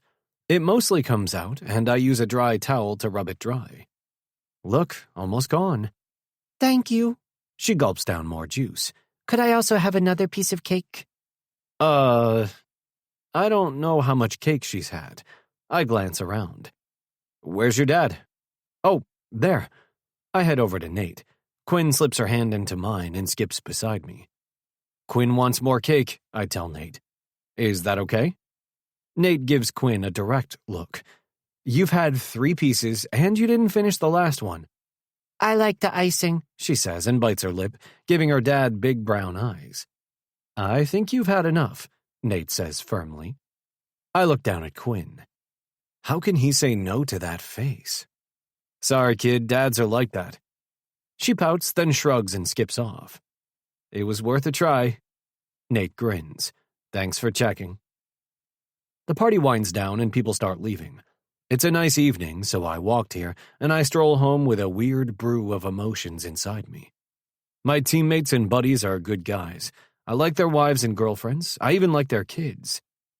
So why do I feel so alone? Chapter 21. Lola. This is terrible. I keep thinking about Brandon. I miss him so much. We didn't even see each other that often, but I miss him. It's been nearly 3 weeks since he left. I'm losing my mind at work with everything I have to do, plus stress about the job interview. And this distraction and melancholy feeling isn't helping. He's texted me a few times, and I'm shockingly thrilled about each one of them. I eagerly read them and text him back. He made it to his lake house and texted me a picture of Martha on the beach, beautiful blue water behind her. I also eagerly reread each exchange, which is not productive, but enjoyable. I forgot about a dentist appointment last week. I'm super organized, so that's not like me. Also, I desperately need to see my hairstylist. My natural color is blonde, but not this blonde, so when roots start showing, it looks terrible. I just haven't had time. Yesterday, I missed the due date for my change management plan on the new project. I should have easily been able to have the plan done for now. The planning is the easy part. This has never happened before. I groveled to Keith and promised to have it finished by end of business day. "What can I help with?" Zane asks, poking his head into my office. "I know you're slammed." "Just finish working on the staff survey," I tell him with a tight smile, but thanks. "Are you sure? I could handle formatting it." "That's okay." He hesitates, then nods and disappears. It's another late night, but I get it done. Jeff will have it in the morning, and tomorrow I'll get caught up on all the other tasks I put off doing today. I walk into my dark apartment, tired and downcast. I wish Brandon was coming over, but that's not going to happen for a while. Maybe never again. Maybe he'll meet someone else this summer and he won't be interested in a booty buddy when he comes back. That makes me want to cry. What? I never cry. I heat up some leftover chicken lo mein and sit on my couch to eat it. I turn on the TV, and the channel with the hockey game comes on. The Stanley Cup Finals. Is Brandon watching? I sigh. I have to stop thinking about him. That night before he left, when he stayed all night and we talked and talked, I felt my feelings change for him. I felt like I could fall in love with him. Maybe I already was falling in love with him. Would that be so bad? I don't want marriage or commitment, but I want Brandon. I know he has feelings for me too, even if it's just friendship with a little lust mixed in. Okay, a lot of lust. We are definitely combustible together in bed. But I was too afraid to talk to him about that. I'd already confessed how my parents had babied me and how I felt like a loser when I got out into the real world. That if I don't get this promotion, I'll feel like a failure all over again. I'd already opened myself up, and I was afraid to go even further and tell him I might be falling for him. And now he's gone. I poke my chopsticks at the noodles, my appetite minuscule, a heaviness in my stomach. I toss the rest of the lo mein, guzzle down a glass of water, and head into the bathroom to wash off my makeup. My bottle of cleanser is empty, and I dig around in the vanity for another bottle I know is there. I knock over a box of tampons, scattering them across the bathroom floor. Shit. With a sigh, I crouch to pick them up. My hands go still, and I stare at one of the tampons. Isn't my period due? Now I vaguely remember the notification I got on my tracking app. Last week. My period was due last week, and it hasn't started yet. Christ. I'm so fucking stressed. I'm missing periods. What am I doing with my life? After I get into bed, I grab my phone and check the app. Yep, my period is a week late. I have an IUD, plus we used condoms up until that last time, so I know I'm not pregnant. I'm not worried about it. Missing a period due to stress is no big deal. I have bigger things to worry about, like nailing this promotion and not missing Brandon. My interview goes well, I think. It's intimidating, being interviewed by the CEO, Keith, and the VP of Human Capital. But I know them all and have worked with them as project sponsors over the years. I wear one of my favorite suits, a summery pale blue one with a fitted jacket and a blue and white silky shell under it. I have a lot of examples of ways I've demonstrated problem solving, leadership, creativity, and innovation. I know my strengths: interpersonal communication and motivating others. Convincing people to go along with change is a definite test of how to motivate others. The one question I stumble a bit on is when they ask about delegation. I delegate all the time, of course. But coming up with a really strong example of that has me floundering. I recover, though, so I think it worked out. I'm ready for a big glass of wine after that. I stop at a wine store on my way home, but as I study the various bottles on the shelves, I pause. My period is still late. It's now almost a whole month overdue. I haven't been worried about it because I know I can't be pregnant, but the idea of drinking a few glasses of wine makes me stop and think. Maybe I should take a pregnancy test, just in case. 2 lines. I squint at the pregnancy test. 2 lines means pregnant. 1 line means not pregnant. There are 2 lines. I shake my head slowly. That can't be right. Luckily, I bought 2 tests, just in case. I use the other one and wait a few minutes for the results. It's the same. My legs go weak. I sit on the toilet. This can't be. Really, it can't be. How can it be? It's wrong, somehow. Shit. Now what? I'm going to have to go to the doctor. No period and a positive pregnancy test are fairly conclusive, but I know it's wrong. Maybe there's something else wrong with me? A knot of worry tightens in my stomach. Cancer? Definitely stress can cause missed periods. Thyroid issues? I don't have any other symptoms. Pregnancy? That's as worrying as cancer. No, don't be ridiculous. Cancer is a terrible disease. Pregnancy can be terminated. Jesus, would I do that? It doesn't matter, because I'm definitely not pregnant. You're pregnant. I stare at Dr. Geller, my OBGYN, a few days later. She's not smiling, as if she knows this isn't news I'm ecstatic about. But I have an IUD.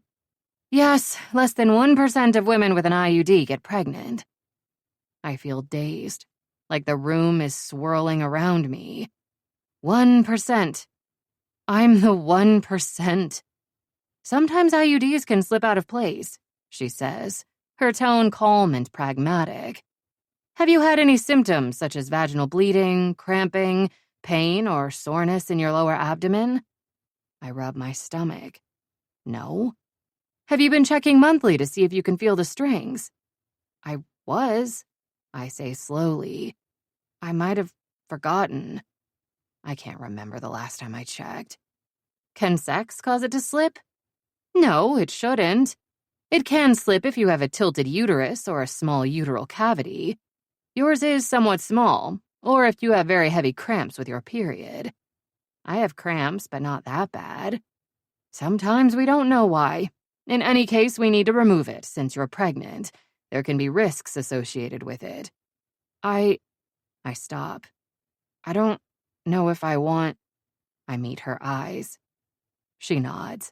You don't have to make that decision right now, but we should remove it. If it stays in, you're more likely to have a miscarriage or lose the pregnancy. There's also a higher chance of premature birth and infection. Also, you're more likely to have an ectopic pregnancy than a regular pregnancy if you have an IUD, so we'll need to do an ultrasound. I nod. I knew someone who had an ectopic pregnancy and it was scary. My heart lurches into a quick pace and my hands grow clammy. I swipe at my forehead. Okay. The ultrasound will tell us where the pregnancy is, and also help see the IUD if it's moved. We'll remove it then. I nod. According to my handy app here, based on the date of your last period, your due date is March 1st, so you're about 9 weeks along right now. I think I know when it happened. It wasn't 9 weeks ago. We calculate the pregnancy starting on the first day of your last menstrual period. Oh, okay. Any other questions? Probably a million as soon as I leave here. She smiles. Write them down and we'll talk more next time. I leave the clinic in a haze of shock. It's 3 o'clock and I plan to go back to the office, but right now I can barely remember my own name. I stumble into a tiny restaurant on 2nd Avenue. I guess I shouldn't have coffee? I rub my aching forehead again. I'll have a glass of milk. The girl doesn't bat an eyelash, and I take my milk outside and sit at a small table on a sidewalk. It's a gorgeous June day, warm and sunny. I watch traffic pass in a blur, my mind churning. This is bizarre. This can't be happening. I'm sweating and shivering. My hands shake as I pick up my milk. I can barely swallow it. What am I going to do? Chapter 22. Lola. What? Kaylee nearly falls out of her chair. We're at Roots, a cool vegetarian restaurant in Chelsea. She gapes at me. I give her a weak smile. When you said you needed to talk to me about something, that was not what I expected. She picks up her glass of wine and downs it. That's why you didn't order wine? Yep. I eye her empty glass longingly. How the hell did that happen? I lift an eyebrow. You know what I mean. She levels a glare at me. My IUD slipped. Holy shit. She closes her eyes. You have got to be kidding me. I wish I was. I take a gulp of water. What about condoms? I wince. We agreed since we were exclusive and I have an IUD, we didn't need to use them anymore. Oh. Yeah. It's been confirmed by ultrasound. There was a possibility it could be ectopic, but it's a normal pregnancy.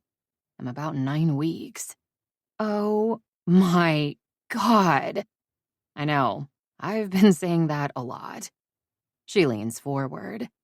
It is Brandon's, right? Of course. I frown.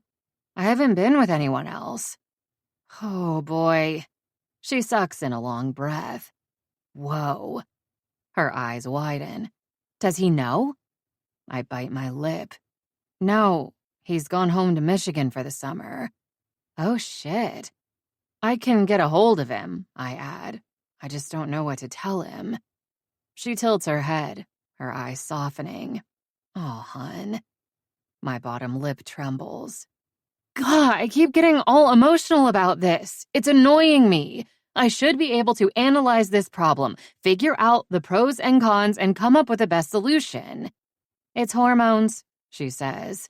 Also, a baby isn't the same as a business problem. My throat thickens and I nod, looking down at my water. And my boobs hurt, and I have to pee all the time, and I'm tired. Have you been throwing up? No, thank God. Well, let's get right to it. Are you going through with the pregnancy? I have to smile at her forthrightness. I don't know. Well, let's talk it out. I knew I could count on you. Kaylee doesn't try to convince me either way, and I love her for that. She listens to me when I talk about my job and my promotion and how I'm barely hanging on, and that's without a baby. And what about having the baby? She asks softly. Would you keep it? If I have this baby, I'm not giving it up, I say flatly. She nods. What are the pros of having a baby? I ask. I can't think of any. They're a lot of work and time. She nibbles her bottom lip. Well, I guess the biggest pro is love? My eyes sting and grow wet. Oh, for fuck's sake, I'm crying again. I grab a tissue from my purse. Love's the most important thing in the world, she adds. I'm not all mushy about this. They did an ultrasound a week ago, but at 8 weeks there wasn't much to see. Apparently, the embryo is the size of a peanut right now. I'm not picturing a baby growing inside me. Yet. Even so. Shit. More tears leak out. It's okay, Lo, Kaylee says. It's okay to love your baby already. I don't know if I love him or her, them. Her smile says she doesn't believe me. What about Brandon? Should he have some say in this? My body. Then I sigh. Yes, I do think he has a right to know. It's my decision, though. Absolutely. And I am here for you, whatever you decide. Thank you. I blink back more tears. I love you. I know. I laugh. We talk more about what could happen if I do have the baby, what my life would look like, what options I would have, how I could manage. I'm overwhelmed. I cover my face with my hands. How do people do this? I'm not saying it's easy, but a lot of people do it. True. I finish my Tex-Mex chopped salad, loaded with corn, black beans, and tomatoes. Nice and healthy. That was so good. I love this place. When does Brandon come back? Not until August.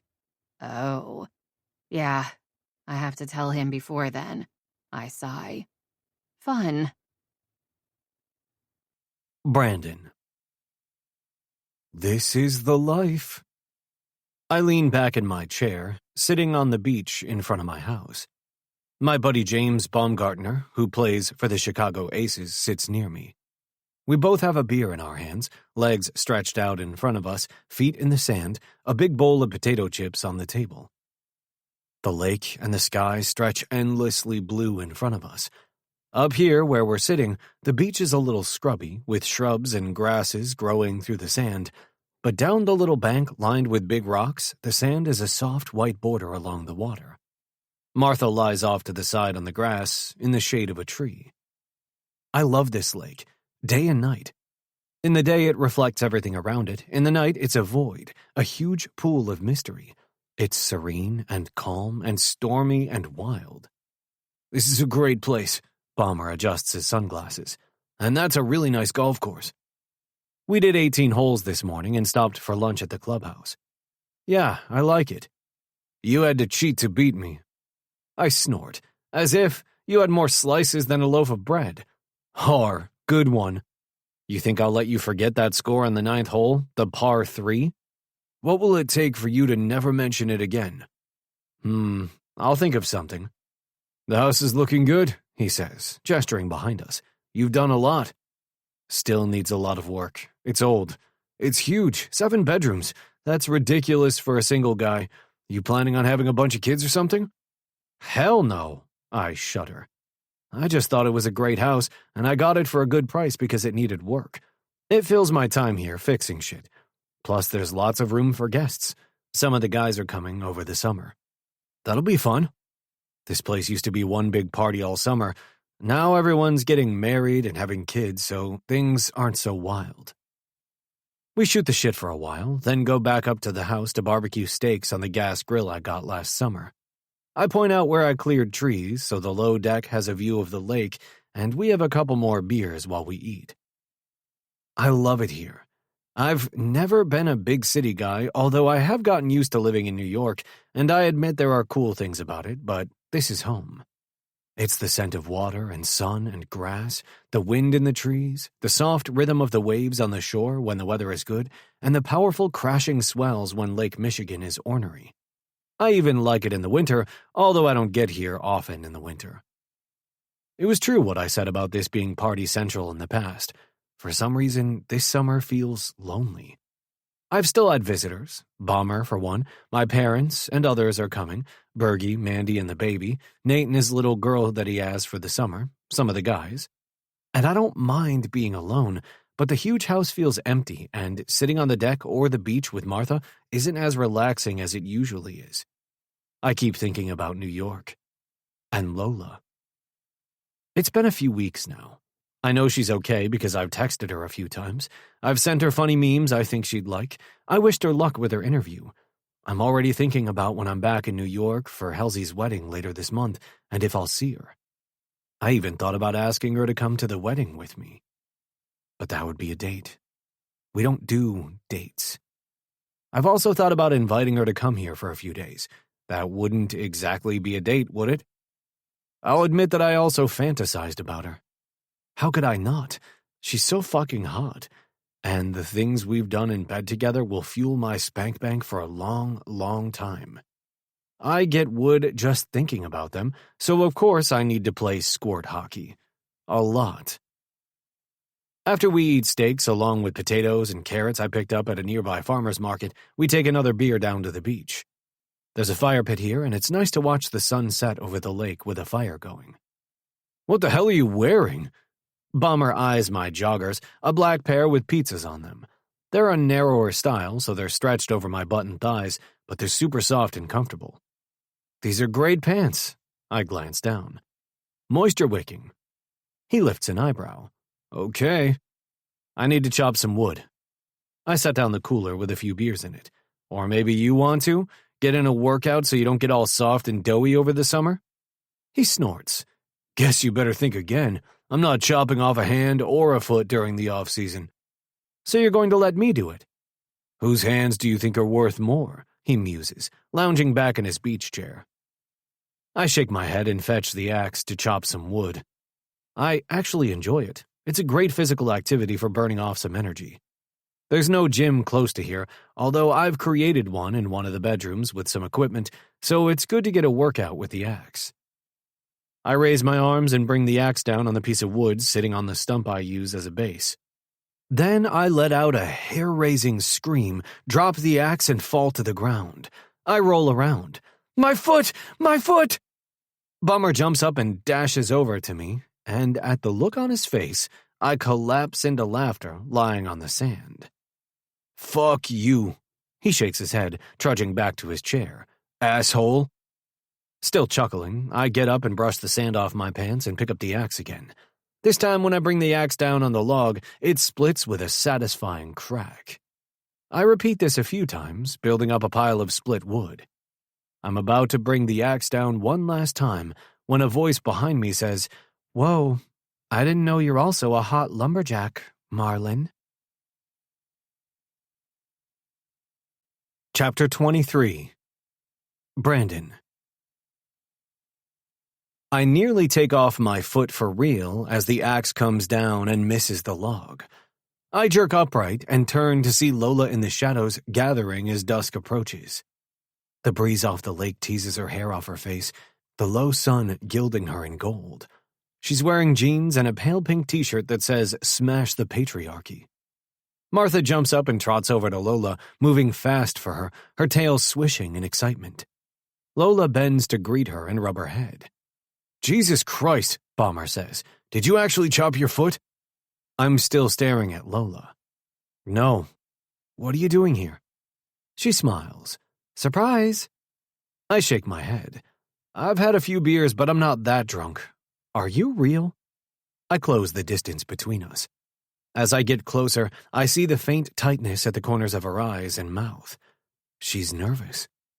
I hold out my arms wide, and she takes a couple of steps, and then she's in my arms and I'm hugging her. What the hell, Superwoman? Did you fly here? Yes, she chuckles. On an airplane. Then I rented a car and drove. I smile down at her. You missed me, didn't you? I knew it. She rolls her eyes. Maybe a little. I laugh softly. Bomber clears his throat. Oh, hey, Bomber, this is Lola. Lola, Bomber. He plays for the Aces in Chicago. I'm guessing your name isn't really Bomber, she says dryly. James, he says. Call me either. Nice to meet you. You as well. I didn't know you were expecting another visitor, Bomber says. I wasn't. This is a total surprise, but a nice one. I'm downplaying it. Excitement fizzes in my belly, happiness flowing through my veins. I can't believe she's here, but I'm so fucking glad she is. I want to ask again why she's here, but I postpone that since Bomber's here and giving her an interested look, and I need to shut that down. Would you like a beer? Oh, no thanks. Maybe some water? Bomber, go get her a bottle of water while I build the fire. He shoots me an irked look, but jogs back to the house.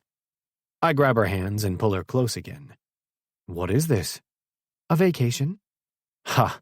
Somehow I don't think you take many vacations. I narrow my eyes. Did you get good news? She blinks. Oh, about the promotion? No. Damn, I thought maybe you came to celebrate. She smiles. They haven't made a decision yet. I see Bomber coming back.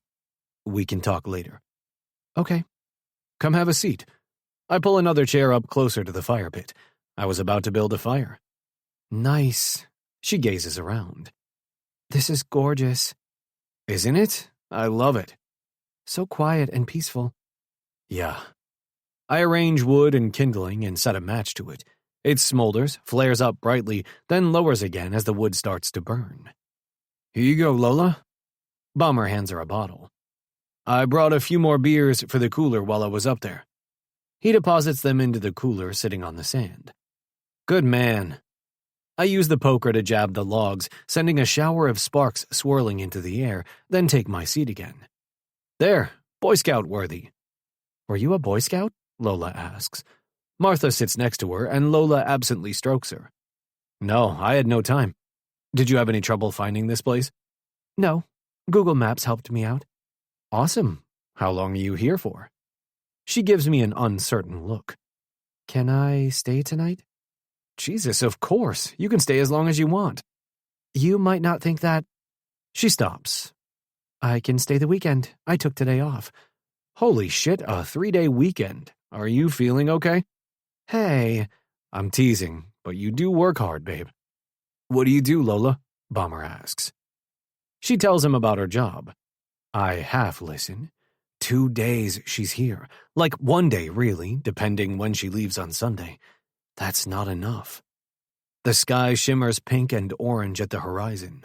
With no clouds, the sun is a fireball slowly sinking into the water. Look at that sunset, Lola says. Wow, what a view. Do you sit here every night and watch this?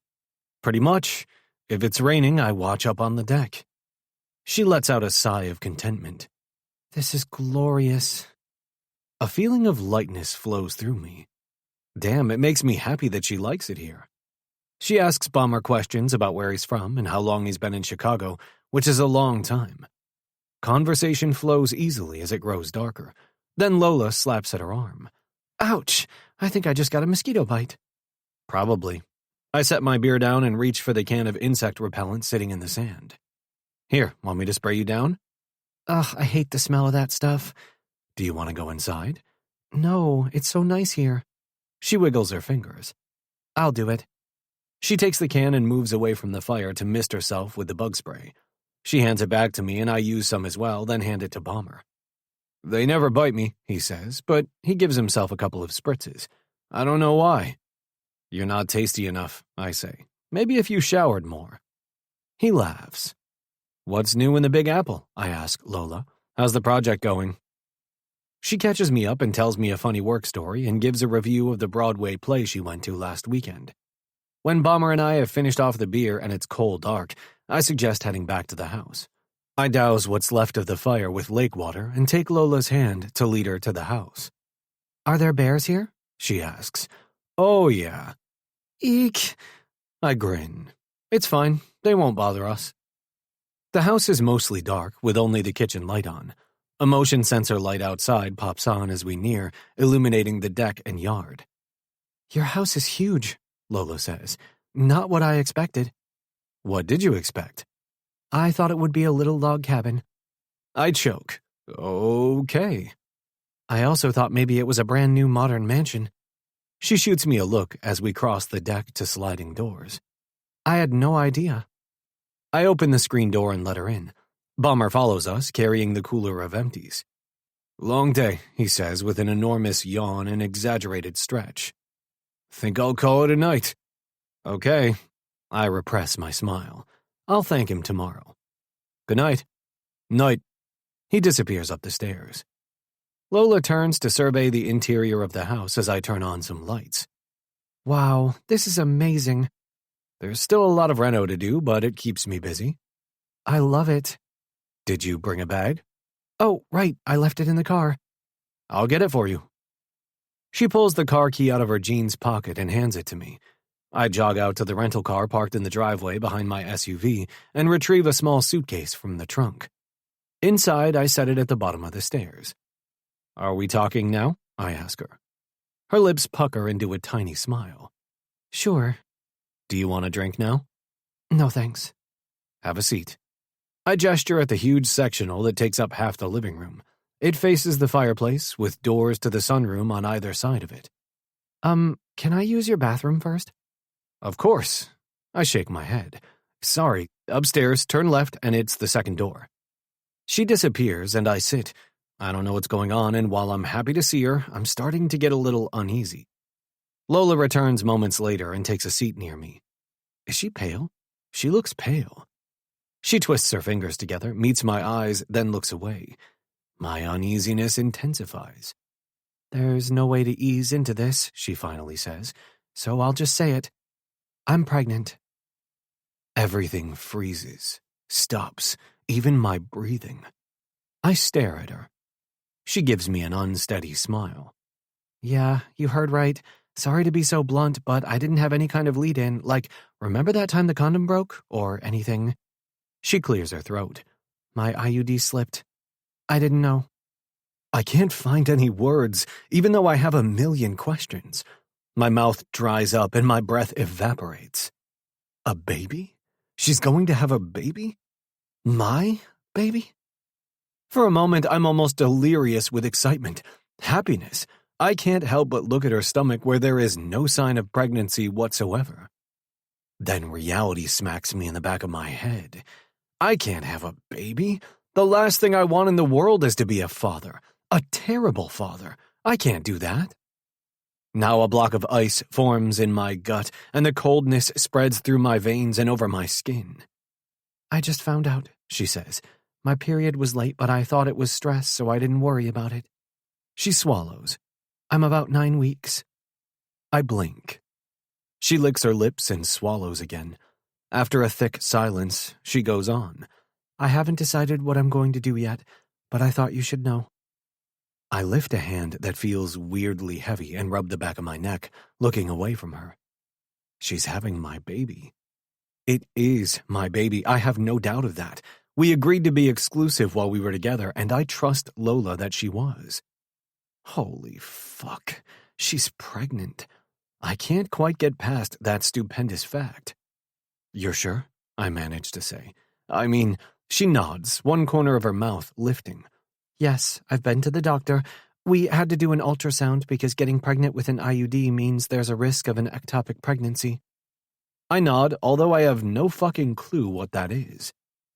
But it's a normal pregnancy, everything's fine, so yeah. Everything's fine.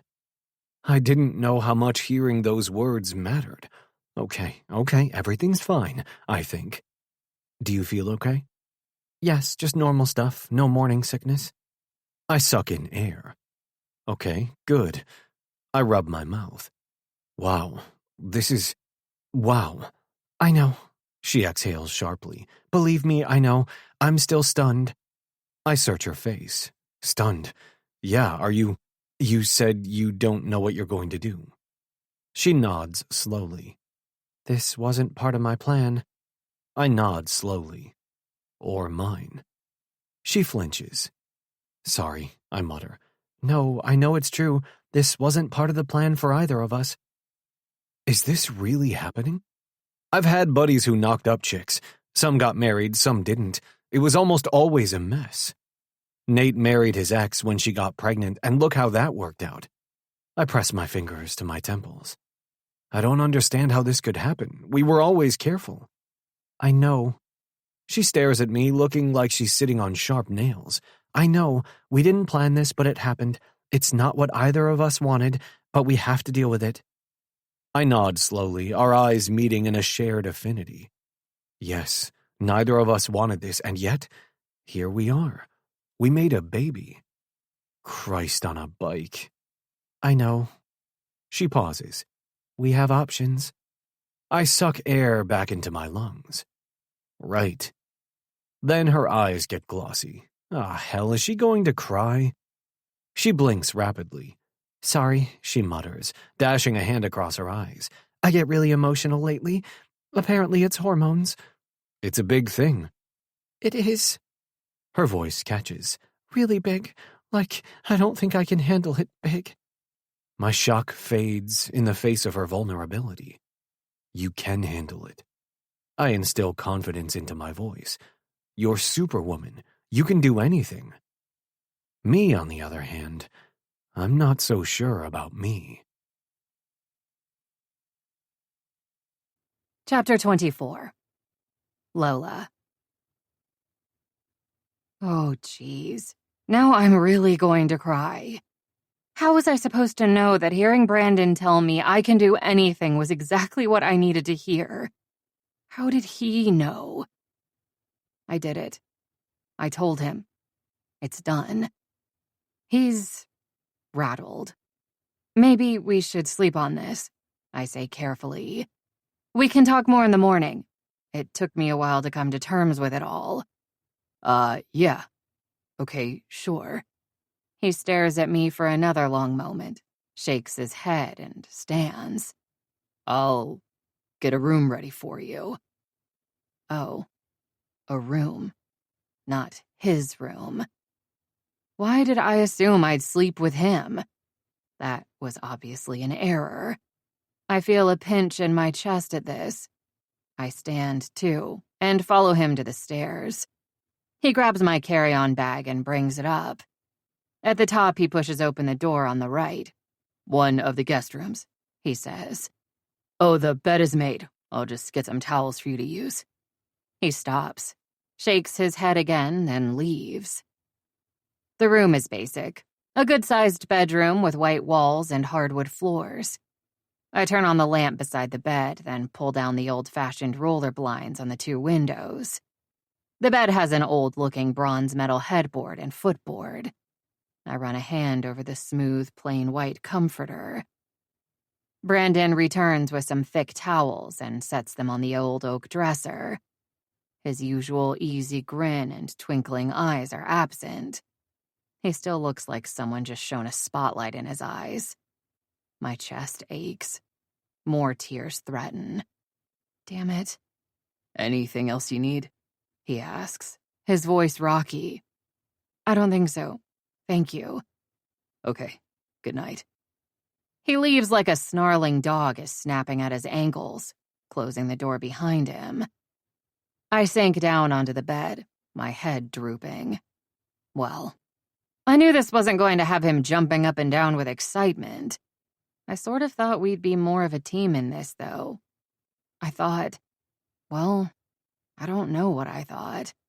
I don't know anything anymore. I just know I'm tired. So tired. I wake to sunlight glowing around the edges of the blinds. For a moment, I'm confused about where I am. Then I roll to my back and stare at the ceiling when I remember. A knot immediately tightens in my belly. I don't want to leave this bed. I don't want to face Brandon again. Maybe I can sneak out. Can I actually do that?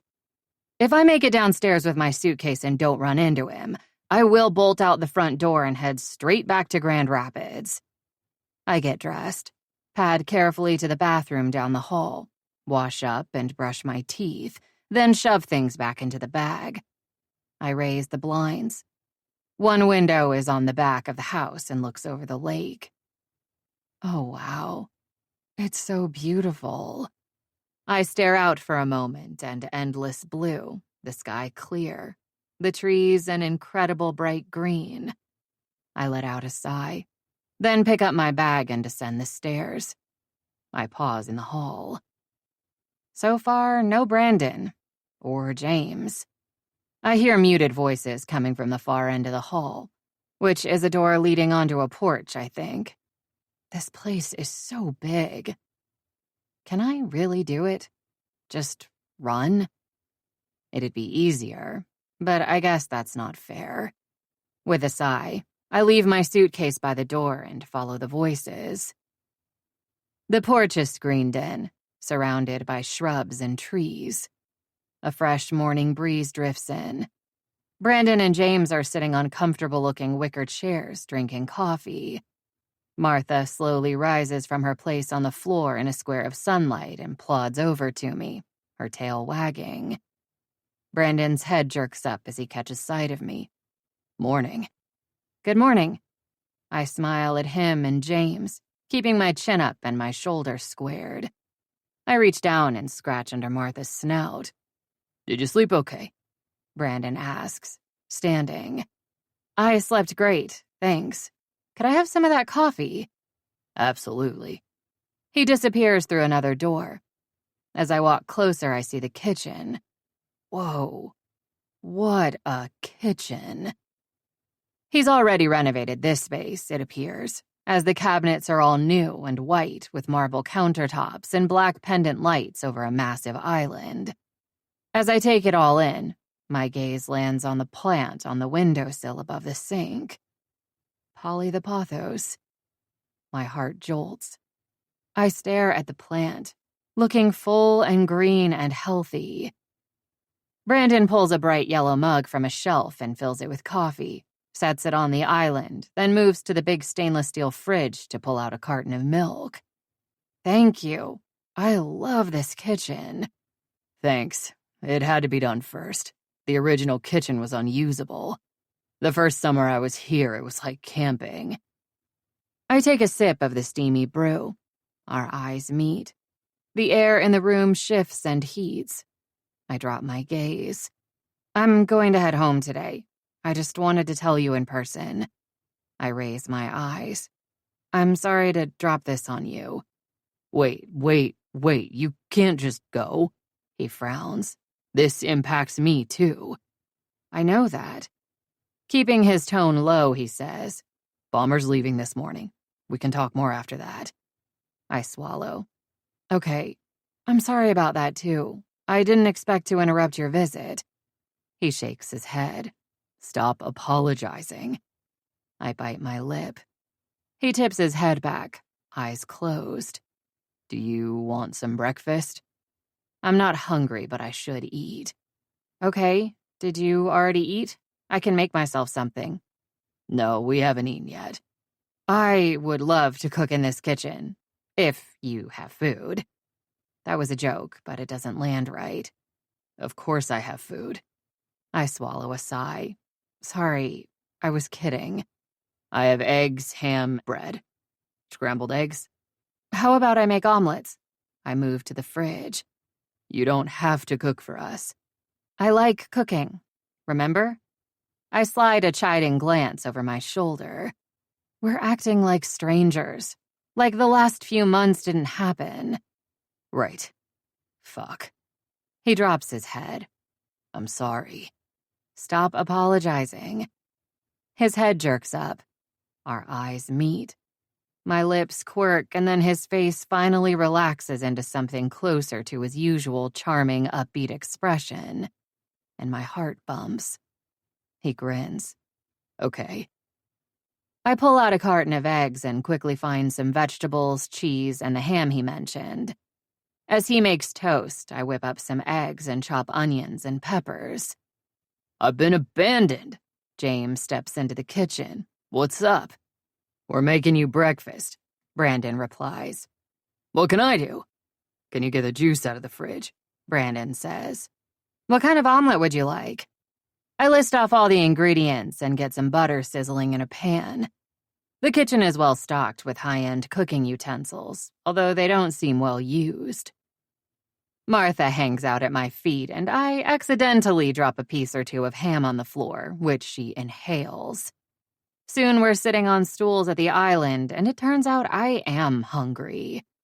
I devour my 3-egg veggie and cheese omelet, 2 pieces of toast, and a big glass of orange juice.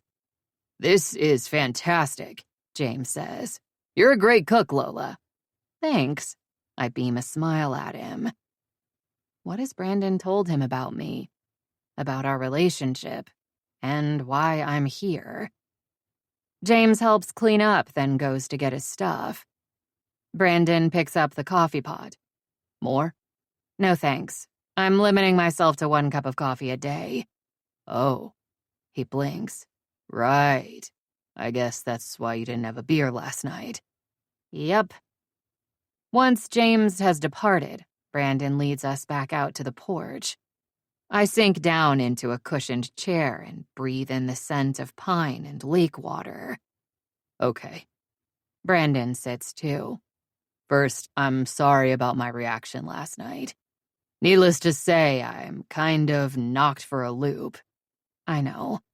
Tell me what you're thinking. Tell me what you want. I open my mouth to tell him that I don't know. That I've been thinking about nothing else and I haven't figured it out yet. But I do know.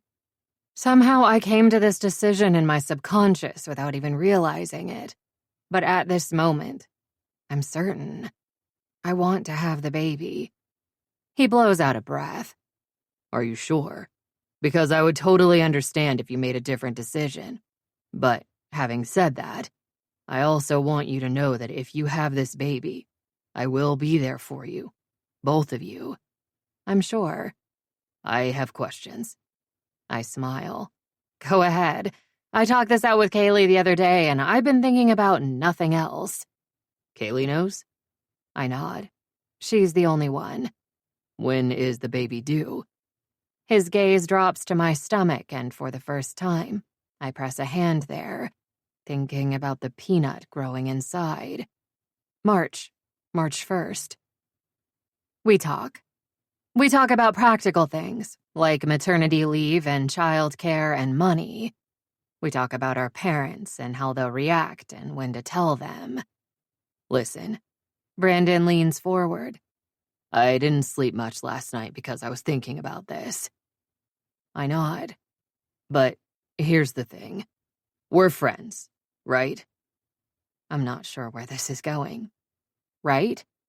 We get along okay? I eye him silently. We get along like gasoline and a match. Okay, that's not the entire picture. We have fun together even when we're not fucking. We can co-parent this baby. As friends. What is he saying? Like shared custody, shared financial support, making decisions together. Divorced couples do it, but since we're friends, it should be easy. Friends. I feel like a stick is poking me in the heart and my stomach grows heavy.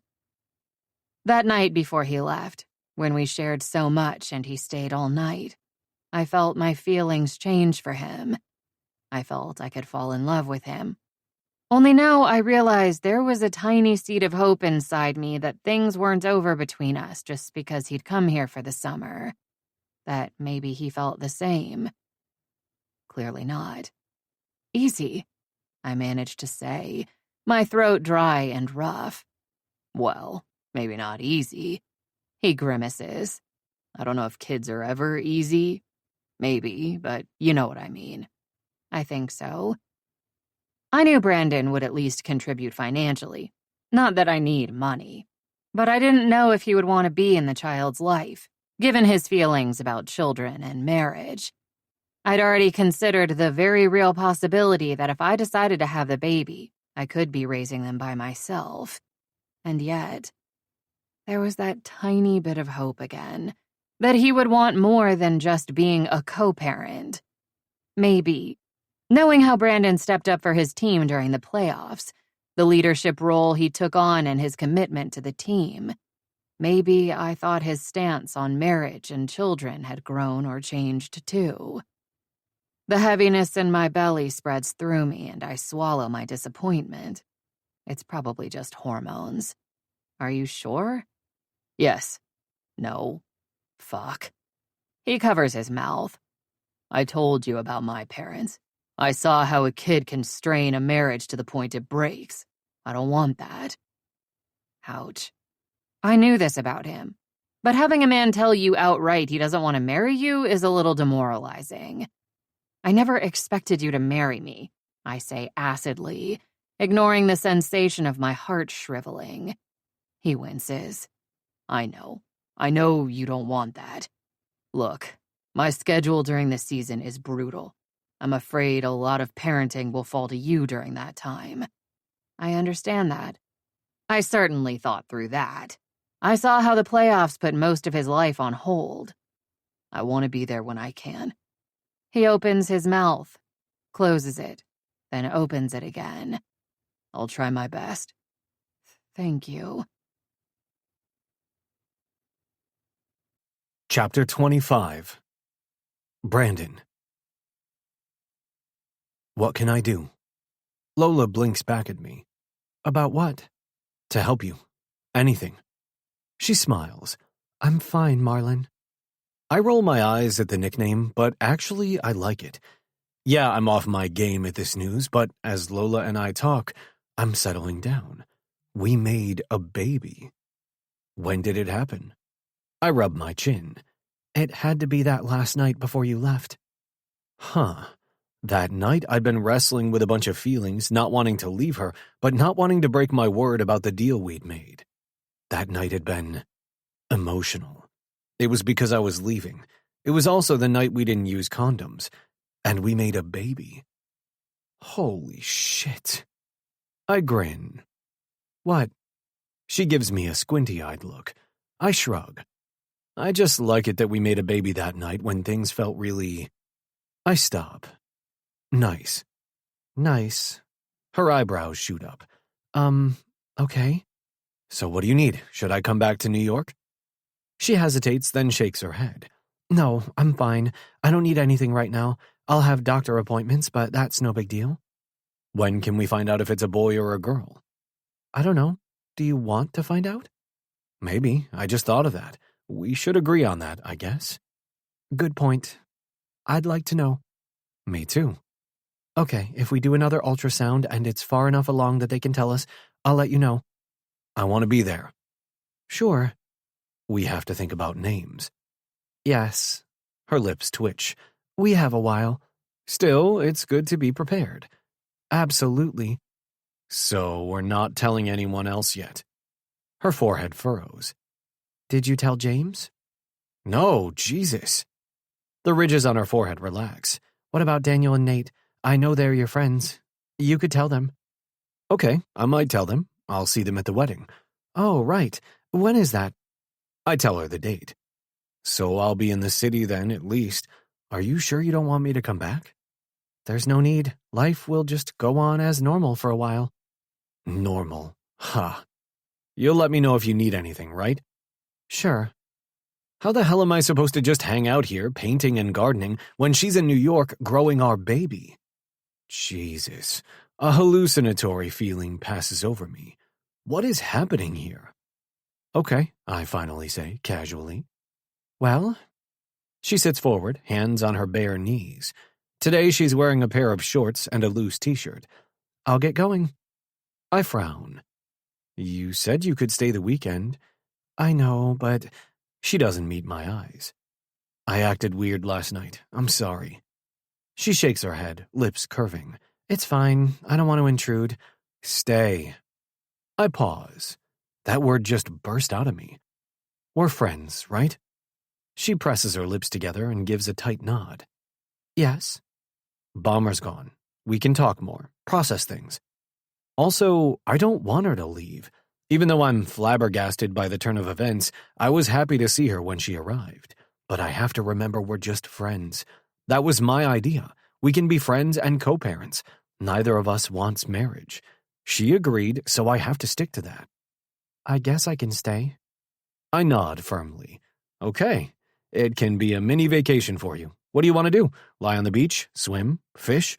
Chop wood? Her eyes bug out, and I laugh. Kidding. I don't think I'm into fishing, but the beach sounds nice. It's going to be hot today. I rub my hands together. Did you bring a swimsuit? Yes.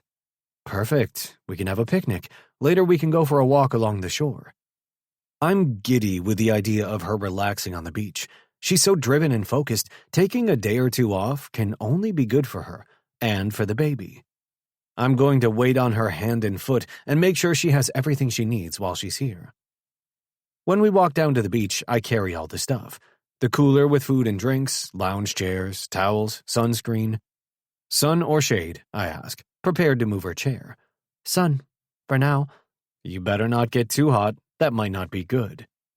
She eyes me like I'm wearing a straitjacket. I'll be fine.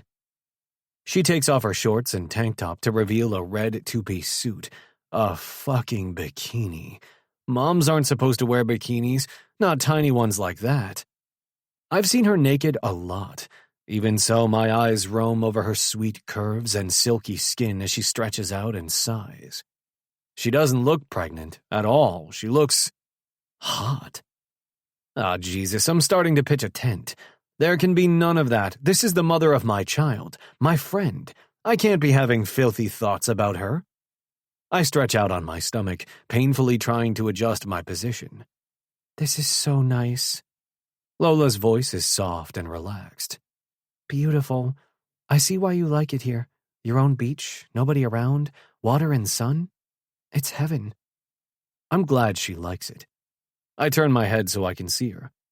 I like the name Remington for a boy. She frowns. Remington? Isn't that the name of a gun? Oh, yeah, right, never mind. I think. What about Dawson? She tilts her head. That's not bad. I like Xander. Xander with an X? Yes. No, you can't give a kid a name that starts with X. Why not? I don't know, it just seems wrong. She laughs. How about Zeke? With a Z? Huh, that's not so bad. I don't know what's wrong with X if Z is okay. What about girl names? I like the name Bexley. I stare at her. Seriously? She could be Bex for short. That's cute. I don't know. What about Parker? For a girl or a boy? It could be for either. Don't worry, we have lots of time. That's good, I say, a little grumpy. She smiles, her eyes closed. I study her again. Her stomach is flat. I admire the swell of her tits in the bikini top. Are they a little bigger? I'd need to hold them to know for sure. Christ, stop thinking about touching her. I'm going to see how the water is. I jump up and jog over to the lake. The water sloshes cold around my feet and ankles. That's good. I need some shrinkage. I wade out farther. How is it? Lola calls. Cold, I yell back. Maybe I'll wait a while before I go for a swim. I turn to see her rolling over and folding her arms under her head. Great, now I can see her cute ass cheeks peeking out from beneath the bikini bottoms. I bend my knees and submerge myself in the water. This might have been a mistake, convincing Lola to stay. It also might have been a mistake bringing her to the beach with both of us half naked. It was like slow torture all goddamn day, being so close to her and not touching her. I fed her, offered her drinks, stayed close to her when she went in the water, made sure she had sunscreen on, and moved her to the shade when things got too hot. We went for a walk along the beach, and her delight at the rocks she found made my chest heat up.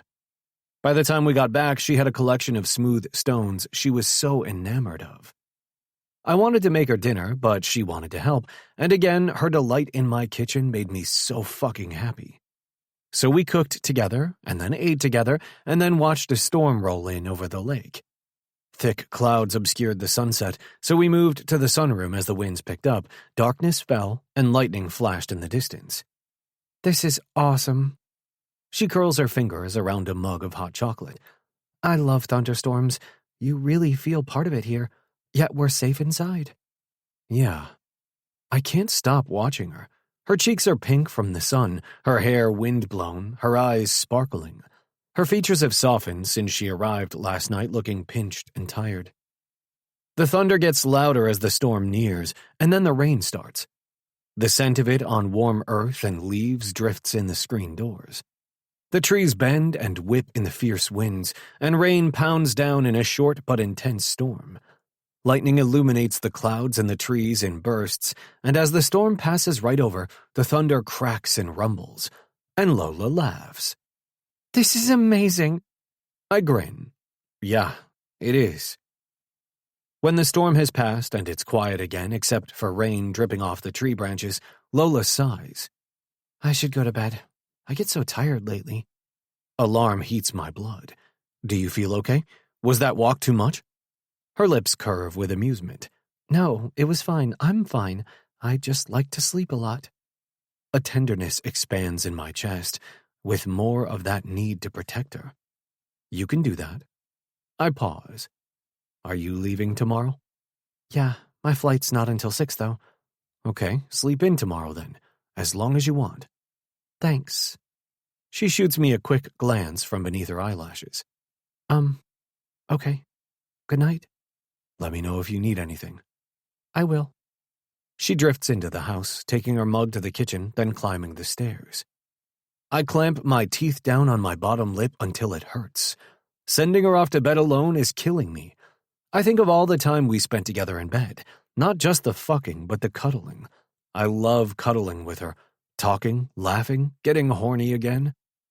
I groan as blood rushes south yet again. I can do this. I have to do this. She's made her decision, and I'm going to be there for her as a co-parent. And if that's all we are, that's fine. I'll survive. Maybe. Chapter 26. Lola. I haven't told anyone at work that I'm pregnant, and I don't plan to. I'd like to think that pregnancy wouldn't impact their decision-making when it comes to the VP position, but I've been around long enough to know it definitely could. On the other hand, if I get the job, I'll have to tell them at some point, and that's not going to look good. How's that going to work? How am I going to take on a huge challenge like that and almost immediately have a baby? Maternity leave? Ha. I'll be back at work the day after delivery. It'll be fine, I just need to plan ahead. And I love planning. I'm good at planning. But wait, how will I be able to go back to work right away? Brandon won't be around to help. His schedule is crazy.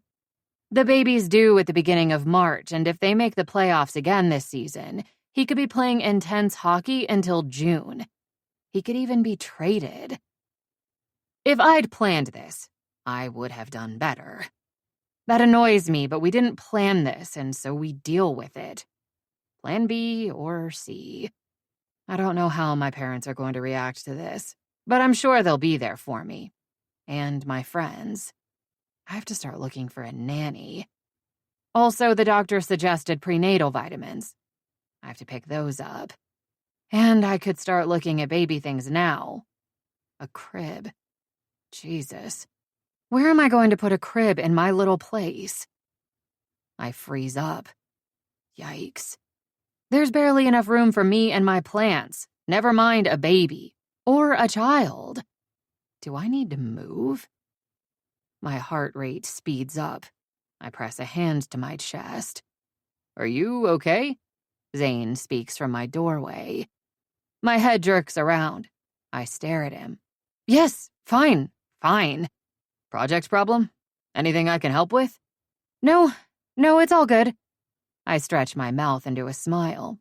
What can I do for you? I need to ask you about the questions for the focus group. He takes the seat on the other side of my desk and we talk through the issue. I'm still behind on so many things, and yet I'm having trouble focusing. I've heard women talk about pregnancy brain and I rolled my eyes, but maybe there's something to it. Or maybe I just need to try harder to focus on work. My career goals haven't changed. That evening, I meet Kaylee at Central Park to go for a walk. I haven't seen her since I got back from Pelican Beach, and I still haven't sorted out what exactly happened. I arrive at Columbus Circle and scroll through my phone while I wait for Kaylee. I have a message from Brandon. A picture of the lake near sunset last night. Glorious. I sigh. Hi! Kaylee arrives. Her dark curls bounce and she smiles. How are you, hot mama? I roll my eyes as we start walking along the path. Don't call me that. She laughs. Sorry, I'm so excited. I did tell her about the decision to have the baby. I'm going to be an aunt, she adds. I've already started shopping for baby gifts. I smile. I've been thinking about baby stuff too. How are you feeling? Still tired, a little moody, and fat. She lifts an eyebrow. You don't look any different.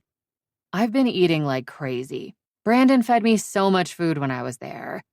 Okay, tell me all about it. Brandon was a little, shocked when I first told him. Well, that's to be expected. What else? He calmed down, I take it.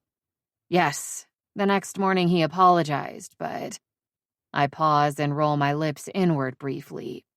We didn't sleep together there. Oh. He put me in a guest room and left me there like I hadn't showered for days and had a bad case of BO. She blinks. Oh. And even the next night, after we talked more, he was the same. He didn't touch me or kiss me once after I told him the news. The corners of her mouth turned down. Huh. I looked down at the pavement beneath my sneakers. He talked about us being friends and said we could co-parent the baby. Co-parent. Which I was happy about. I'm glad he wants to be a part of the baby's life. But what about me? That sounds pathetic and selfish, and I sink my teeth into my bottom lip as I look up at Kaylee. You are friends, she says slowly. Friends with benefits, remember? Yes, of course, but... Oh... She closes her eyes. You want more than that. No, I stop. I'm having a hard time figuring out what I'm feeling, never mind expressing it. I thought I was falling in love with him. Now, I like Brandon, and I'm attracted to him. That hasn't changed. I thought if we were going to still be friends, we could at least still be bang buddies. Sounds like he doesn't want that? What guy doesn't want sex? Solid point. But it's more complicated now. I guess. I sigh.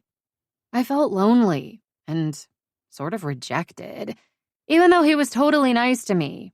After he got over the shock, he was so sweet, bringing me drinks and feeding me and making sure I wasn't too hot. But I wanted him to grab me and throw me up against the wall and... I glance around and lower my voice. Bang my brains out. Kaylee grins. Pregnancy hormones can make you frisky, I hear. It's not the hormones. It's Brandon. I cover my eyes. Shit. Oh no, you're not going to cry, are you? Maybe. I never know these days. It's so annoying. I press my lips together. Look, you were adamant you could do this bang buddies thing. All you wanted was some hot boinking. Something about being too busy with your career? She taps her chin. And a promotion, I think? Yes, I sigh. You're right. This pregnancy kind of messes things up, though. Why? Women have babies and careers. I know, but... I stop. I guess I'm a little scared. She softens her tone. Of what? My throat squeezes, and I gaze across the open green space. I'm afraid of not getting the promotion. I'm afraid of getting the promotion and then having a baby and pissing management off. I'm afraid of how my parents are going to see this. I wanted to show them how good I am at my job, and now... I grimace. This wasn't the plan. They're going to love their grandchild. I know they will, but they're going to be shocked at first, too. We take a seat on a bench. So, back to Brandon, Kaylee says. Do you want him to be more than friends? More than a co-parent? I don't know. I just know I felt so disappointed and hurt. But I should be glad that he's accepted this as his baby and that he'll be there. Yikes. Were you worried he'd think it's not his? That's always a possibility. I'm going to get a DNA test done. He never mentioned it, but I want to do that for him. Okay. She pauses. Maybe you should talk to him about your relationship? I consider that, tipping my head to one side. You know, you're right. We talked about boundaries and promised that if things were going to end with us, we'd be upfront about it. So it's only fair that I know where he stands on that. Yes, you're right. Good. She nods. My emotions are all over the place. I'm so emotional and not thinking clearly. He's coming to New York for a wedding in a couple of weeks, so I'll see him then.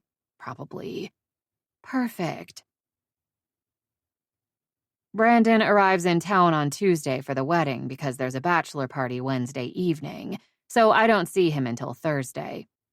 I have a doctor appointment Thursday afternoon, so I ask if he wants to come with me, and he agrees. He comes up to my office to meet me. Our receptionist, Aaliyah, shows him back, and he walks into my tiny space. His large presence fills the room with energy and his usual cocky confidence. "Hey, Superwoman," he greets me, his smile melting my panties as usual. Damn, maybe it is hormones. Oh, God, I missed him. I drink in the sight of his easy smile, his mossy green eyes, his carved jaw. He's wearing white jeans rolled up at the ankle, white sneakers, and an untucked blue and white striped shirt. Very GQ, I murmur. Hi, just let me shut things down here. I use my mouse to close programs and save documents. I won't come back to the office today. He makes a shocked face. What? I know. I'm thinking maybe we'll have dinner or something after the doctor appointment. Or something. Ha. My vibrator's been getting a lot of action the last couple of weeks. Yesterday, someone bumped into me on the subway and I wanted to tell him harder. Kidding. Okay. I stand from my desk and grab my suit jacket from the back of my chair. As I put it on, the fabric of my blouse strains over my boobs. They're getting bigger. I get some satisfaction from the fact that Brandon looks at my boobs, but then he looks away. My heart shrinks a little in my chest. I pull my purse from the cupboard where I keep it and we head out. As Brandon steps into the hall, he nearly runs into Zane. Oh, sorry. Zane steps back. Hey, aren't you Brandon Smith? Brandon smiles. Yeah. Zane turns wide eyes to me. Brandon, this is my assistant, Zane. Brandon extends a hand. Nice to meet you, Zane. Whoa, this is wild. I'm a fan of yours. I watch Brandon deal with this admiration and pose for a picture with Zane, which I take using his phone. We have to get going, I say to Zane. Right. Doctor appointment. Then a puzzled furrow appears between his eyebrows. Uh-oh. Okay, let's go. I bolt for the exit. I punch the down button for the elevator and wait. Why are you looking at me like that? Why did you run out of there? I bite my lip. Zane knows I'm going to the doctor. He's probably wondering why you're coming with me. Oh, hopefully he doesn't like to start rumors. We step into the elevator. Where's your doctor? Brandon asks in the elevator. Just a few blocks away. Okay, good. Should you be wearing heels like that? I peered down at my feet. Why not? I don't know. Maybe your, center of gravity is changing? My eyebrows fly up. Are you saying I've gained weight? Jesus, no. But I mean, you're supposed to. Yes, and I have gained a few pounds, but I think my center of gravity is okay for now. We set out along Madison Avenue. I need to ask you something. What? I want to get a DNA test done. He frowns. Why? A paternity test. His eyes pop open and he stops walking. What? Why? We face each other, standing on the scorching hot sidewalk. I know you're the father. I want to make sure you know. He stares at me. I don't doubt it, Lola. His deep voice is serious and even. I swallow. I believe you. I just wanted to be sure. I know that pro athletes have to, be careful. He closes his eyes. I'm not worried about that. Then he opens his eyes and fixes me with a steady look. I know. I just want it to be done. Then there'll never be any doubt. What does it involve? You need to have a blood test done. We can do it today at the doctor. His eyes tighten and he still gazes at me. I hold his gaze. Okay, he finally says, if that's what you want. I do want it. Today the doctor listens to my belly with a Doppler stethoscope. We should be able to hear it today, she murmurs. Ah, there it is. We listen to the swooshing sound. That's the baby's heartbeat, she says. I meet Brandon's eyes. My chest squeezes. He looks like he's going to pass out, but he flashes a cocky grin. Heart rate is perfect, Dr. Geller says. Everything else is fine, but I'd like to do another ultrasound since your first one was quite early. Will we be able to tell the gender at that appointment? Brandon asks, wiping his forehead. Possibly. We can usually tell around 14 weeks, but the baby has to be in the right position, so you never know. We go to the lab for the blood tests and have the ultrasound appointment scheduled for September. Out on the street in the late afternoon sunshine, Brandon grabs my hand, his eyes wild. This is jacked. We're having a fucking baby. Chapter 27. Lola. Calm down, Marlon. It's going to be okay. How the hell are we going to do this? He slaps his forehead. I thought I was okay with it, but hearing that heartbeat made me realize that I'm in no way capable of taking care of someone who's completely dependent on me. Yes, you are. We both are. I hope. Believe me, I've had my doubts too. I need a drink. He glances around and spots an Irish pub. Come on. Still holding my hand, he tugs me down the street and into the cool darkness. He heads straight to the long bar. There are a few empty stools and he pulls one out for me. Thanks. I hop up. You can't drink. I forgot. He rubs his forehead again. That's okay. I'll have water.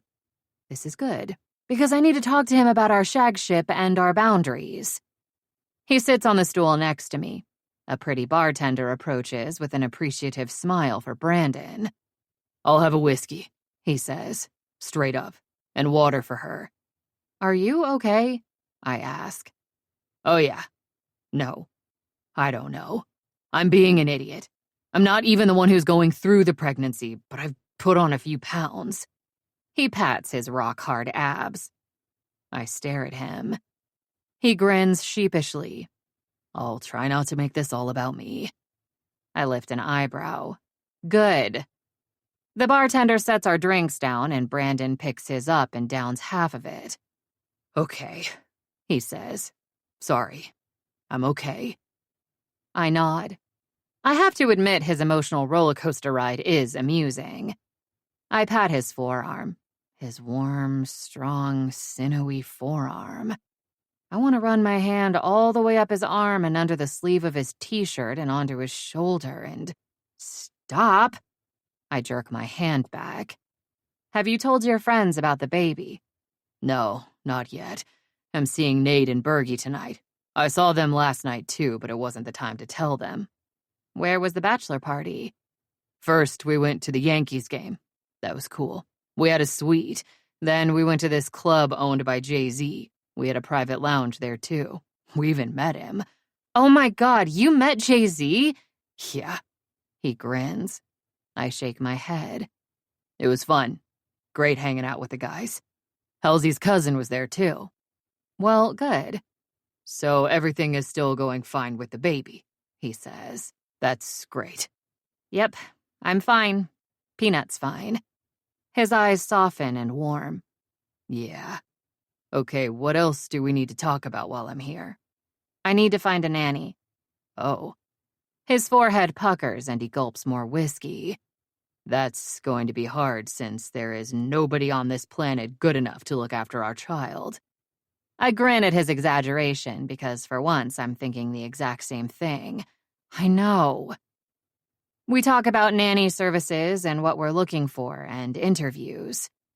Someone with a college degree would be good, he says. Maybe a doctor? I choke on my water. I don't think many doctors become nannies. You never know. Let's set the bar high and see what we come up with. I'd feel comfortable with a doctor because then if Peanut gets sick, they'll know what to do. I get this. Do you want to help interview them? Abso-fucking-lutely. My heart warms. Okay, I guess we could do it in August when you're back. I can come back anytime. Maybe I'll cut my summer at the lake short this year. You don't have to do that. I know you love it there. Yeah, but this is important. Now my heart is expanding into my throat. I nod. Thanks. I squeeze out. We talk more, and then Brandon glances at his phone. Damn, I have to go. I'm meeting Nate and Bergie. Now my heart shrinks a couple of sizes. Oh, no. What? He pulls out his wallet. I wanted to talk about... I stop. Why am I being so hesitant? I give people negative feedback all the time. I initiate difficult conversations all the time. I have no trouble speaking my mind. Speaking it tactfully is sometimes another matter. But this is scary. This is Brandon. We can get together again. He lays a $20 bill on the bar to cover his drink. Shit. Okay. Tomorrow? Sure. Can you come to my place? He doesn't look at me. I sense the tension stiffening his shoulders. My breathing goes shallow and my stomach tightens. For dinner, I add.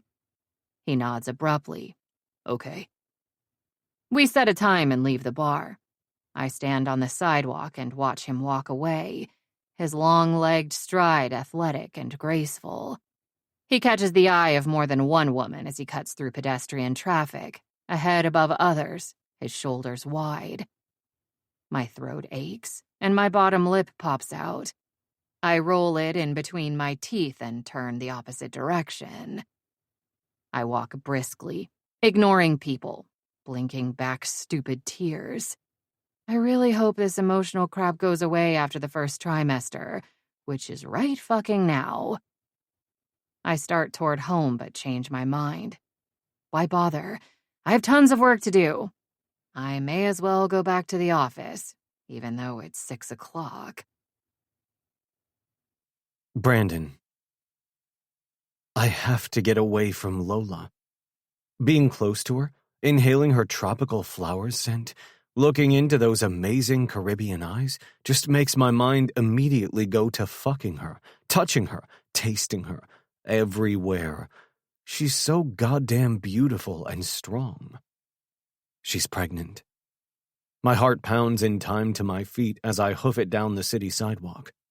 I round a corner and walk another block, then slow my pace. Jesus, I'm sweating like a hooker in church. I'm meeting Nate and Bergie at our favorite burger place over on 7th Avenue. I was running late, but practically sprinting here made up for that, and we all arrive at the same time. They eye me askance. Working out? Bergie asks. No, I thought I was late. I wipe my brow. There are tables outside on the sidewalk with a few people seated at them. Let's go in. I need AC. We enter and are seated in a booth. This place is small and not fancy. No beers, just fountain drinks and shakes. The burgers are fantastic. I order my usual with bacon, tomato, and ranch dressing and a pecan pie shake, which is unbelievable. I need to stop eating like this, I say once we've ordered. No wonder I'm gaining weight. Go easy, man, Nate says. You don't want to show up for training camp all fat and pudgy. I know. I've been a little stressed. I didn't know you were a stress eater, Bergie says. Neither did I grimace. What are you stressed about? You've been relaxing at your lakefront mansion all summer. I suck in a breath and lift my chin. Remember Lola? Neither of them has met her. They weren't in Aruba. No, Nate says slowly. Who's that? Oh yeah, you ran into her at Bloomingdale's that day.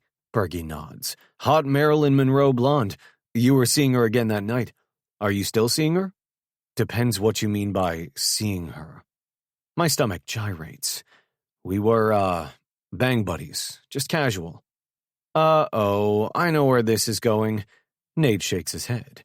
She wants to come to the wedding, doesn't she? Chicks always want to go to the wedding. I squint at him.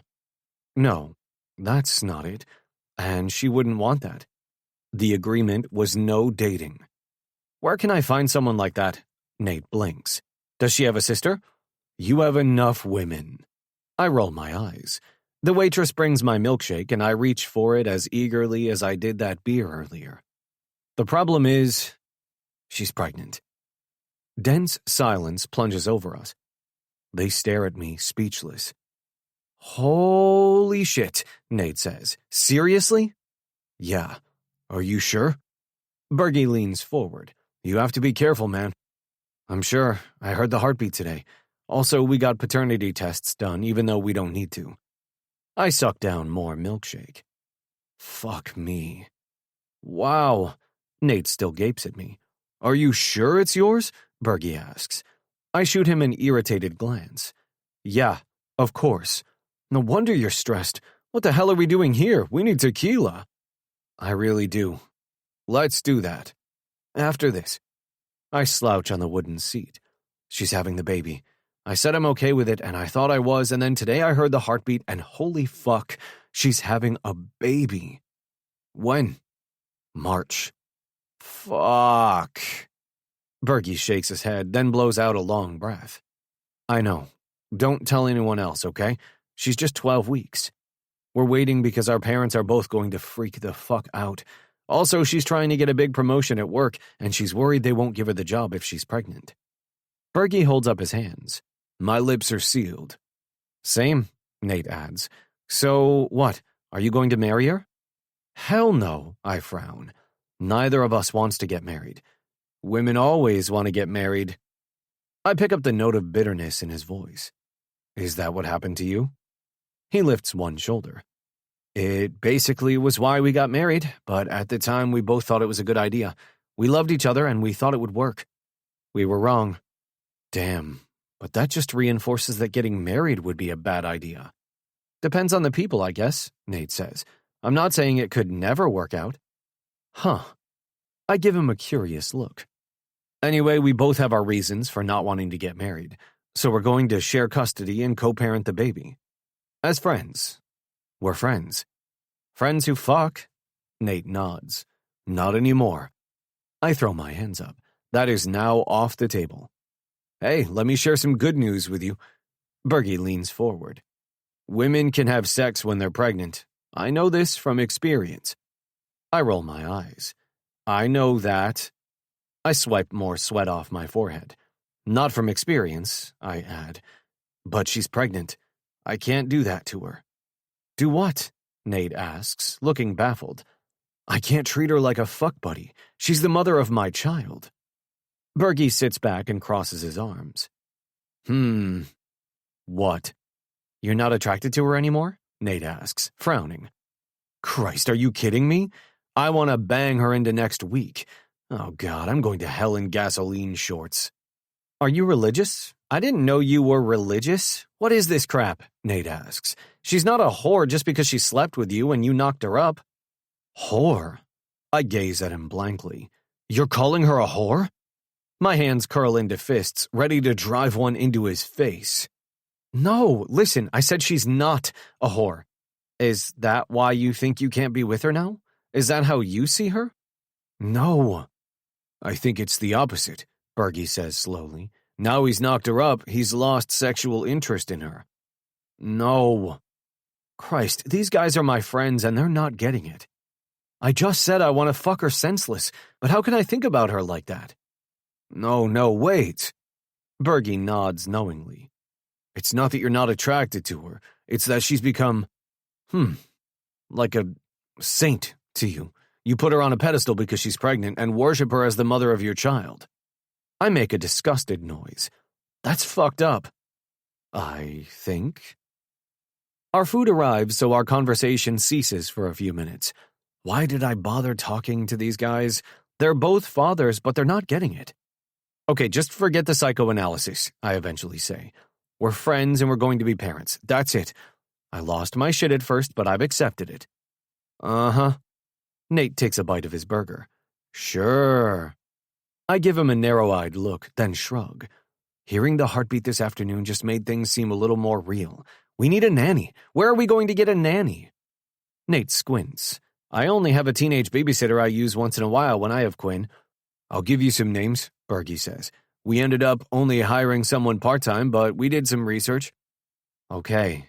Thanks, man. Finally, he's actually being helpful. I still think she wants to come to the wedding, Nate says. I lift my middle finger at him. That would be a date. We don't do dates. Right. Seriously, though, Bergie grins. Congratulations, you're going to be a dad. Our kids can have playdates. This is going to be so much fun. Nate grins. Quinn will love a baby to play with. I'll need advice from you guys, I say. I don't know anything about kids. Anytime. Will you be in the delivery room with Lola? I blanch. I guess so.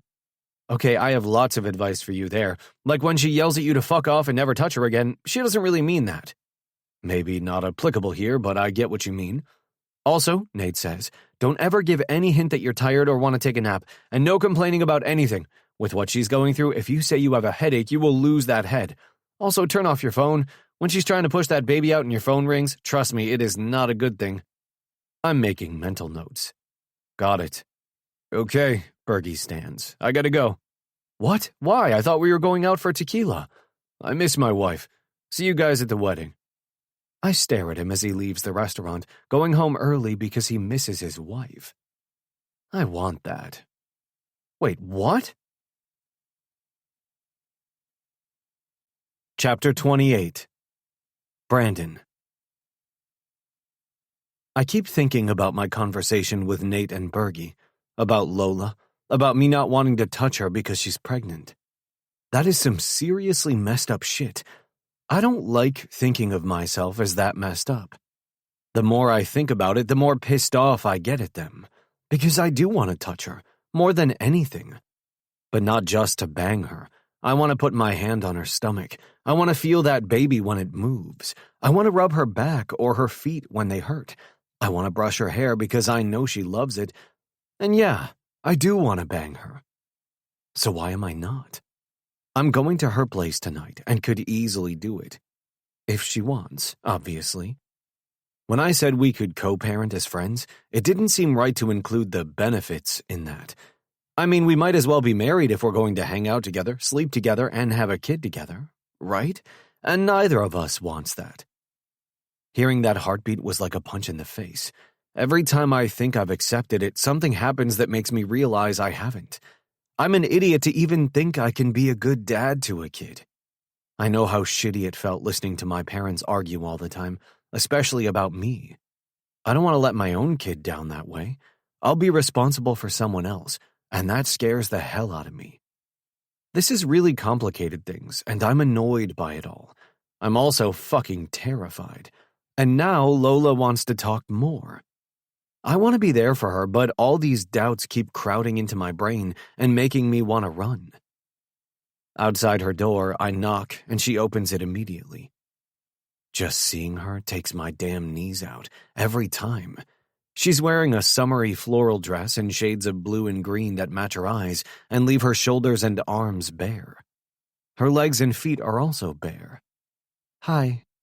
She smiles, and I read the uncertainty in her eyes. I'm an asshole. Hi. I hand her the bottle of wine I brought. Thanks. I see the confusion on her face. It's non-alcoholic. The dude at the store said it's actually pretty good. Oh, okay. That's really nice. Thank you. She walks into her kitchen, and I go around to the side of the counter in the living room. I set my hands flat on the granite counter and watch her pull 2 wine glasses out of a cupboard. She looks at me over her shoulder. Do you want some? Or would you rather have a real wine or a beer? No, I'll have some. I will join her in abstention. She pours 2 glasses and sets one in front of me. We both take a sip and look at each other. Huh, it's not bad. Yeah, this is nice. It smells good in here. Thanks, it's nothing fancy. Chicken with lemon and herbs. I had to make something quick since I didn't have much time. I could have picked up food. One corner of her mouth lifts. I guess, but I like cooking. You're a great cook. I discovered that when she came to Pelican Beach. She sets a bowl of mixed nuts in front of me, and I munch on them and watch her as she finishes preparing dinner. How are Bergie and Nate? She asks. What did you do last night? We went to Skyline Diner for burgers, and then to the Crown for tequila. I blow out a breath. I told them you're pregnant. Oh. They won't tell anyone else. They had advice for me for the delivery room. Oh, Jesus. She stares at me. I laugh. I know. I'll try not to pass out or something. We keep the conversation going while we eat. I help her clear up, and she opens her freezer to produce a carton of butter pecan ice cream with a questioning expression. You're a goddess. I press my palms together. Thank you, but damn, I better only have a little. I've put on a lot of weight. She frowns and eyes me. I don't think so, Marlin. The nickname is my clue that I'm being dramatic. I like the way she looks at me, like I'm hot, and she's hot for me. God damn it, now I've got a semi. She scoops ice cream into bowls and we sit again. I dig my spoon in. So, what did you want to talk about? Oh, right. She pokes her ice cream with her spoon. I wanted to talk about our friends with benefits thing. My gut tightens. What about it? When we started this, we agreed on some boundaries. Right. Where the hell is this going? One of the things we agreed on was that if one of us wanted to end things, we'd be upfront with each other about it. My eyebrows pull down. Yeah? She's looking at me, and I feel compelled to meet her eyes. I feel like you're ending things. My head jerks. How am I ending things? Seriously, I have to spell this out for you? My gaze flickers away from her and back. I think I know what she's getting at, and I don't want to go there. I'm still irritated from talking about it last night. She goes on, when I came to see you at the lake, I know I didn't exactly have good news for you, and I know you were freaked out that first night, but I didn't expect you to put me in a guest room and not touch me. I drop my gaze to my bowl. I appreciate that you want to be here for me and for the baby, that you want to co-parent, as friends, and if you don't want the benefits part of it, fine, but you need to tell me that. Tension seizes me, every muscle in my body tightening. My heart slams into an uneven rhythm, and I have that sick feeling in my gut like I used to get when I heard my parents fighting. When I'm on the ice, I can use my body, sometimes even my fists, to deal with altercations. But off the ice, I'd rather walk away. I shove my spoon into my mouth and let the ice cream melt while I think about how to respond, my gut churning. Tell me what you're thinking, she says. What you're feeling. I smile at her. I'm thinking you're cute. Her eyelashes flutter double time. Brandon. Adrenaline spikes in my veins and the urge to run intensifies. My mind is racing, trying to figure out how to get out of this. Look, neither of us wanted kids or marriage, right? Right. We're having a kid, also which neither of us wanted. She flinches, barely, nodding slowly. So staying friends is the best thing for us, right? So we can be good parents? No fighting in front of the kid, no emotional meltdowns in front of the kid, just two parents who get along. My insides tighten even more, my stomach now hard as a fucking rock. She stares at me for a long moment. Okay, I understand. Okay, good. Whew. I set down my ice cream bowl, prepared to make a fast exit. I understand you're an idiot. My head jerks back. What? What is wrong with you? Then she closes her eyes. I'm sorry, that was wrong to say. My emotions are taking over. I just stare at her. She meets my eyes, and I see her carefully choosing her words. I feel like you avoid certain topics. She stops. You often make a smart-ass comment or change the subject. You didn't tell me that you don't want to have sex with me anymore, and I felt confused and rejected. I feel like a fist just punched me in the gut. I'm sorry. I feel like you're not really telling me everything. If we're friends, if we're going to be parents together, we need to be honest with each other.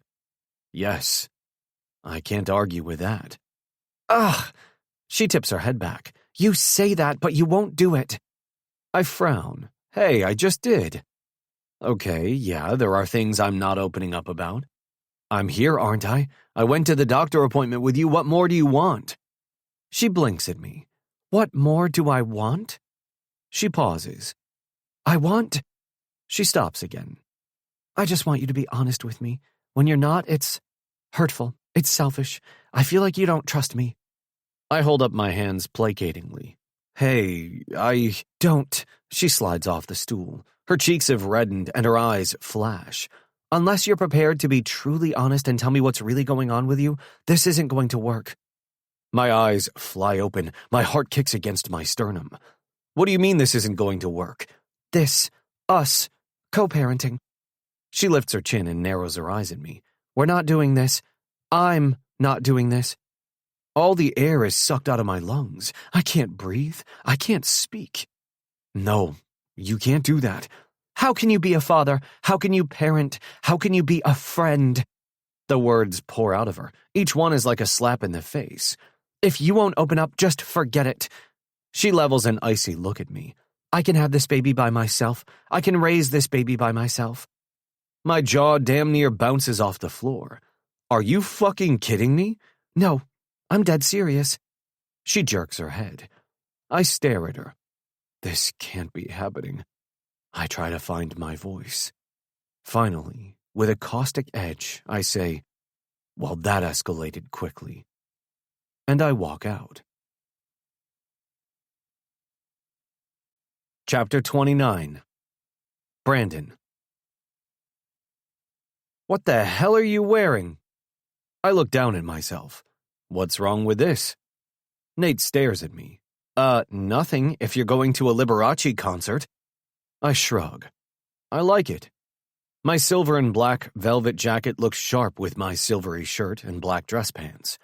You're not even wearing a tie. I toss back the rest of the pre-wedding whiskey I'm drinking at Spinning Tap Brew Pub. The wedding is in a beer hall. I didn't think a tie would be required.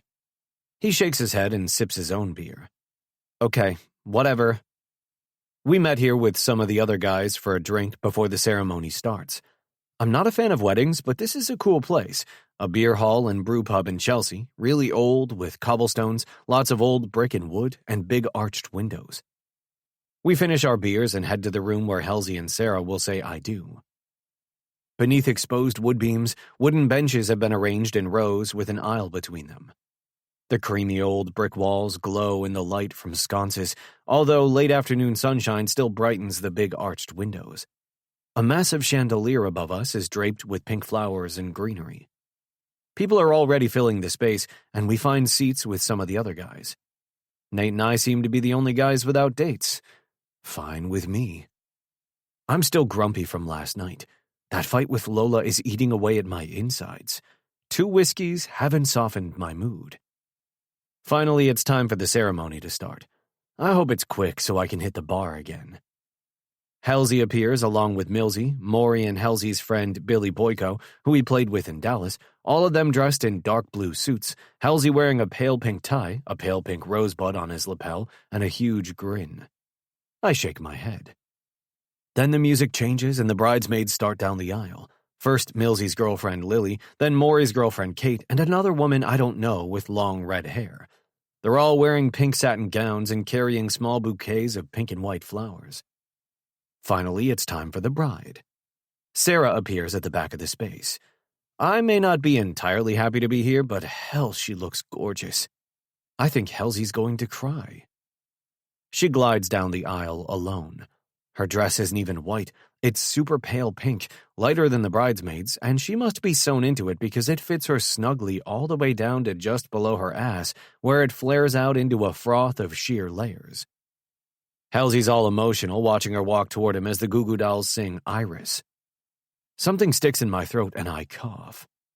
Oh, Christ. All the bridesmaids have tears running down their faces.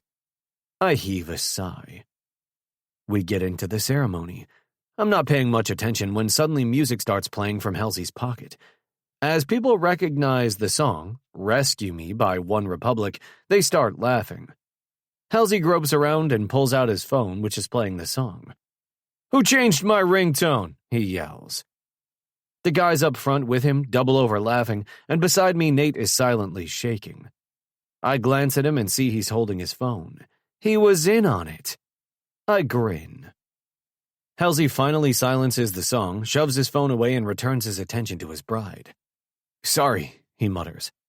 Okay, I know a lot about teamwork. In hockey, we're a team because we play together, but also because we respect each other, we trust each other, and we care for each other. And that's how I feel about you. I respect you. I trust you. I love you. You and I, We're a team now." He pauses, his lips twitching. "Also, I wrote a poem for you." Sarah laughs. "Oh, no." "Great. Halsey's a poet? Who knew?" Gazing into Sarah's eyes, he says, "Roses are red, violets are blue. Love never crossed my mind until the day I met you." Sarah's awe is echoed by most of the women in the crowd.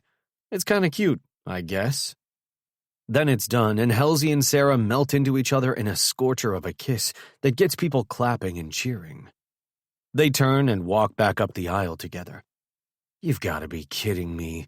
They're leaving to Young, Dumb, and in Love by Matt Kearney. I laugh out loud. Finally, something I can get on board with.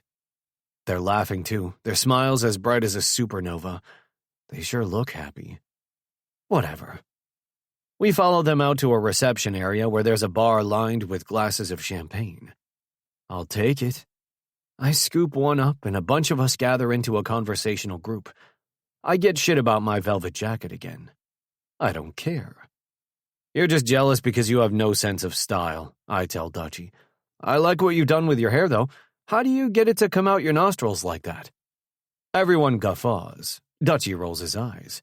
And hey, Murph, I see you polished your Crocs for the occasion. You're on fire, Nate mutters. I have to have fun somehow. We move back into the other room for dinner. Long wooden tables are arranged in rows with lots of candles and pink flowers. There are ice buckets on the tables with bottles of red, white, and pink wine. Rosé, I guess. We listen to speeches, including a hilarious one by Millsy, the best man, which recounts Halsey and Sarah's first date, in which he managed to put her in the hospital. He fed her something she was allergic to. He also makes everyone choke up when he talks about the bus accident he, Halsey, and Maury were involved in years ago, and how lucky they are to be here together celebrating life and love. Shit, I kinda choke up too. Those three guys went through hell, and now here they are, all happy and successful and in love. Wait, what am I thinking? Love is fighting and arguing and complaining. I think. I've been helping myself to lots of wine throughout the dinner as the efficient serving staff replaces empty bottles right away. No one else at our table seems interested in the pink wine, so I drink a lot of it. Everything is pleasantly blurry by the time dinner's done. Dancing starts beneath the party lights draped above the dance floor. First, it's the newlyweds dancing to Sparks by Coldplay. Unusual choice. Damn, it's romantic. And sexy. I watch Halsey and Sarah dance, hands clasped between them, gazing into each other's eyes, smiling. And holy hell, the ache in my gut nearly takes me down. What is that? I've been trying not to think of Lola, but images of her crowd into my slightly inebriated brain. We've never danced like that. We've never danced, period. I'd like to dance with her, and not just the mattress mambo. I rub my forehead. What is happening to me? I refill my wine glass. The music picks up tempo. Good. I need to get out of this funk. I need to dance. I grab Kate's hand and drag her onto the dance floor. She laughs as we get down to Ed Sheeran singing about bad habits. I find Halsey's little sister Amy and dance with her, then the maid of honor whose name I now know is Kaylee. Wait, Kaylee? Are you Lola's friend? I ask her. She frowns. Who? Lola McGrath. She has a best friend named Kaylee. Still with a faint notch between her brows, she shakes her head. No, I don't know Lola McGrath. Oh, okay. Coincidence, I guess. I need to stop thinking about Lola.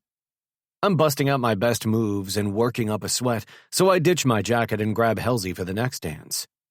Dance with me, Gajin, I yell. What? He gives me a confused laugh. But it's a slow song. What the hell? I take his hand like I'm leading and dance him around the dance floor. You okay, man? He asks, smiling. Never better.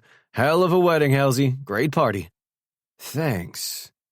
He gives me a look that tells me he's not convinced I'm fine. I make a move to twirl him and bring him back in, nearly taking both of us to the floor. Luckily, he laughs. Hey, take it easy, guys, Sarah says.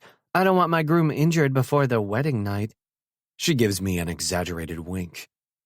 There are so many hellers here. It's kind of cool being at a wedding with a hockey legend family. All of Halsey's uncles and his dad played hockey. Jace, Tag, Logan, and Matt. I managed to not make a fool of myself when talking to them. Next, I danced with Halsey's mom, Kyla. She's hot for a mom, with long dark hair, wearing a sexy mother-of-the-bride dress that's deep pink lace. I'd dance with her again, but Halsey's dad, Tag, is frowning at me, and he's bigger than I am. I'm younger, though, also a little shit-faced, so I let Kyla go and dance by myself as Wobble Wobble starts playing. Oh yeah. I punch a fist in the air, then set my hands on my thighs, pop my ass out, and shake it. What the fuck, Brando? Bergie's next to me, shaking his head but laughing. Twerking. I do it again as the song tells me to shake that ass. I'm getting lots of attention from the others on the dance floor, and I keep dancing and shaking my ass until the song ends. Need another drink, I mumble, heading back to our table. Here. Bergie slides a big glass of water in front of me. I shrug and down it, then find my wine glass. Easy there, MC Hammer. I think it's time for more than wine. I think you're good. Hey, I frown at him. I'm having fun, don't harsh my buzz. He rolls his lips in. What is up, man? I drop into a chair. Had a little argument with Lola last night. He purses his lips, pulls out a chair, and sits too. Oh yeah? What about? About the baby? I stare morosely at pink flowers. I wonder if it's a girl. 50-50 chance. Is that what you argued about? No, she doesn't want me to co-parent anymore. What? I nod, not looking at him. Yeah. I disgorge a gusty sigh. Why? I don't know. Really? I look up to see his skeptical expression, then look away. I'm kind of confused about it all. I think she's pissed because we're not having sex anymore. I do want to have sex with her, I mumble, like a lot, but probably not right this minute. I glance down at my lap. It's not whiskey dick. I guess rosé dick is a thing. Wow. But it's better if we don't. It's better if we're just friends, except now we're not even friends. My vision gets blurry. I mean, blurrier. Are you crying? Nate pulls up a chair next to us. What did you do? He fucked things up with Lola, Bergie says. I'm not crying, Jesus.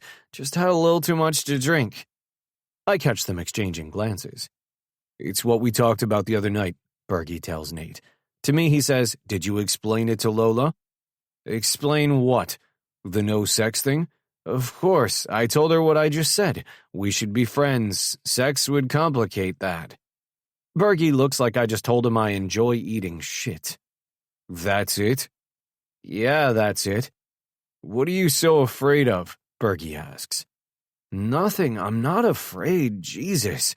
Bullshit, having a baby is terrifying. I swallow. Lola called me a selfish idiot. Oh, fuck, I think I am crying. God damn it. Bergie shakes his head. Good for her. Whose side are you on? Your side, buddy, always. Nate claps a hand on my shoulder, which is why we're going to be honest with you. You are a selfish idiot. Hey, let's talk tomorrow. Bergie stands. I don't think you're going to remember much of this conversation. Fine. Tomorrow's fine with me. Or maybe never.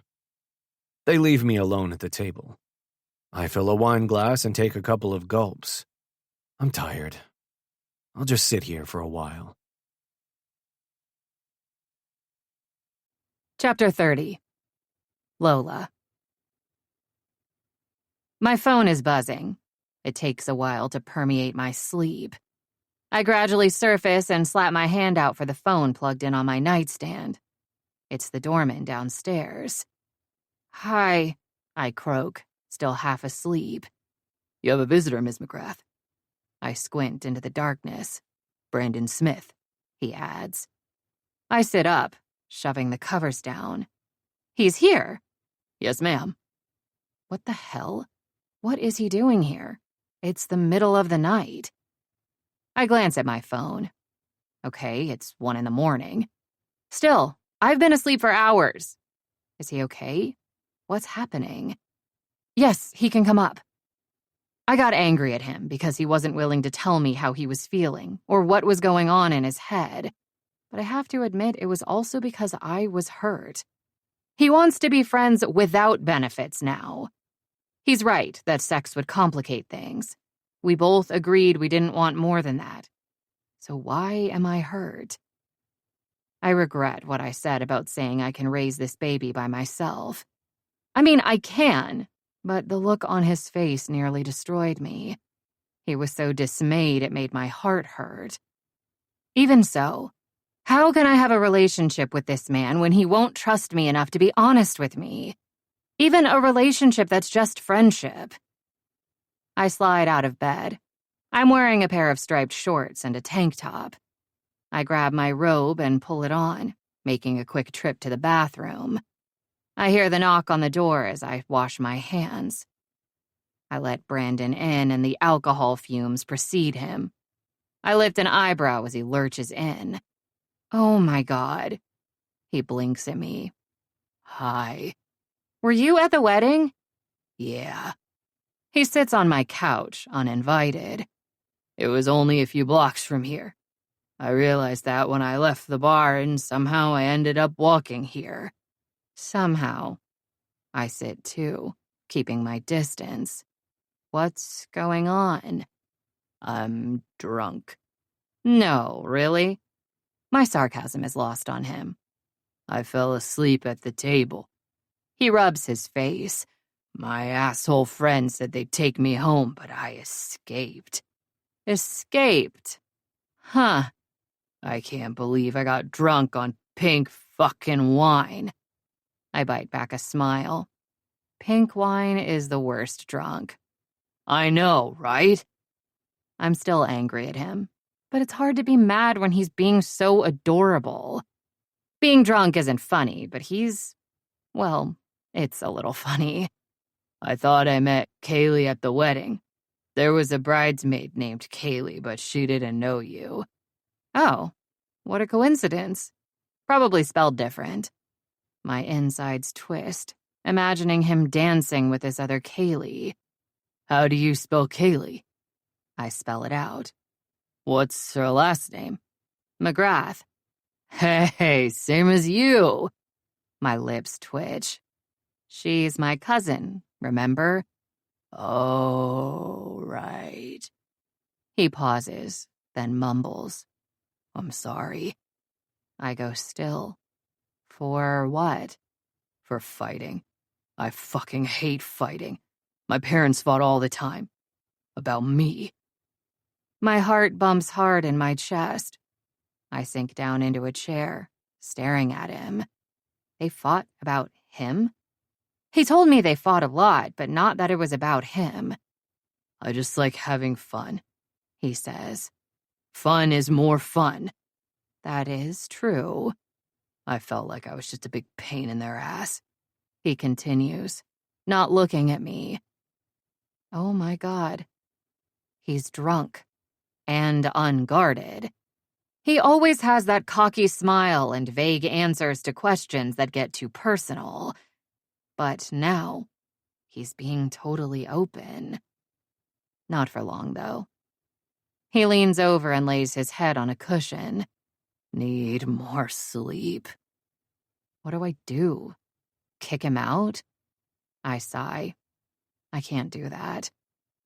I pull a pillow and blanket from my linen closet. Lift up. I exchange the decorative cushion for the pillow. Take off your jacket and shoes. As he struggles out of the jacket, I say, That's quite the jacket. Thanks. He lies down again, stretching out on my couch, and I toss the blanket over him. His eyes close, and I stay there for a minute, watching him. He felt like he was a nuisance to his parents, something to fight over. I close my eyes on a wave of anguish. Oh my God, that makes my heart hurt so much. I can't stand that he went through that. He lets out a soft snore and I have to smile. What an idiot. Reluctant affection warms my chest. Why did he come here? I'll never understand this man. I'm never getting rid of him either. He's the father of my baby. I'm still hurt at his rejection of me. I know I shouldn't care. Our relationship wasn't like that. But it still hurts. And I don't know if I can forgive him for that. Not right now, anyway. I turn out the lights and go back to bed. I can hear Brandon's breathing as it deepens and turns into soft snoring. I'm so aware of him, only a few feet away in my tiny apartment. I remember all the time we spent here, in this bed, together. It makes me sad. My chest hurts at the wanting. I want that again. I want him again. But he doesn't want me, and I have to live with that. A faint groan wakes me up in the morning. Sun beams through the blinds on my big window, creating a soft, hazy light in the apartment. I turn my head and see 2 big feet hanging over the end of my couch. Brandon.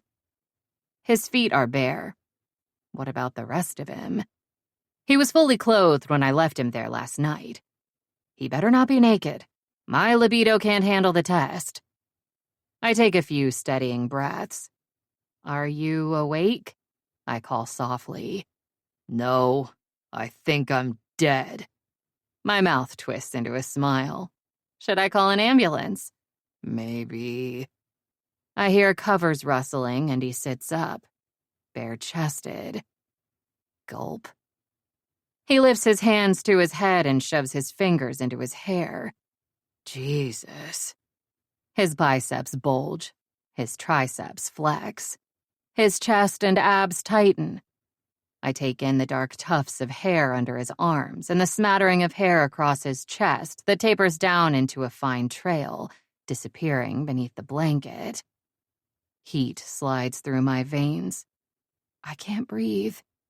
I might need some Advil, he says, his voice jagged. I have some. I slide out of bed, pull on my robe, and head past him to the bathroom. I find the painkillers and return to him with a glass of water to wash them down. Thanks. He swallows them, draining the glass, which he hands back to me. He falls to his back again on the couch. I'm sorry for showing up here drunk. It's okay. At least you made it somewhere safe to sleep it off. Yeah. He falls silent, and I don't know what to say. I cross over to grab some clothes and scoot into the bathroom to dress in a pair of cropped leggings and a loose t-shirt. I brush my hair and check my reflection in the mirror. I don't know why. He's still lying there, eyes closed, when I return. Is he asleep again? I move to my kitchen to make myself a cup of coffee. Is that coffee? He rasps. Yes, do you want some? God, yes. Then he appears across the counter from me, dressed only in a pair of snug black boxer briefs. I swallow my tongue and jerk my attention away from him to the Keurig. Damn. He sits on a stool and scrubs both hands over his face. I am an idiot. Did you at least have fun? Not really. I tried. His phone is buzzing furiously and he goes to retrieve it, thankfully stepping into his pants, but he doesn't do them up, just peers at his phone while he slowly moves back toward me. That area beneath his navel is so attractive. He scowls at his phone. Ah, hell. What? They took video last night. He closes his eyes. This better not be public somewhere. Uh-oh. What did you do? He turns his phone toward me, and I watch him twerking on a dimly lit dance floor. Oh, boy. Yeah. He swipes at the screen and shows me another image, him asleep with his head on the table. I'll have their balls if they post this shit. At least you're a good dancer. He snorts. I hand him the coffee. Thanks. He takes a sip, then another. I think I came here to apologize. I regard him over the edge of my own mug. Last night you said you were sorry for fighting. Yeah. We were having a discussion, I say evenly, not fighting. He frowns. I'm sorry I made you angry. That wasn't my intention. I wanted to know what you were thinking and feeling, but I know I pushed you. He nods. I'm sorry, too, for making you mad. Do you even know why I was mad? I ask. Because of the no sex thing? My eyebrows shoot up. I blink a few times. I almost want to laugh. Or maybe cry. Finally, I say, yes, that's it. I'm sexually frustrated. Once again, my sarcasm is not apparent to him.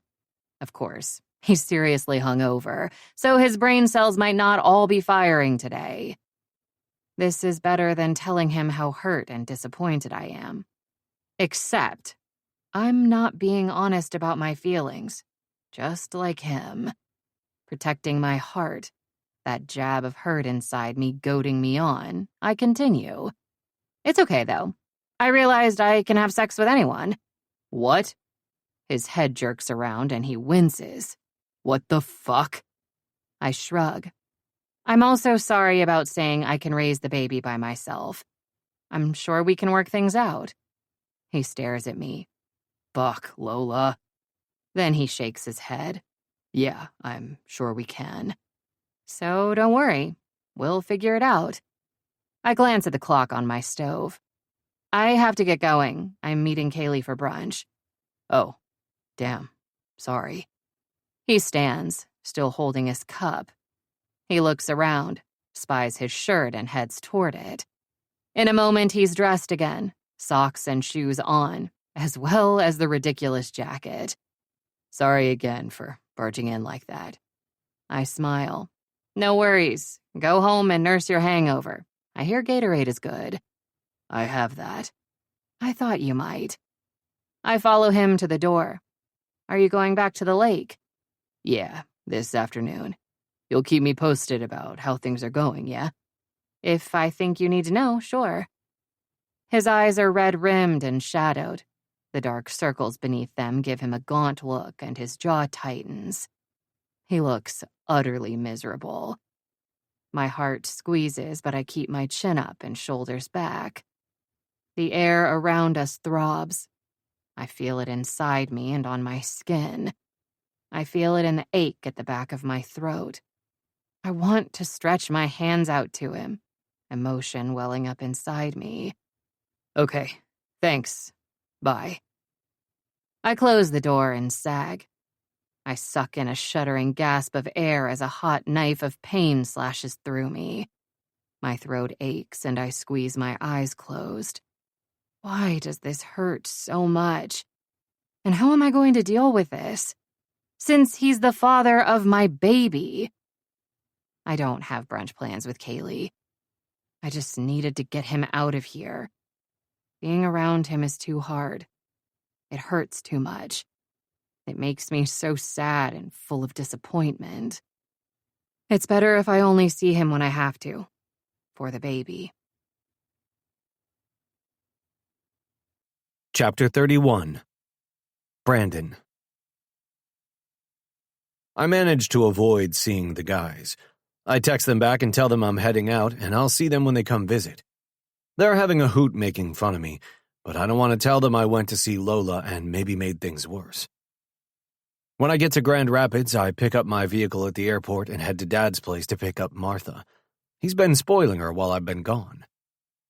It's late Sunday afternoon and Dad's neighborhood is quiet, lawns neatly mowed, flowers blooming in yards. I park in his driveway and find him in the backyard pressure washing his deck. His place is immaculate. He enjoys taking care of it. I guess that's where I get it from, because I like working around my house too. Hey! He looks up with a grin and turns off the power washer. You're here!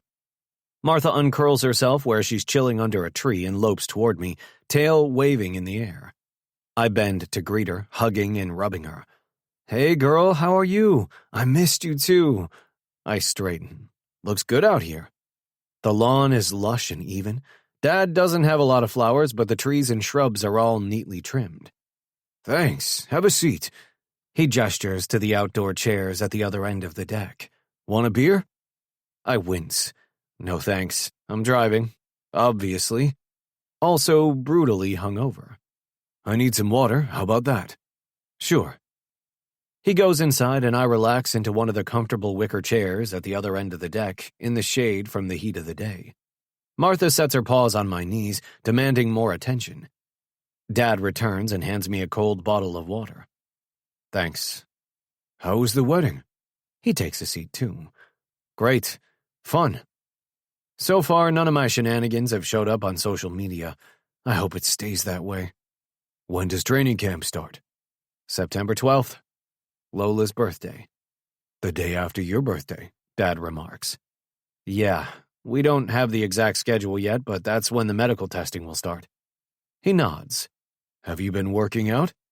Yeah, some. Has he noticed the weight I've gained? I better get back into my workouts. Good. When are you going back to the city? I don't know. I guzzled down some water. I've been thinking about that. I feel I should be closer to Lola, except she clearly doesn't want me there. I gave myself a headache thinking about all that on the plane. Or maybe the Advil wore off and it's the hangover. I can't believe tomorrow's August already. He shakes his head. I nod absently as Dad talks. I keep thinking about Lola saying she's sexually frustrated, but she can sleep with anyone. What the fuck? The more I ponder it, the more I think, hope? She was being sarcastic. Is she really going to see other guys? I guess there's no reason she can't. What if she ends up meeting someone? She says no relationships, she's focused on work, but it could happen. That guy, he'd have to be okay with her having a baby. My baby. What if he was? What if she found someone like that? Where would that leave me? In a fucking snowbank in Siberia. That's where. What is wrong with you? Dad says. I focus on his frowning face. What?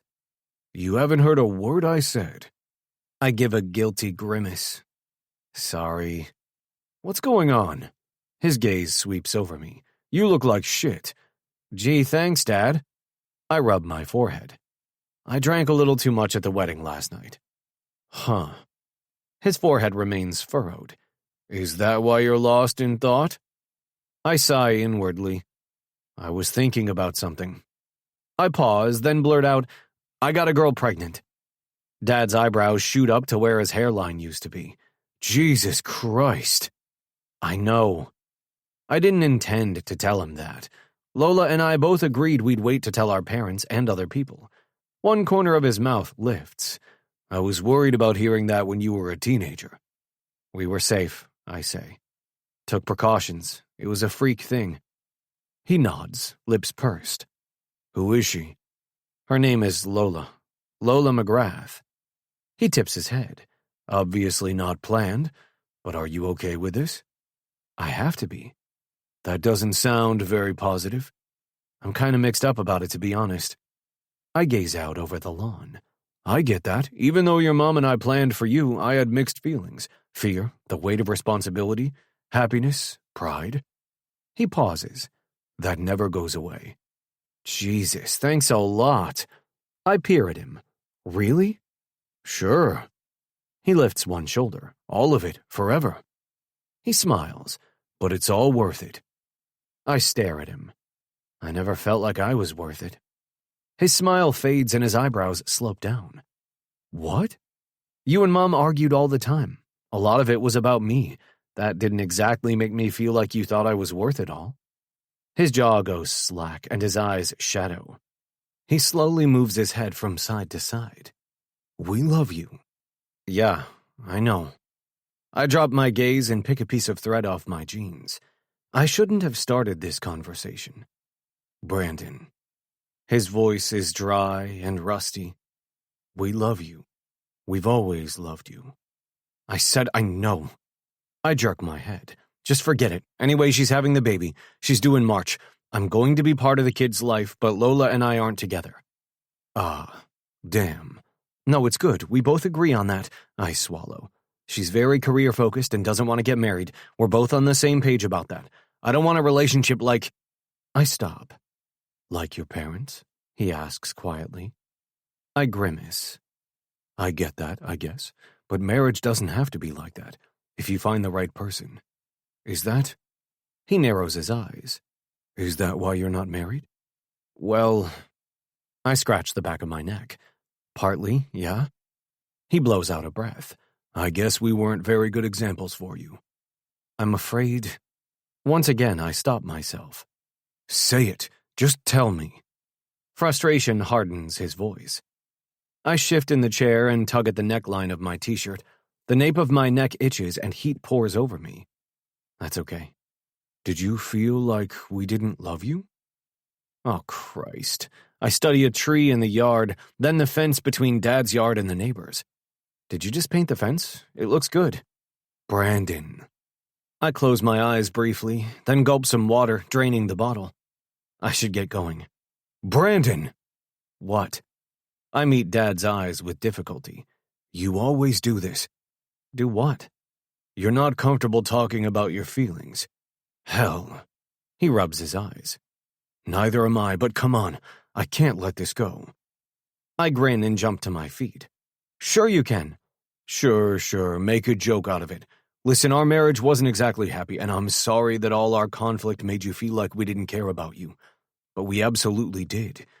Jesus. He stands too, moving right in front of me. Tell me what you're so afraid of. Pressure rises inside me. I curl my hands into fists, my arms stiff at my sides. I'm afraid of doing the same thing to my kid. Ah, hell, I really said that out loud. To my dad. His mouth tightens and he nods. There it is. I'm sorry. I push past him. I really have to go. Wait, just listen to me. I'm sorry. I'm sorry you feel you can't talk to me. I'm sorry that you keep all this bottled up inside you. You need to talk to someone about it. Maybe that's not me, but come on, son. I meet his eyes. I'll think about it. On the drive to my place, my head is full of everything Dad said, and everything Lola said. When I pull into the driveway at home, I don't even know how I got there. I don't remember a minute of the drive. Maybe I went through some red lights. I don't even know. Thank God for the cruise control. Fuck. Chapter 32. Lola. I really think you should meet this young man. I frown, listening to my mom in my earbuds as I walk down Madison Avenue. Oh, Mom, I've told you, I'm not interested in dating right now. But why not? I'm super busy at work and that promotion you didn't tell us about, she says. Well, yes. I haven't told her about the pregnancy. It's just not a good time. On top of all that, I'm not even a little interested in any other man.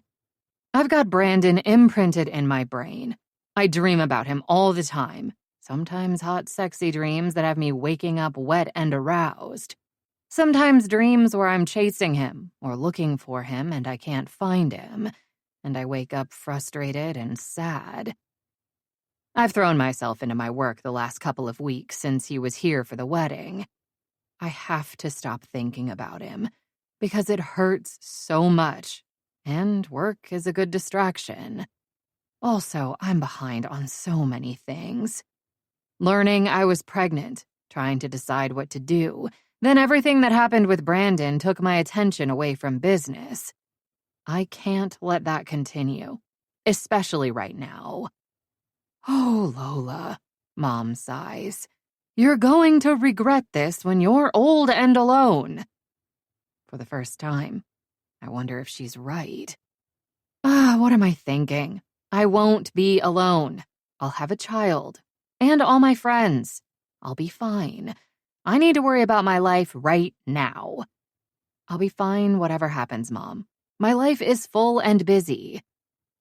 I know Mom just wants the best for me and wants me to be happy, but she can't pick my dates for me.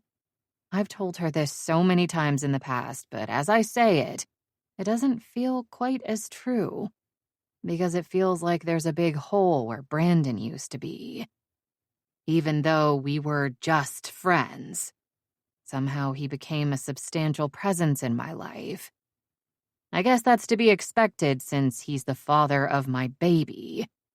Roger is a gastroenterologist, Mom says. He's good-looking, smart, ready to settle down. Those are all wonderful qualities. Right? He'd be perfect for you.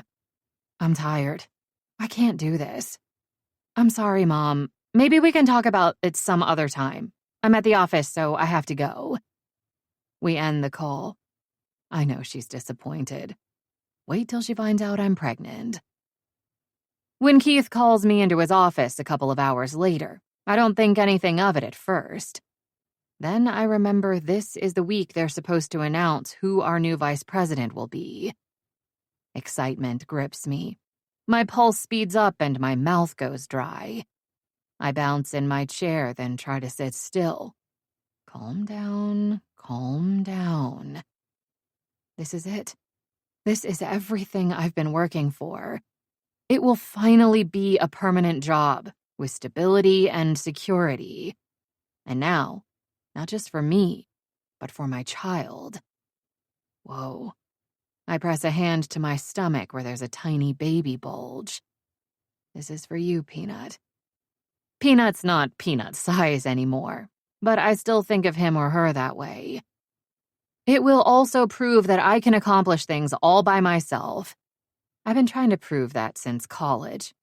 My parents will be proud of me.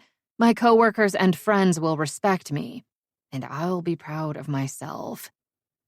My heart bumps unevenly in my chest as I make my way to Keith's office.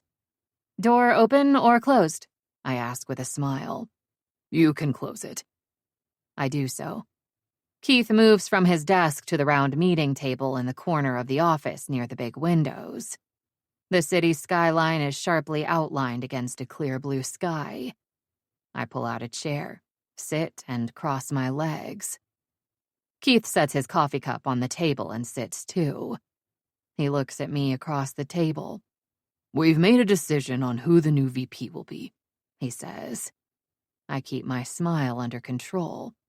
Oh, good. I wait.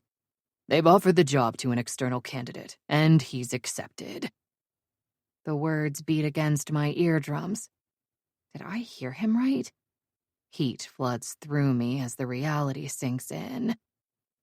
I didn't get the job.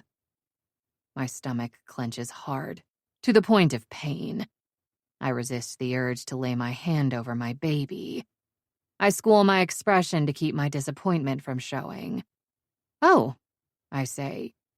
Who is it? He tells me his name and a bit of his background. I nod along, smiling faintly, but my mind is spinning. Obviously, I'm disappointed, I say. I know. It was a really difficult decision. We had a lot of excellent candidates, and you were one of them. You bring a lot to the position. Your experience, your communication skills, your accomplishments. I swallow and nod. Honestly, for me it was down to you and Chris, he continues. You two are very equal in almost every way. I would have thought hiring someone from within the organization would have been an advantage. I think I managed to sound objective and unemotional. Yes, he agrees.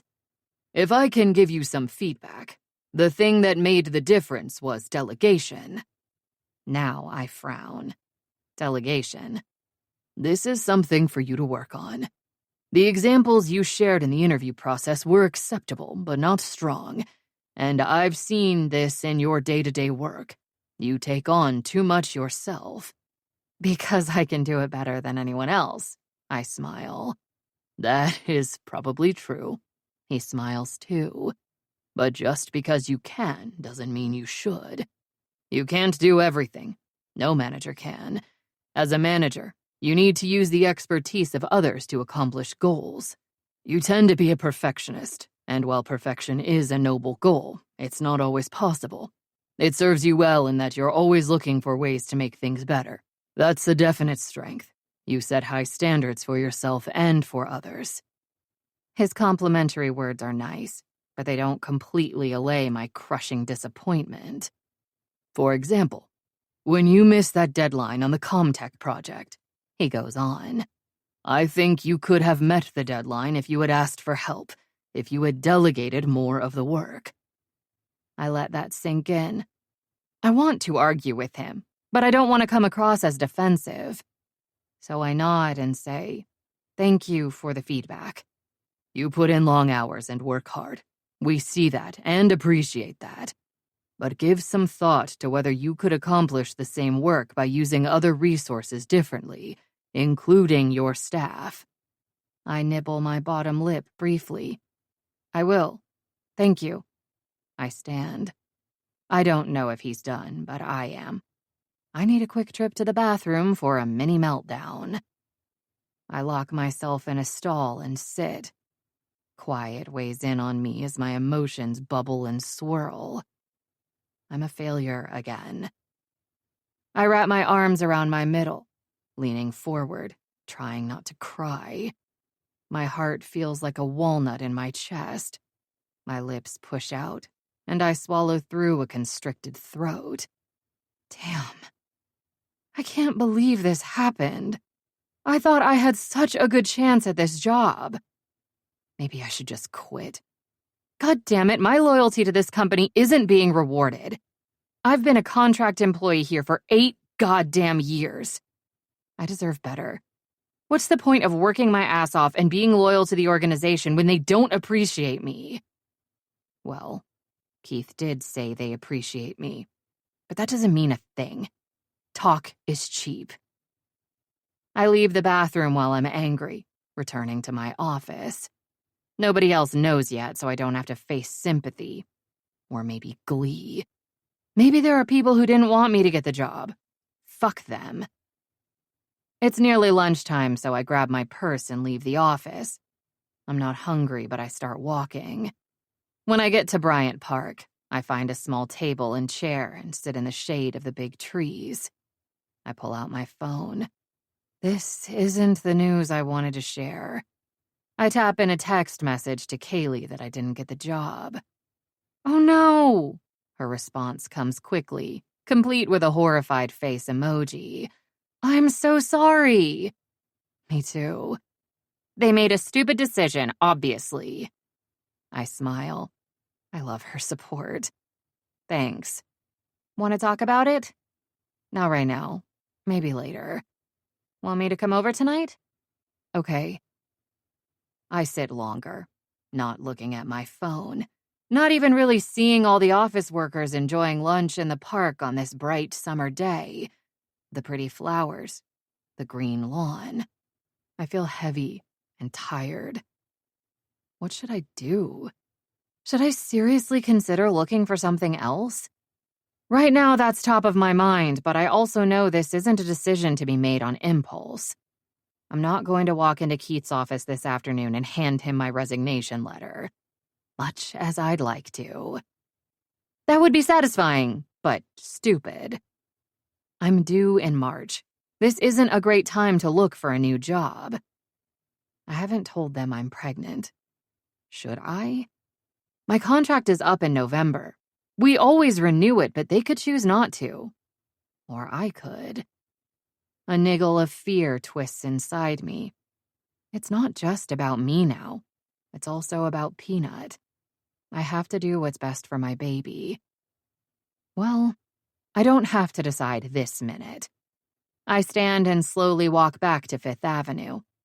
I pass by the Lions in front of the library, then cross and continue on to Madison Avenue to go back to work. I'm a failure. A disappointment. Who did I think I was, trying to be a vice president? This is such a blow to my confidence and self-image after working so hard. I feel like just giving up. But I can't, because I have a baby to take care of. Chapter 33. Brandon. I've been back at the lake for a week after the wedding. I love it here, but I've never been more miserable. Bergie, Mandy, and baby Benjamin come for a few days. He's 3 months old now, and I'm still kind of scared of him, but he's actually really good. He doesn't even cry that much. He sleeps all night now, Mandy says. It took a while, but we're finally there. We're sitting on the deck, and Benjamin is lying on a folded-up blanket Mandy spread out. Damn, he's cute, smiling, laughing a bit, making little noises, and kicking his pudgy feet. "Tummy time," Mandy says, turning Benjamin over. She lays beside him and he lifts his head, pushing himself up on his arms. "Look how strong you are." She pats his little diapered butt. "Uh-oh, I think he needs a change." Bergie swoops in and picks him up. "I'll do it. Unless Brando here wants to. You should get some practice, man." "Christ," I mutter. "I don't know how to change a diaper." "Come watch." Reluctantly, I follow him into the house. He changes Benjamin on the living room floor, pulling a diaper out of a bag. "You gotta be careful with boys," he tells me, holding the diaper over the guy's little penis. "He's already peed on me twice." I choke on a laugh. Good to know. I watch him efficiently perform the undertaking, then tightly roll up the used diaper. He stands to go toss it in the trash, leaving me alone with Benjamin. Panic flares in my gut. I stare at the little dude and he gives me a big smile. "Okay, yeah, you're a handsome guy." I reach out and he grabs my hand and sticks my finger in his mouth. "Pick him up," Bergie says, returning. That's okay. You gotta learn, man." I break out in a sweat and lift the baby. He makes those cute little noises again. "Is that right?" I say. "Tell me more." Bergie grins. "So have you talked to Lola?" I frown. No, not since the wedding. You were in rough shape that night." "Yeah." I sigh and awkwardly jiggle the baby. "I went to her place that night to apologize, but I think I made things worse." "Shit," he pauses. "You know, I was thinking about the reasons you don't want to fuck her anymore. You're going to have to learn to watch your language around your son." "Don't change the subject. You always do that. I think the reason you don't want to fuck her anymore is because you're in love with her." I jerk back. "What? That doesn't make sense." "Like you made sense that night? You admit you want to fuck her." I'm silent. It's true, and I did say that. "And you like her and want to be co-parents with her." "Yeah." "You respect her too much to treat her like a fuck buddy." "Yeah, because you love her." Jesus Christ. Language, man. Bergie smirks. I roll my eyes. Seriously, think about it. We go back outside, and I carefully return Benny to the blanket on his tummy. "You ready for training camp?" Bergie asks. "Yeah, I need to get back on the ice. I've been running and working out with the equipment I have here, but it's not the same." After Bergie and his family leave, I sink into a funk. Seeing their little family and how happy they are just emphasized the fact that I'm alone, and the mother of my child is 800 miles away. It shouldn't be like that. Also, I'm thinking about what Bergie said, about being in love with Lola. I fucking miss her. The days are getting a little shorter, and even though it's still warm, it's starting to feel like fall, which to me always feels like hockey season. I love it. Except not right now. In my head, I'll be happy to get back to hockey. In my heart, I don't feel happy. I don't feel anything. The only good thing about going back to New York is that I'll be closer to Lola. Only she doesn't need me. Or want me. Today is the annual Pelican River cleanup. I've participated and loaned my name to the cause for the last few years, which hopefully gets more people out. I'll get in there and do my part to remove garbage from the Pelican River, but I'll also be spending time signing autographs and talking to the public. This is a good way to take my mind off my own problems. Keeping our water clean is important. Pollution impacts plants, wildlife, drinking water, and the natural beauty of the area. People in the area are happy to see me talking hockey, and I tell kids about why we need to keep our rivers and lakes clean and other ways we can keep from polluting the water. "Do you wash your car at home?" I ask one boy as I sign a jersey. "Babies scare me, but I like kids." "Yeah, I help my dad." "One thing we can do is wash our cars on the grass instead of the street or the driveway. That way, the soap doesn't wash into the storm drains and end up in the river. It gets absorbed into the grass." "Okay, that's cool. I'll tell my dad." I talked to a couple about capturing rainwater with rain barrels and using mulch to keep soil from washing away. "Keeping leaves and grass away from the curbs helps too," I say. I tell kids about some of the crap I've found on my beach and how I pick up the trash I find. I tell kids about going fishing when I was their age, and how some of the fish I caught are hard to find now. And I have some laughs as I get into the water and get wet picking up garbage, showing them I'm not just talk, that I really believe this stuff. When I get back to my place around 4 o'clock, I blink at seeing a car in my driveway. Is that Mom's car? It is. She's sitting in the screened-in porch, which isn't locked. She stands on hearing my truck and comes to the door. I park and walk toward her. Mom, hi. Hi. I jump up the steps. She opens the screen door and I walk in. What are you doing here? She scowls at me. I'm here to talk to you. My eyes widen. Uh-oh. Then, uh-oh. Dad talked to you. Oh, yes, he did. She smacks my shoulder. You got a girl pregnant. I flinch. She's a foot shorter than me, but she's my mom. It's not like that. It took two of us. She rolls her eyes. Don't you smart-mouth me, young man. Get in here and sit down. Could I go shower and change? I've been in the river cleaning crap out of it. She huffs. Fine, go. I'll be waiting. I unlock the door and lead the way inside. Help yourself to something to drink if you want. She marches into the kitchen and I jog upstairs. Yikes, Mom seems pissed. I'm almost 30 years old, not a 16-year-old in trouble. It's not like that. Lola and I are both adults. We're both dealing with this in a mature, responsible way. I wince as I turn on the tap of my shower. Lola's being mature and responsible, except for that crack about raising the baby by herself and sleeping with anyone she wants. Man, I'm still pissed about that. I step under the spray, scrub clean, and shampoo my hair. After drying off, I pull on a pair of worn jeans and a t-shirt, run a brush through my damp hair, and go back downstairs. Mom's back sitting in the porch, this time with a glass of iced tea. She looks up as I walk in and lifts her eyebrows. I feel like I'm a kid, the time I melted the family room carpet trying to make a grilled cheese sandwich with the clothes iron. Mom was pissed. I was terrified. Similar to now. I managed to charm myself out of a spanking that time. I don't know if I can now. I sit stiffly on one of the chairs and attempt to smile. Good to see you, Mom. Huh. She clears her throat. Who's the girl? Didn't Dad tell you all this? Your father's a terrible historian. You tell me. I swallow a sigh. Her name is Lola. She rolls her eyes. Your dad said Lulu. Go on. Lola McGrath. She's 1 day younger than me. She works at Synoptic Global Services as a change manager, and she's probably going to be a vice president there. Any day now. I pause. Will she tell me when she finds out? Probably not. Fuck. She's intelligent and funny and a little bossy. She loves to cook and she's really good at planning. She's a little weird because she names her plants and talks to them. I pause. Actually, that's kind of cute, and she's really beautiful. By the time I'm done, Mom's mouth has softened and she's staring at me. Oh. She lifts a hand to one eye. Christ, is she crying? She swallows. The pregnancy wasn't planned, I gather?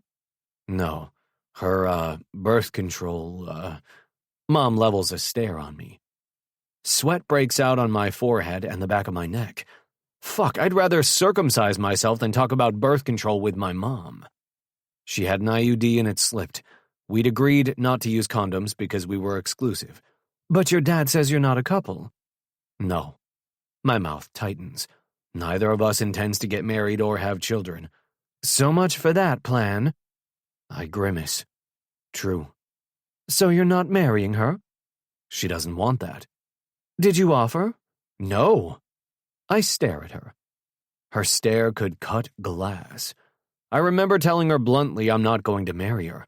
I feel a shriveling sensation inside me. She doesn't want that, I repeat slowly. I don't either. Or do I?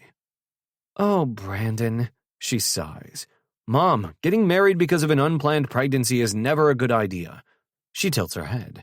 I suppose you're right, but the way you talk about her, I think you have more feelings for her than you're letting on, or that you even realize yourself. I stare at her. Now her too? And what is this bullshit your father said about you thinking I didn't want you? Oh, man. I close my eyes. That's not what I said.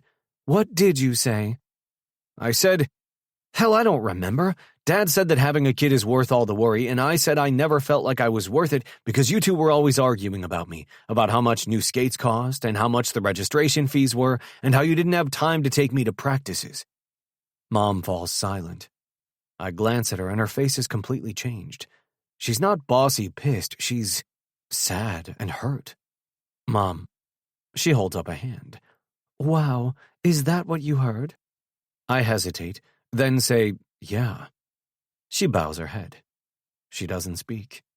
Maybe I heard wrong, I finally say. She shakes her head. It doesn't matter. It's what you thought you heard. She sighs. The truth is, we probably did argue about that stuff. There were times I got frustrated, but it wasn't about you. She lifts her head and meets my eyes. It was us, pushing each other's buttons and trying to make each other mad. My throat pinches up. Why? It's how we communicate. Her mouth slips into a rueful smile. It's not healthy. We both know it. That's why we're divorced. It wasn't about you. I thought you divorced because of me. Oh my God, no. Mom's eyes widen. It was never because of you. Never. I figured I was the one that put the strain in your relationship. My throat is tight, so my voice is low. No. I mean, sure, kids can add stress to a relationship, but our breakup was never because of you. It wasn't about you. I don't know if I can believe that. We still fight all the time. Mom leans forward, so it's obviously not about you. I swallow hard. Whoa, that is true, I croak. Mom, do you still love Dad? She's silent for a moment. Yes, I always will. And yet, they're divorced. That's so fucking sad. When is the baby due? She asks in a softer tone.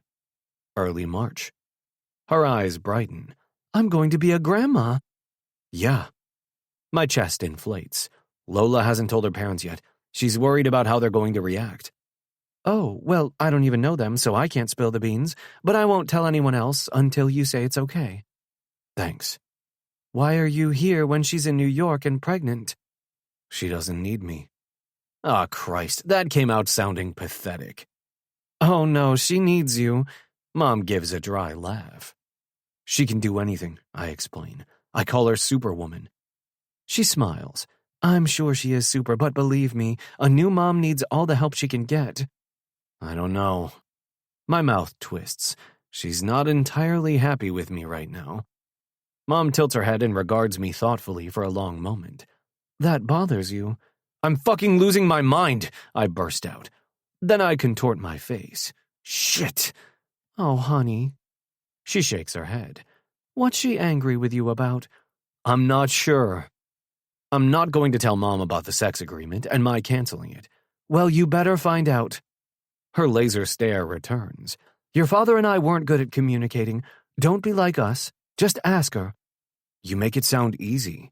It's not easy, but you have to. You can't have any kind of relationship unless you can be honest with each other. Actually, deep down inside, I know why Lola's angry. It's not just because of the sex.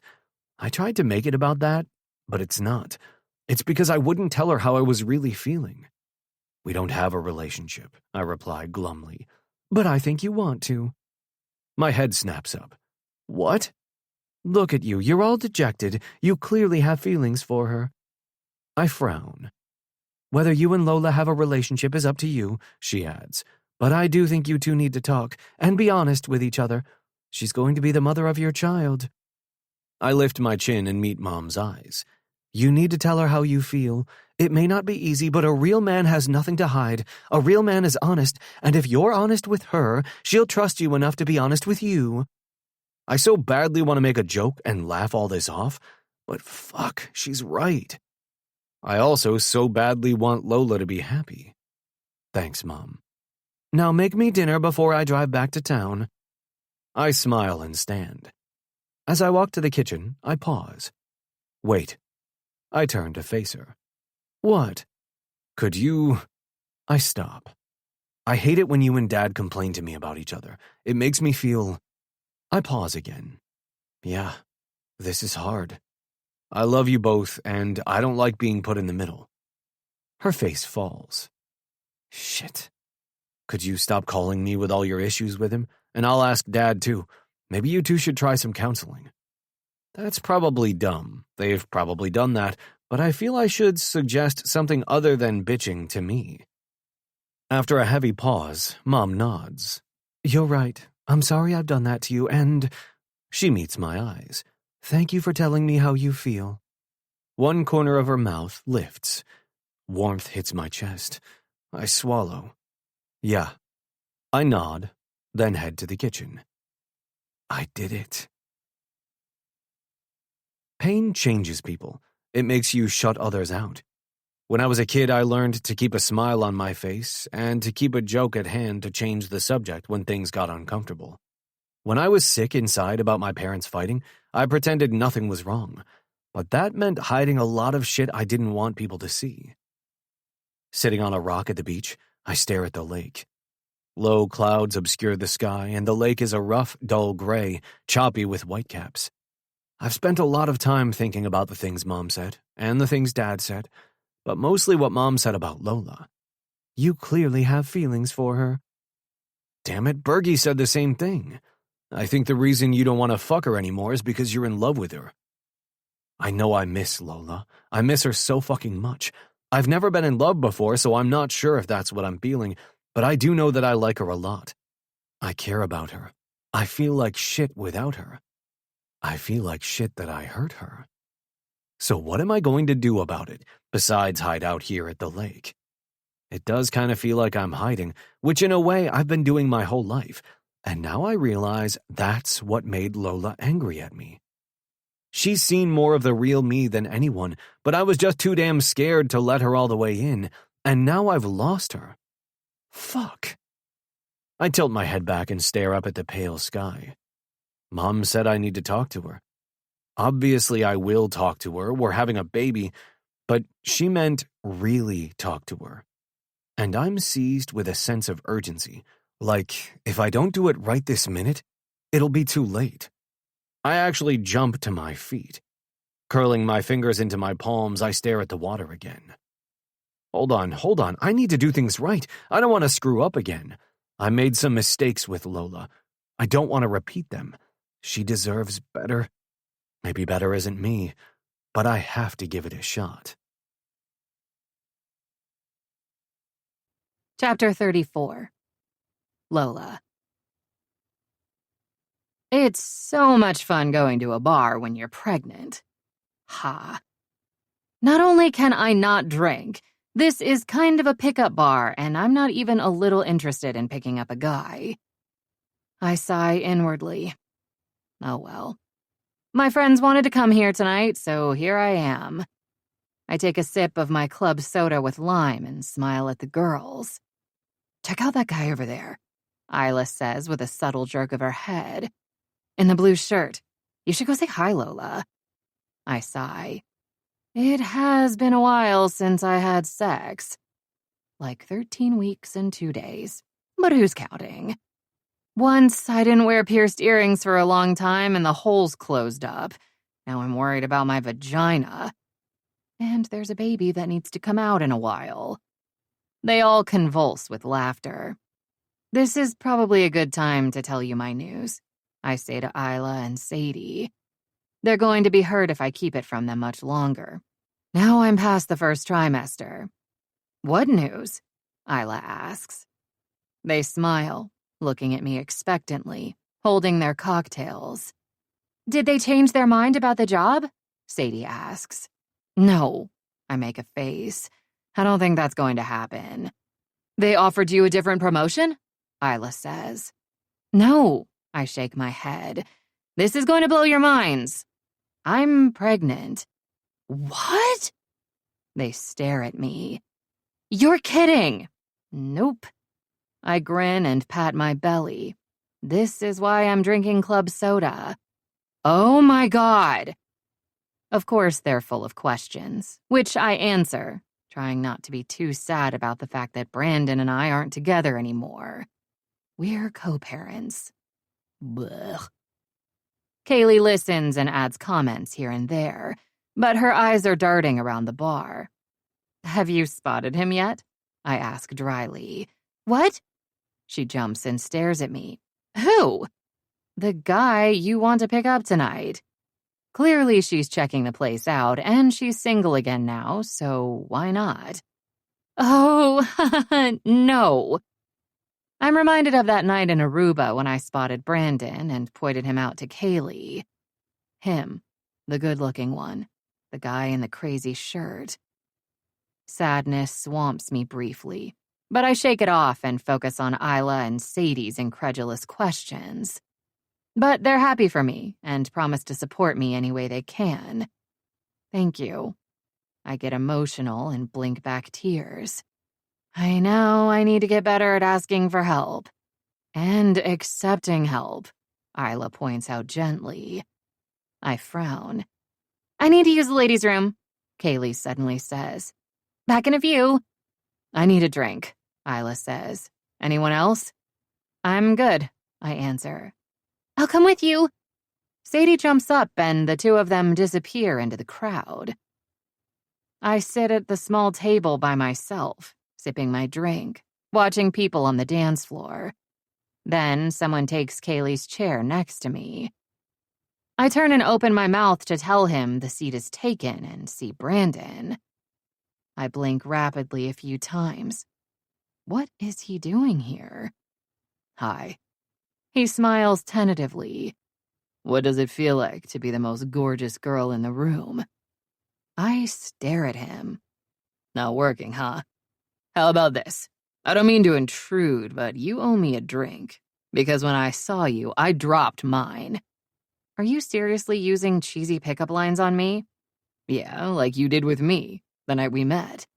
"I was just thinking about that night," I say slowly, staring at him. His face. So handsome, all tanned and shadowed with dark stubble. His eyes now a deep forest green. He's wearing the same ridiculous shirt he had on the night we met. "Do you fish?" he asks. He knows I don't. My forehead pinches. "Because you have me hooked." Oh my God. What is he doing? My heart flutters wildly in my chest. "Do you happen to have a Band-Aid? Because I scraped my knees falling for you." That one makes me laugh out loud. I've never heard it before. He grins, although his eyes are serious. "What are you doing here?" I ask. "Trying to pick you up. Isn't it obvious?" "Fuck, I'm bad at this. How about you try to pick me up instead?" I laugh again. "I don't believe you're bad at flirting. You're a flirt master, a thirst trap, a chick magnet." He rolls his eyes. "The only chick I want to attract is you. Remember?" He holds my gaze. "You told me I reminded you of a magnet because I was attracting you to me." Something inside me goes all soft and quivery like jelly. You were. His slow grin is light, and warmth and comfort and temptation. "Did the sun come out, or did you just smile at me?" I say. His eyelids lower slightly. "Good one. How about this? I'm learning about important dates in history. Want to be one of them?" My own smile fades as I search his face, taking in the earnest expression. "A date?" He reaches for my hand and curls his fingers around mine. "Yeah, I want to take you on a date." My breath hitches. "Brandon?" "Yeah." He lifts my hand and kisses my knuckles. "What are you doing? What is happening?" "I've never taken you on a date." He kisses my hand again. "I've never danced with you. And," he meets my eyes, "I've never been totally honest with you." My eyes widen and I lean forward as if I'm being drawn into a spell. I know. A shadow flickers on his face. "I'm sorry." "Oh, okay. So you'll go on a date with me." What is happening? He wants to go on a date. My insides tremble. I don't know what this means. But as always, I can never resist him. I swallow. "Yes." "Good. Tomorrow night. He brushes his lips over my hand again and glances to the side. I follow his gaze and see my friends watching us from across the room, big grins on their faces. Wide-eyed, I turn back to Brandon. Did you... How? He gives me that sexy smirk. I have my ways. I'll pick you up at 7 tomorrow night. He stands, gestures at the girls that they can have their chairs back, and leaves. I stare after him, mouth agape. Kaylee, Sadie, and Isla all rush to the table and scramble into their seats, leaning toward me. Okay, what happened? Kaylee asks. You don't know? I turn to her with a reproachful look. She gives me a toothy grin. All I know is he wanted to talk to you and he promised it would be good. He tracked me down on Instagram and DM'd me. Slowly, I move my head from side to side, still a little dazed. He asked me out on a date. She stares at me, as do Isla and Sadie, but Kaylee knows the meaning of this. She squeals. Oh my God! She claps her hands together, beaming. I can't stop my own smile. Did you say yes? Isla asks eagerly. Yes. Oh, Lo. Kaylee reaches for me and gives me a shoulder hug. He was right. This is good. Is it? I bite my lip. I'm not sure. You've been miserable since he left. You know you care about him. My lips try to push out and I firm them and swallow past the wedge in my throat. I do. What are dates for? She asks softly. For getting to know someone better, right? Right. I try to inflate my lungs with air, but it's hard. Right. So go. She pats my shoulder. Have fun. Get to know each other better. Isla and Sadie watch us intently. Sounds like a good plan, Isla says. He is absolutely gorgeous and sweet. I agree. Sadie lifts her glass. Definitely worth one date. I'm ready at 7, like Brandon said. Actually, I'm ready before 7 because I'm so anxious I'm buzzing with energy. I feel like a teenager going on our first date ever. I stood in front of my closet agonizing over what to wear. I took extra care with my makeup. I even did a wax touch-up and shaved my legs. I finally decided on a casual dress in a bright fuchsia shade, a short-sleeved tunic style that's forgiving of my thicker waist but still shows off my legs.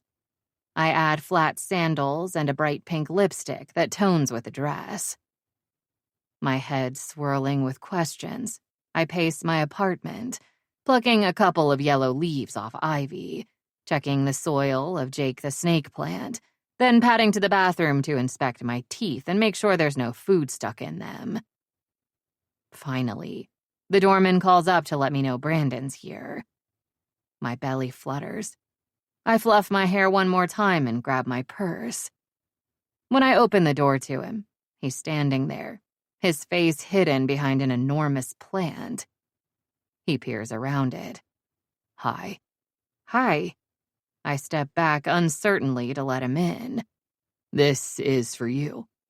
Eyes wide, I take it from him. It's in a galvanized pot, a vine with glossy green leaves and tiny white star-shaped flowers shaped into a circle. Is it jasmine? Yes, smell it. I lower my nose to a cluster of blooms. Oh, wow. Heavenly. I think it smells like you. You have a good nose. The perfume I wear does have jasmine in it. I knew it. He smiles. He's so handsome and big, wearing a pair of dark jeans, a navy shirt with a tiny white dot pattern, and a fitted charcoal blazer. He always dresses well. Sometimes a little quirky, but I admire his choices today. I'll name her Jasmine. I carry her over to my plant table and set her down. She's beautiful. You're beautiful. I look up at him. He's watching me with an intent expression. My heart flutters.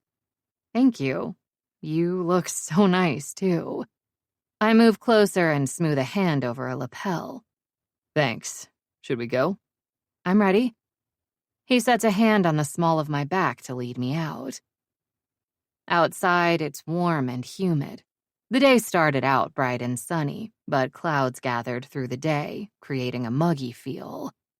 We can walk to the restaurant, he says. Our reservation's at 7:30, so we have lots of time. Okay. We fall into step together. Where are we going? It's called Etienne.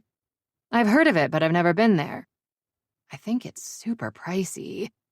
I seem to remember seeing a picture of Juliana Margulies dining there. French, he says. I haven't been there either. We go up to the High Line and make small talk as we walk to the restaurant on 9th Avenue in an old renovated meatpacking building. Brandon leads me to the elevator and we ride to the rooftop.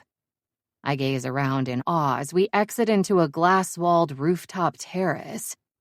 The seating is all dove gray velvet and opulent crystal chandeliers hang above the tables. Greenery lines the walls, and potted trees spread their leafy branches overhead. Almost every table the hostess leads us past is full. She stops at a small round table in front of a curved banquette where we both sit. Not quite side by side, but not opposite each other either. It's very intimate. This is lovely. I'm still taking in all the details, how the chandeliers are reflected over and over in the glass walls, enclosing us in a glittering cocoon. A fountain softly splashing nearby, the fluffy square cushion I can tuck behind my back. Brandon looks around too. It is nice. He turns back to me, the corners of his mouth quirked. Acceptable for a first date? I melt. More than acceptable. When are you going to tell me what this is all about? Let's order, and then we can talk. Okay. We study the menu. I order a citrus fizz mocktail, which comes in a lovely champagne flute, and Brandon decides to have the same. It looks appropriately fancy, he says. Eventually, we order our meals too, and with the menus whisked away, we settle into the comfortable cushions with our fizzy drinks and a platter of artisanal prosciutto, cheeses, fruit, and a delicious warm baguette to nibble on. I have a lot to say. Brandon starts in a low voice. I hope you'll hear me out. I nod, my heart jumping around in my chest, into my throat. I have no idea what to think. No idea what he's going to say. I'm just not sure where to start. He rubs the back of his neck and blows out a breath. I can see his struggle. I reach out a hand and lay it on his forearm and gently squeeze. Just talk to me. Tell me what this is all about. Okay. I just have to be honest with you. I don't want to be co-parents with you. My insides freeze. I don't want to be friends, or even friends with benefits. I want everything with you. I want to be your friend, your lover, your partner. We're having a baby, and we didn't plan it, but I want that too now. But we've never even gone on a date. I want to do things the right way, in the right order. Oh my God. My insides thaw and expand, my heart swelling into my throat. Brandon meets my eyes, and I see his doubts, but also his determination. Really? I whisper. That's not what you said that night. I know, and I'm sorry. I owe you a huge apology. I showed up fucking hammered after the wedding and passed out on your couch. I'm sorry. It was a dick move. I just couldn't stay away from you. I relate to that. I find it hard to stay away from him, too. You said you came to apologize that night, too. Right. I don't think you really knew what you were apologizing for. I did. He meets my eyes. I just couldn't admit it. One corner of my mouth lifts and I sip my drink. Can you now? His throat works. I'm sorry that I've been a mess about this baby. And about you. I tried to talk to my friends about it and they just pissed me off. They didn't get what I was feeling, but I had to figure it out myself. His lips pressed together briefly. Well, Bergie helped me figure it out. And my mom. Oh, I'm sorry I wasn't honest with you about how I was feeling. I should have told you. After you told me you were pregnant, I was terrified. I know. Not really. He grimaces. I wasn't totally honest with you. Or myself. The reason I wanted to just stay friends and be co-parents was because I was so fucking scared of bringing a kid into a relationship like my parents. I'm not cut out to be a parent. Or a husband. He closes his eyes briefly. I thought I wasn't, anyway. That's why I acted like that. The truth is, I wanted you. I wanted all of you, but I was terrified. His sincere, somber expression has my heart thumping in painful beats. He's not joking around, evading things. He's telling me he was afraid. I'm sorry that I hurt you. He continues in that low, husky voice. I never meant to hurt you, and I feel like shit about it. I did then, too. You told me I was being selfish, and you were right. I was trying to protect myself instead of thinking about you and how you were feeling. My throat squeezes. I take another fizzy sip. I'm sorry I got upset that night. He shakes his head. It's okay. It triggered me a bit, because I hated listening to my parents argue, which I'll tell you more about, and I didn't react well. But you were right. We weren't fighting. You were trying to communicate, and I wasn't. Wow. I've thought a lot about what you said. How can I be a father if I won't communicate? And that's exactly what I was afraid of. I was afraid I can't be a good father. I was afraid I'll be like my parents. I don't want that for our child. I never. His voice cracks and he clears his throat. I never want my child to feel like I did growing up. My nose stings and my eyes water. I get it, Brandon. I talked to my parents. Separately. My mom drove up to the cottage and gave me shit. They know? Yeah, I had to tell them. They tried to talk some sense into me, and I've been giving it a lot of thought. And I'm still not convinced that I believe them. But they both told me that their arguments were never about me. It was about them and how they communicated. Or didn't. He shakes his head. You thought it was because of you. He made that drunken comment that night, tugging at my heart. And now I feel it even more. He grew up blaming himself for his parents' dysfunction and divorce.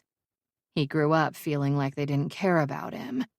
No wonder he doesn't want kids of his own. But does he really think he can't be a good father? Yeah. He bows his head, then looks up at me. And I've been torturing myself about what you said, that you could have sex with anyone. His face draws into lines of anguish. That fucking killed me. Thinking about you with someone else. Maybe having a relationship with someone else. It made me so fucking mad. And jealous. Heat spreads through my chest. My throat is so constricted I don't think I can speak. Do you want that? He asks in a low voice. Do you want to sleep with someone else? Chapter 35. Brandon. I'm staring into Lola's wide eyes, that Caribbean blue I could drown in, every muscle in my body rigid as I wait for her reply. And our dinners arrive. I sit back and let the server place my meal in front of me. I don't even remember what I ordered, and my heart is hammering so hard that's all I can hear and feel. Our water glasses are refilled. Lola declines another mocktail. The server looks at me. I don't even know why, but I shake my head. Then we're alone again. The air around us is thick, the noise of the restaurant muted into the background. I study her beautiful face, the smooth curve of her cheeks, her long eyelashes and shadowy eyes, her plump bottom lip. It's been so hard to keep my hands off her all this time. She picks up her knife and fork and looks at me. I'm begging her with my eyes. The corners of her mouth hook up and she says, No. I nearly sag with relief. I swallow. I don't either, just you. Oh my God, my vagina is closing up from a lack of sex. What? I stare. Never mind, a bad joke. She waves a hand. I'm sorry, you're being so open and that was stupid. I can't resist my smile. You want sex with me, don't you? She bites her lip and drops her gaze to her plate. You're back to being your cocky self, I see. I laugh softly. I feel like I could float away. Good thing this outdoor terrace has a glass roof, or I'd be soaring among the New York skyscrapers like a helium balloon. I shouldn't have said that, she adds quietly. I never meant it. I was being a sarcastic bitch because I was hurt. I thought you didn't want me. Anguish tugs my eyebrows down. Fuck, I am so sorry, Lola. That was never the case. She swallows and gives a tiny nod. Okay. Finally, I drag my attention back to my meal. What is this? I mutter. You ordered the braised chopped beef. Right. I pick up a fork.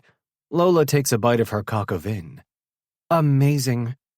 I have more to say. I pick up some of the beef. But let's eat. Okay. She smiles at me and something expands in my chest. What's happening with your promotion? Have they made a decision?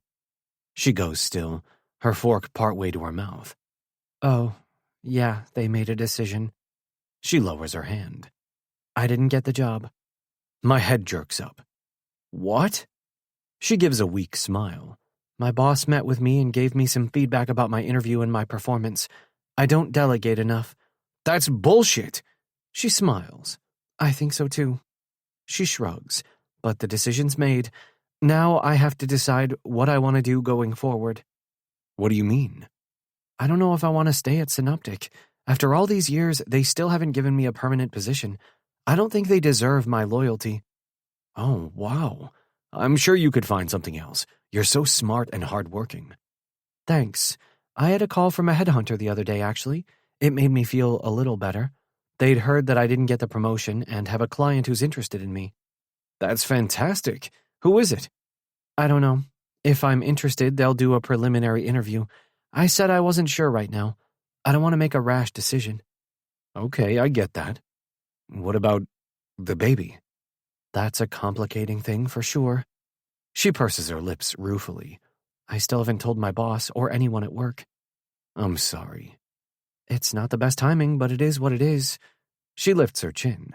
I got this. Of course you do. Then I frown. When did you find this out? About a week ago. Anger flares in my gut. Why didn't you tell me? She gazes at me. I didn't think you'd care. I said I'd keep you posted about the baby. Fuck. I close my eyes. I deserve that, but I do care, Lo. She nods, her chin puckered, then quickly takes another bite of chicken. You must have been disappointed. Oh, yeah, but I'm okay. I wish I could have been there for you, I say quietly. I can't make it better, but I could have been there for you to talk to. Her chin puckers even more as she nods. I find I'm not quite as devoted to my job lately. Not getting that promotion took the wind out of my sails a bit. Maybe that's a good thing. You were killing yourself with the long hours you worked there. Yeah. She lays her hand over her stomach, and my heart explodes into a rapid beat. And now I have Peanut to worry about. Can you feel the baby move? I stare at her hand with wonder. No, not yet. Apparently around 18 or 20 weeks. She rubs her belly. I want to rub her belly. I want to press my face there, kiss her there, talk to our baby. Christ, I'm a goner. Well, I refocus. They fucked up by not promoting you, and if they lose you because of it, it serves them right. Her smile is wide and warm, and she leans over to press her forehead briefly against my shoulder. Thank you. We share dessert, an amazing creme brulee. As we eat, rain starts to fall, pattering on the glass above us. The reflections in the windows turn to blurry gold and white, and a crack of thunder startles everyone in the restaurant into nervous laughter. Guess we're not walking home, I say. I like walking in the rain. Yeah? Unless it's a downpour. She opens her purse and pulls out a tiny umbrella. Voila. I grin. I don't think that's going to shelter me much. It's bigger than it looks. A grower, not a shower. She collapses into laughter. Oh my God, Brandon. I grin. I can't help it. I take care of the bill. Out on the street, the rain is let up with just a few sprinkles falling, although the streets are wet. The High Line is closed, so we start walking up 10th Avenue. I open the umbrella and hold it above us, sliding my other hand into hers. She flicks me a quick smile. Traffic passes us, swishing tires on wet pavement, shimmering lights reflecting on the shiny surfaces. The temperature has dropped, but it's still comfortable as we stroll past Chelsea Park, then the shopping mall. All the way, tension builds inside me, anticipating arriving at Lola's apartment. I want her so fucking much I hurt. The way she listened to me at dinner, no judging, accepting, understanding. I've never told anyone but my parents the things I told her. I've never felt like this with anyone, a closeness that makes me feel safe. It sounds weird, but my whole life I've been protecting myself. But with her, I don't feel like I have to. I feel safe with her. I always thought love was mean and hurtful, I tell Lola as we walk. But when Bergie and Mandy and the baby came to stay with me, I watched them. I saw how they laugh together and support each other and, yeah, cry together when things go wrong, like with Benjamin being born too soon. Is he doing okay now? Yeah, he's totally fine. He's a cute little guy. I squeeze her hand. I thought about what my mom said. She said a real man has nothing to hide. A real man is honest. I wasn't being honest with you. I wasn't even being honest with myself. I was fucking terrified and didn't want to admit it. She stops walking, and I turn to face her. What? I'm terrified too, she whispers. I don't know if I can be a good mother. We'll do it together. I touch her cheek.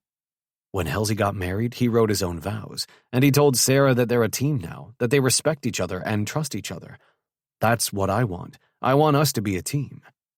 Is it just because of the baby? No. I shake my head. It took me a while to figure it out, but I was falling for you before you got pregnant.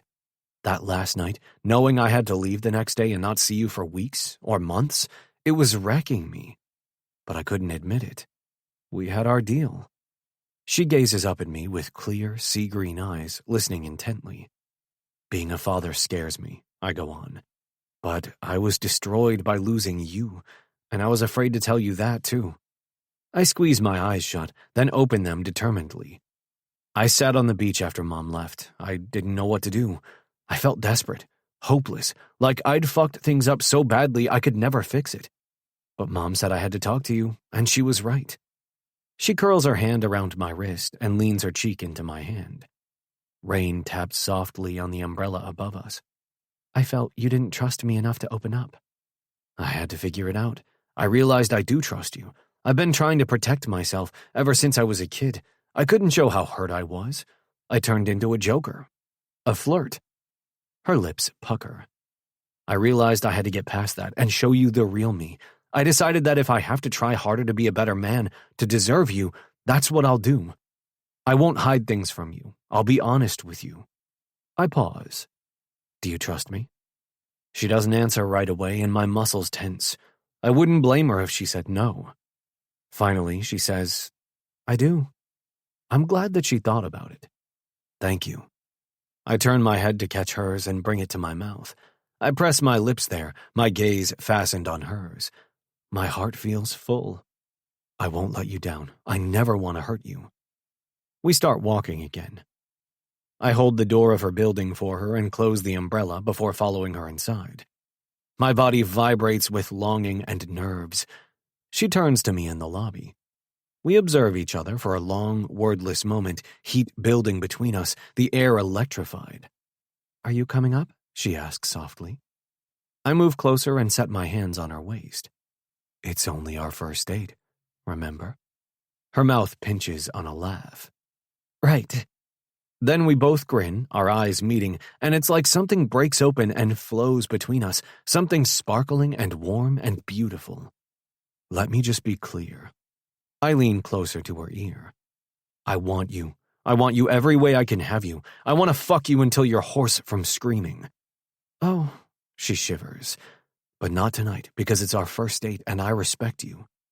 She gazes at me, her eyes bright. I want you to. I know. She chokes out a laugh. Jerk. I grin and rub my nose alongside hers. Yeah, I definitely can be. Our mouths touch and cling together. I lift mine from hers, then kiss her again, softly, carefully. I'm terrified and shaking inside, but I need to kiss her. She kisses me back, going on her toes, opening gently, her mouth silky and sweet. For a moment, I'm lost in it. My eager dick thickens, but I ignore it and slowly ease back to stare into Lola's eyes. I'm not coming up because I want a second date. Oh.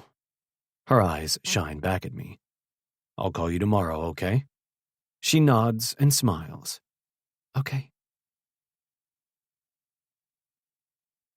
Chapter 36.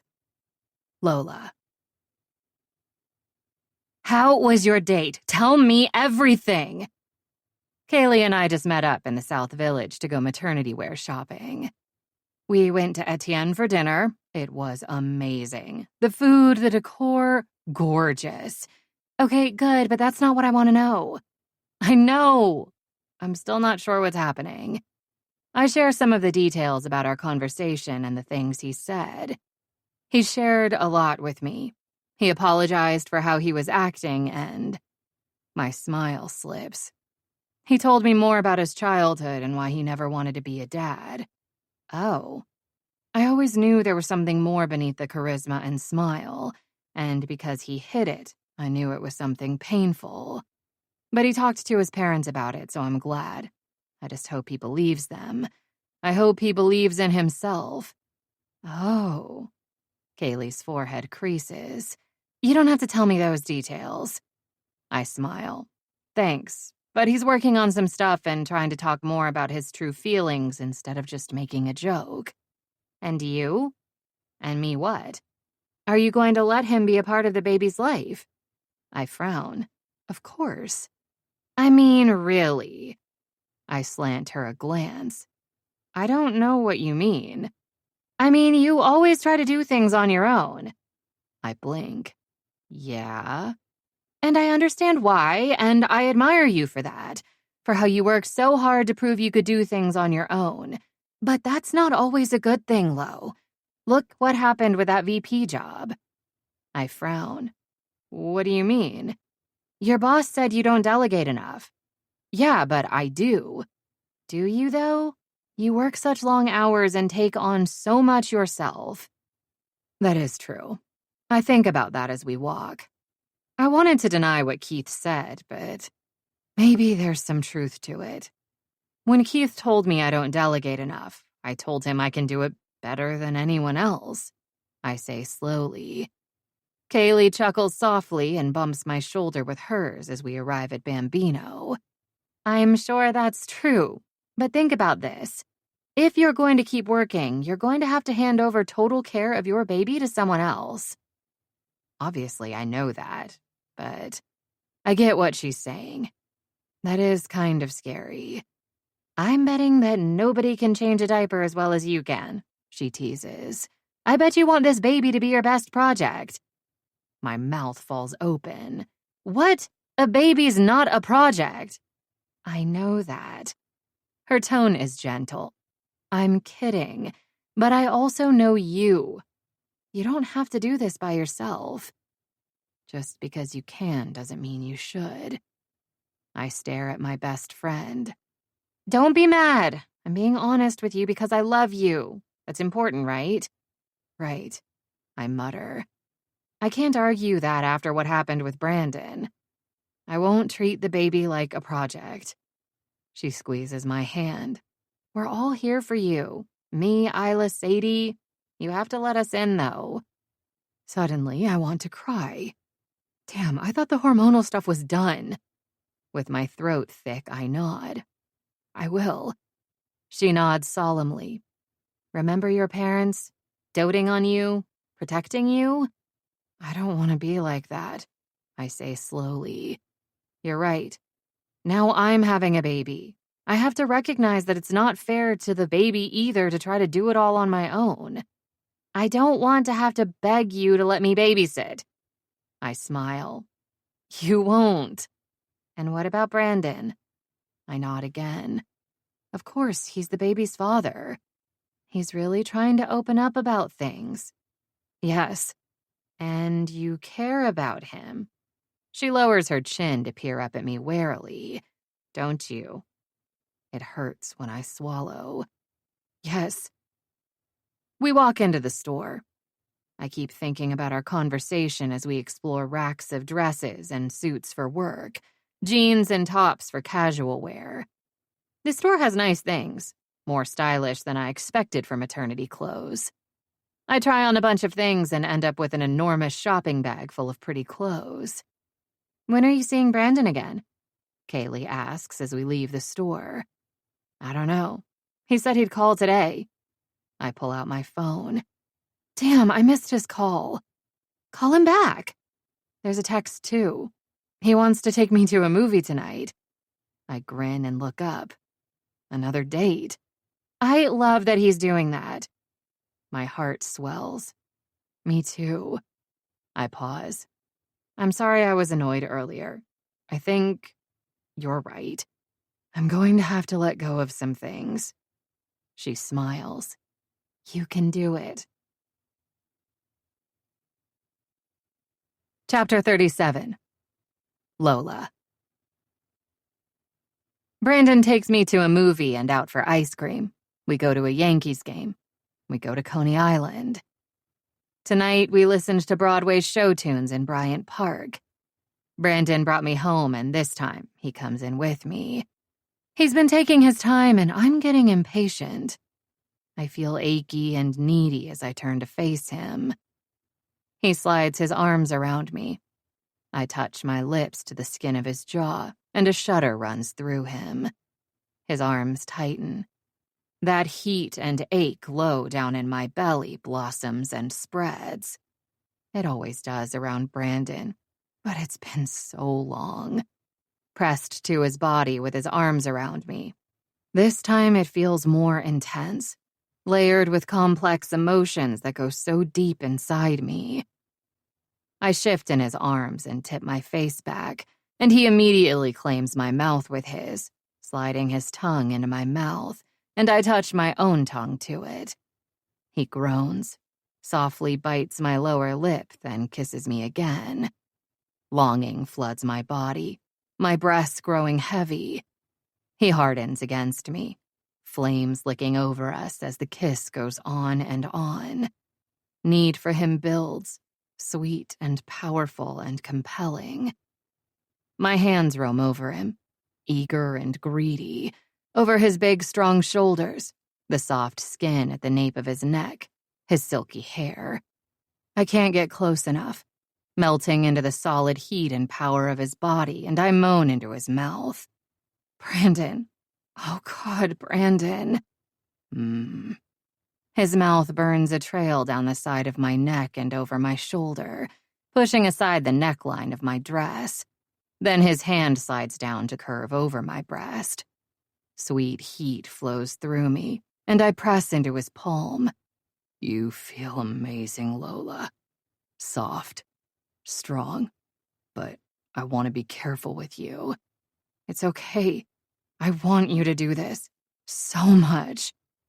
He cups my face with his palm so tenderly and kisses my mouth, then moves me toward the bed. Beside it, he takes my face in both hands and kisses me again. A gentle kiss of such devotion, tears spring to my eyes. I lay my palms on his chest, feeling his heartbeat thudding beneath one, and give myself up to his endless, sensual kiss. You are so beautiful, he murmurs. So strong and beautiful. Oh, Brandon. I love how he makes me feel like Superwoman.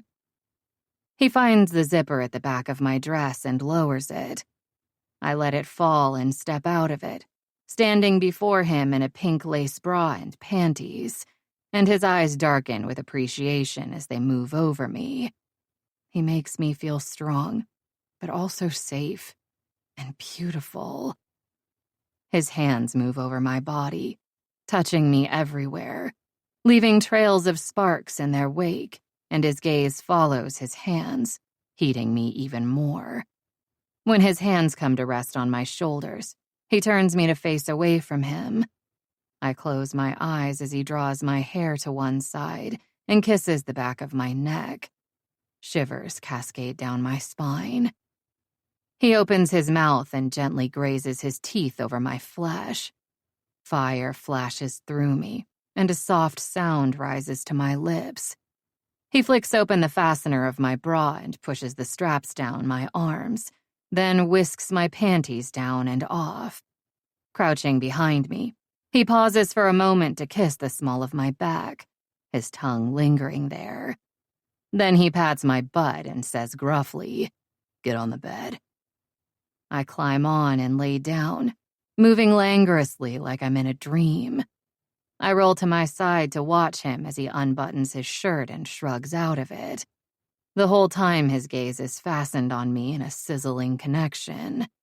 My skin burns everywhere. When he kicks his jeans aside, my gaze tracks down over his muscled chest and abs to his erection. So bold and beautiful. My lips part hungrily. "Christ, Lola," he groans, taking the 2 steps to reach the bed where he joins me, sliding his big, hot body against mine. I let out a soft cry at the bliss of his skin against mine. "Oh, God, I missed you." "Missed you too." He rolls me to my back and moves over me, kissing me again. His weight on me a delicious pressure. I hold on to him, parting my legs so he fits between them, so perfectly, and I kiss him back with everything I have. Emotion swells in my chest, huge and sweet and scary. "Brandon." "Yeah." He kisses my neck, then my chest. "I think I'm falling in love with you." He goes very still, then lifts his head. His eyes glitter. "Good, because I'm falling in love with you too." Joy bursts inside me and I hold on tighter. "I was falling in love with you before, and I hoped maybe you were too, and then, fuck. We wasted so much time because I'm an idiot.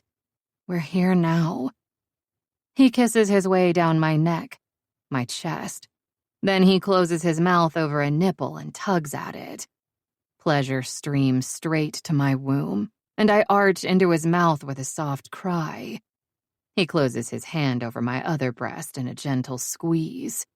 My eyes fall closed, and I give myself over to his touch. With his hands and his mouth, he creates a cocoon of intimacy around us, the scent of jasmine floating faintly in the air. It's love and light and magic. He moves his mouth to my other breast, catches the wet nipple between his fingers and pulls, and the sensation on both nipples has my body twitching hard beneath him. My hips lift into his, aching with need for him. "Please." I slide my hands into his hair.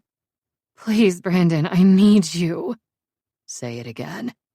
He lifts his head, and I open my eyes to see his gaze fixed on me intently. "I need you." It feels so good, so liberating and giving.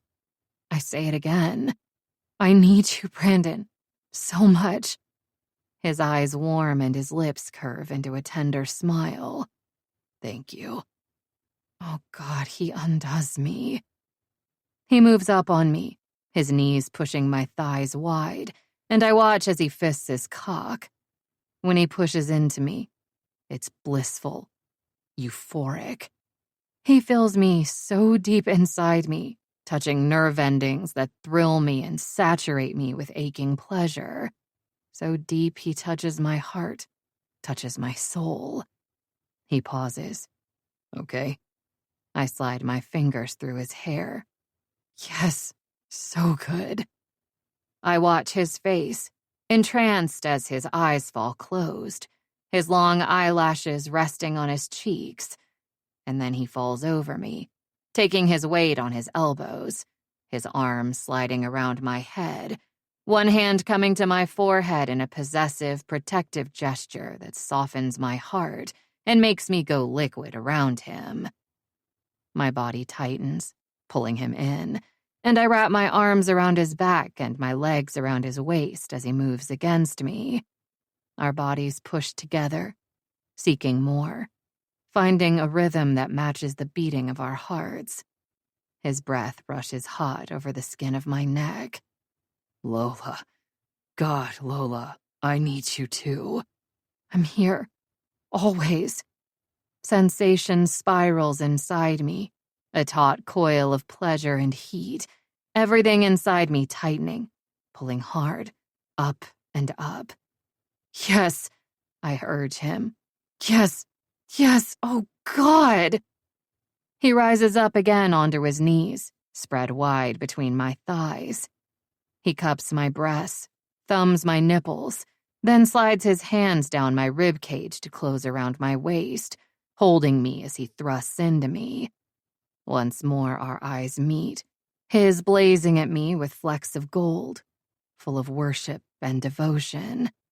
God, I am so lucky, so grateful to have this man in my life, and I want to give him so much. Anything. Everything. Emotion swells and rushes through me. He reaches for my hands and holds them, and I tighten my fingers around his, still holding his gaze. I never want to let him go. Never want him to let me go. And I grip his hands as my climax bursts upon me. An explosion of sparks and heat, pleasure sliding outward from my core, lovely and warm and sweet.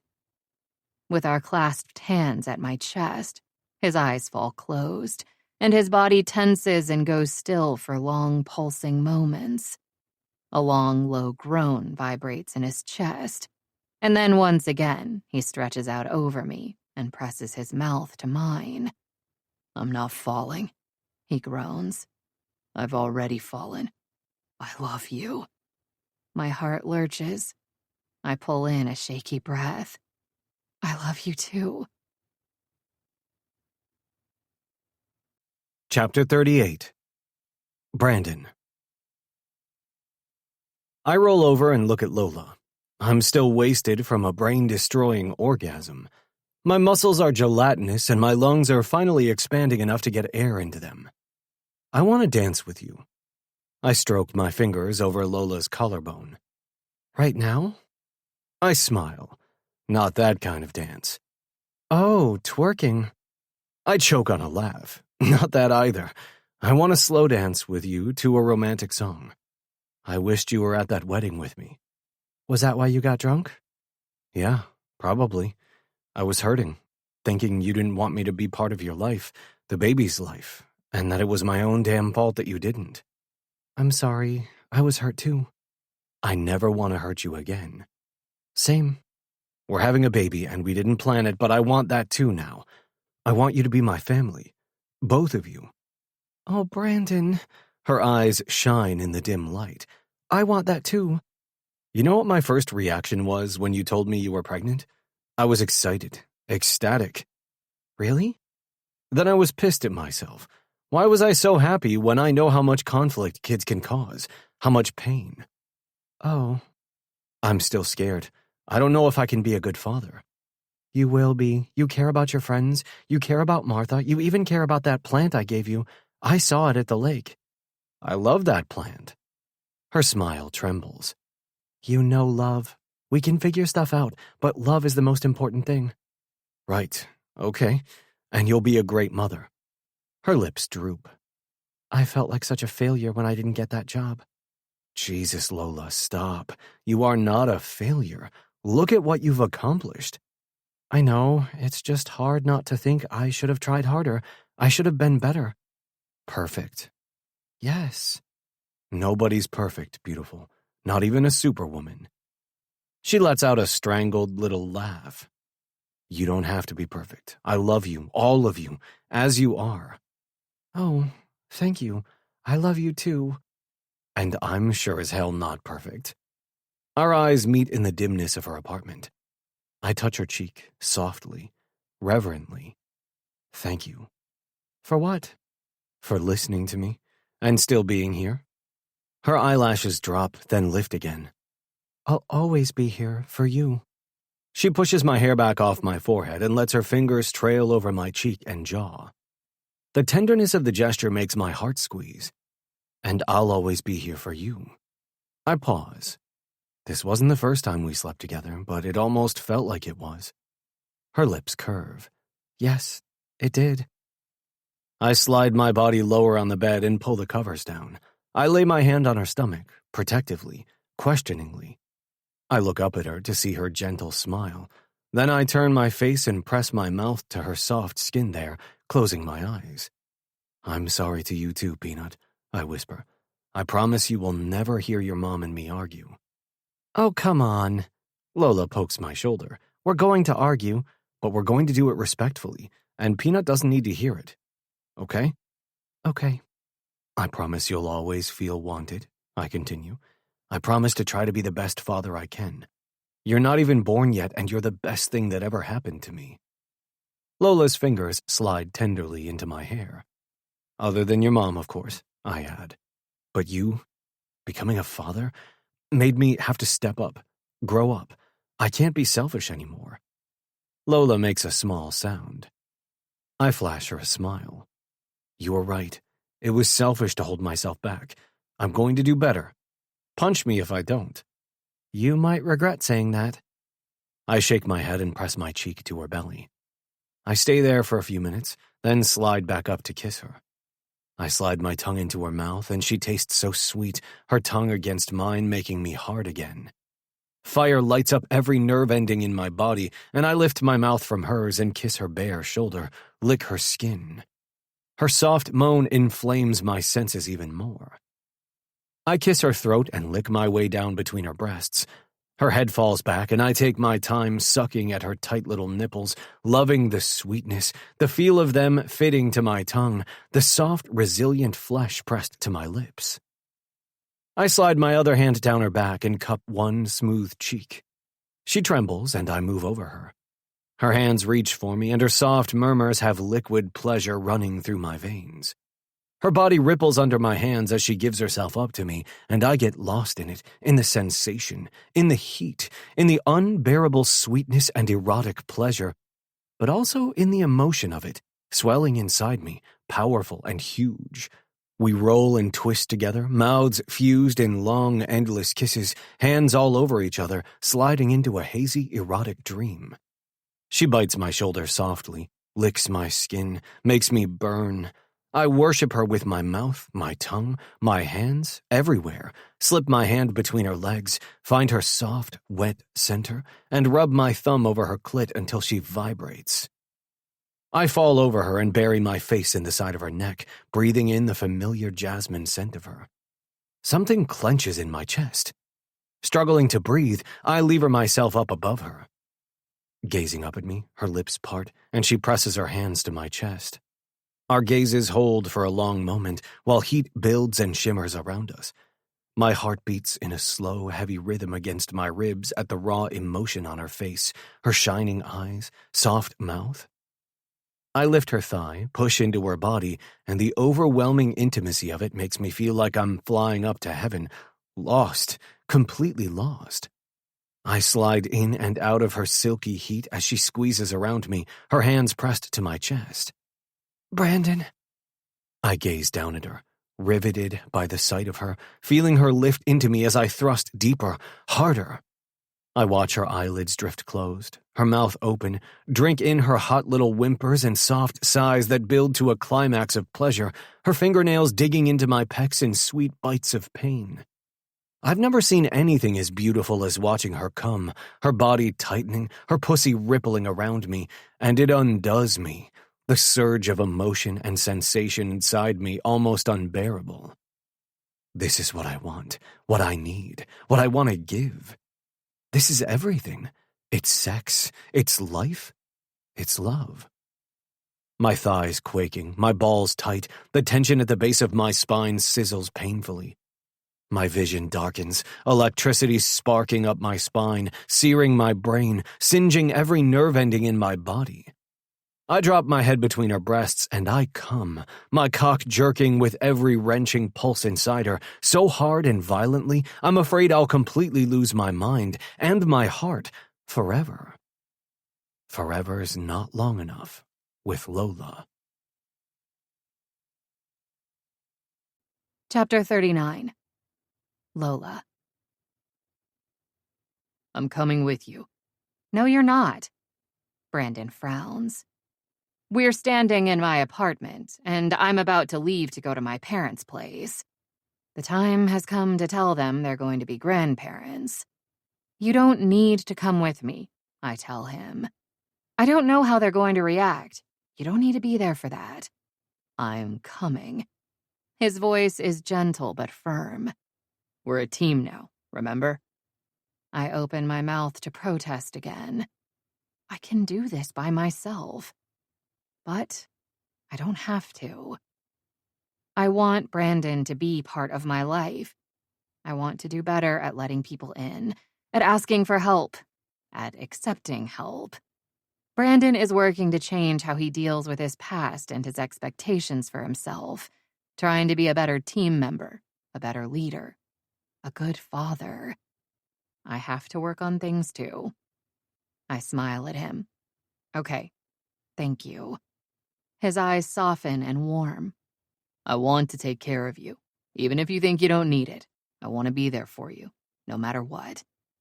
I nod vigorously, swiping at my eyes. I know how he feels, because I want that too, to be there for him no matter what. It might be hard, but I have to let him. Let's go. He drives us to my family home in White Plains, parking on the street in front of the house. It's a Sunday afternoon in late August.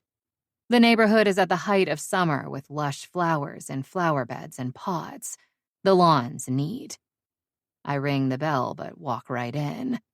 Mom appears from the kitchen with a dish towel. Hi, honey.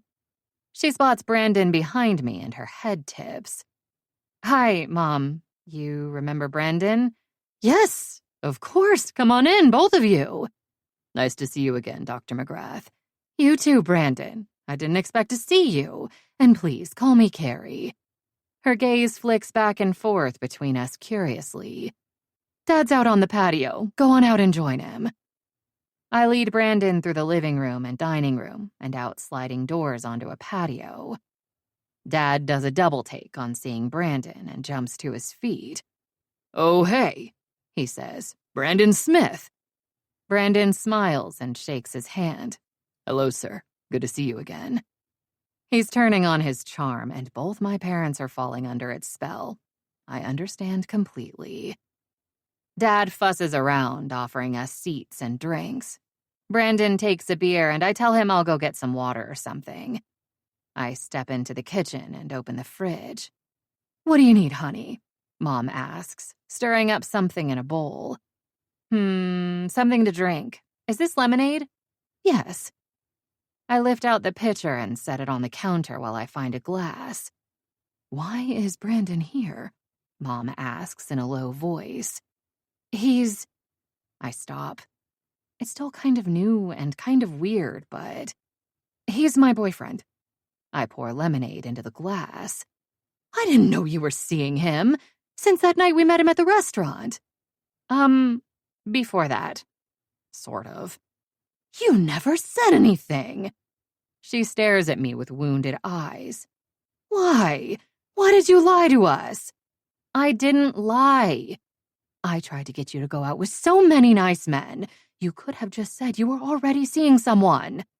I suck in a breath. It's a little complicated, Mom. She gazes at me sadly. Why don't you talk to us? You didn't tell us about that promotion either. Which I didn't get. I've already given them the disappointing news. I scrunch up my face. I'm sorry, Mom. I didn't want to tell you because I knew you'd feel sorry for me if I didn't get it. Sorry for you? She stares at me. I wouldn't put it that way. We'd be disappointed for you because you wanted that, but we wouldn't pity you. Really? Because I've always felt that. Every time I let you down, by not getting into med school or even law school. I felt like you pitied me because I wasn't good enough. Oh, Lola. Mom grabs my hands. We've never pitied you. We only wanted the best for you. My insides quiver and my breath quickens. I know that. There is nothing to pity you for. You're a beautiful, intelligent, hard-working young woman with all kinds of determination and focus. She pauses. Did you ever really want to be a doctor? I swallow past the lump lodged in my throat. No, not really. She tilts her head, her eyes soft. There you go. If you'd wanted that, really wanted that, you would have found a way to do it. I stare back at her. I felt like a failure. You were finding your way. Every failure is a lesson. Every challenge makes you stronger. And look at you. You're a successful businesswoman, recognized in your field. Maybe you didn't get this promotion, but you'll learn from it and you'll get the next one. The pressure behind my eyes and cheekbones is painful. I fight back tears, my heart full. Thank you, Mom. She pulls me in for a long hug. I get control of my emotions, then step back and pick up my lemonade. You go outside. I'll just finish making this dip. Okay. I walk back out to the patio where Dad and Brandon are talking baseball. Brandon lifts an eyebrow as I sit. I give him a shaky smile. I sip my drink and listen to them. Then Mom comes out with a big chip and dip bowl that she sets on the table. So this is obviously your big news, she says, taking the chair next to Dad. She turns to him. Brandon and Lola are dating. Dad beams. I wondered. That's great. That's not all the news, I say. After my conversation with Mom, this feels a little easier. We also wanted to tell you that I'm pregnant.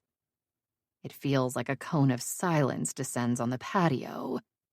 I smile at Mom, her face drooping, her jaw slack, then Dad, who is blinking rapidly. What? Mom gapes.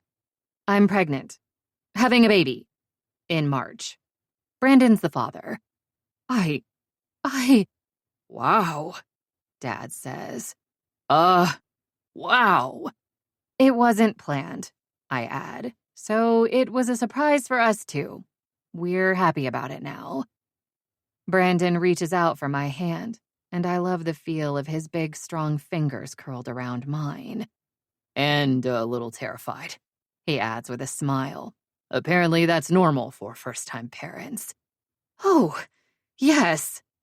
Mom still hasn't got her shit together, her gaze bouncing around. We always wanted more babies. Now it's my turn to blink. You did? Mom's still flustered and blurts out stuff I've never heard. Yes, everyone in our families has lots of children, big families. That's true, I murmur. We wanted lots of kids, too, she says. But we couldn't. An expression of pain flickers over her face. Oh, I stare at her. I never knew that, Mom. She shakes her head. Well, we didn't talk about it. I exchange a glance with Brandon, a nod of concern between his brows. He squeezes my hand.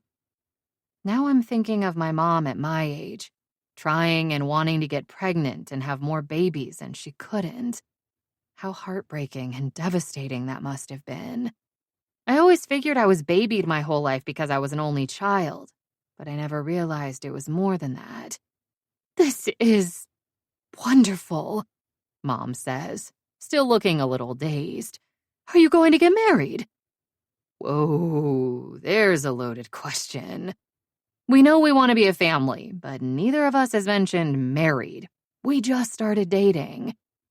Brandon meets my eyes and smiles. We haven't talked about that yet, he says easily. Yet? What? I guess that doesn't really matter.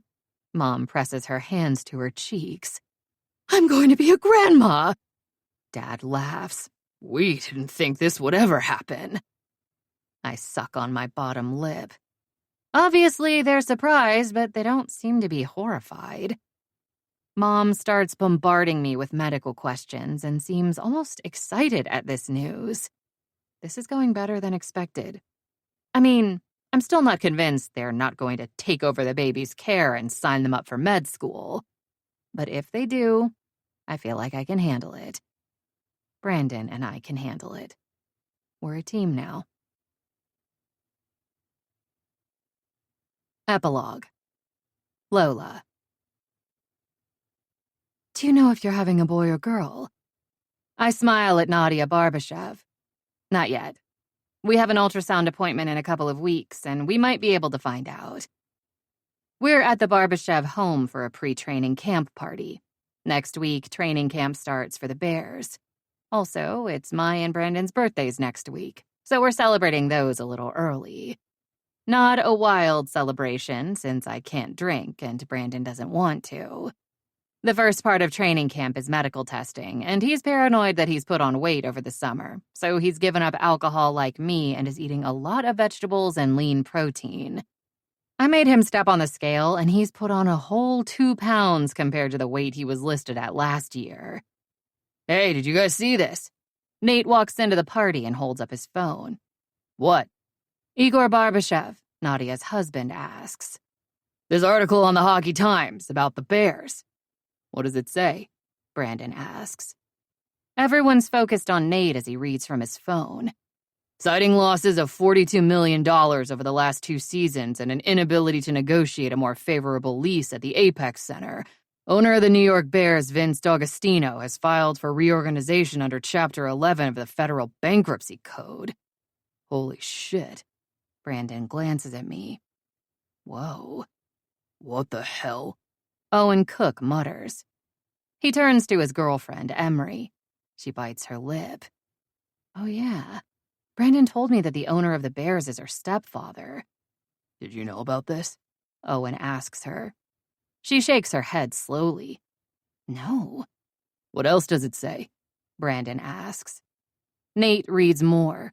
This will have absolutely no effect on Bears games, on our payroll, on the club's playing schedule, or any of our hockey operations.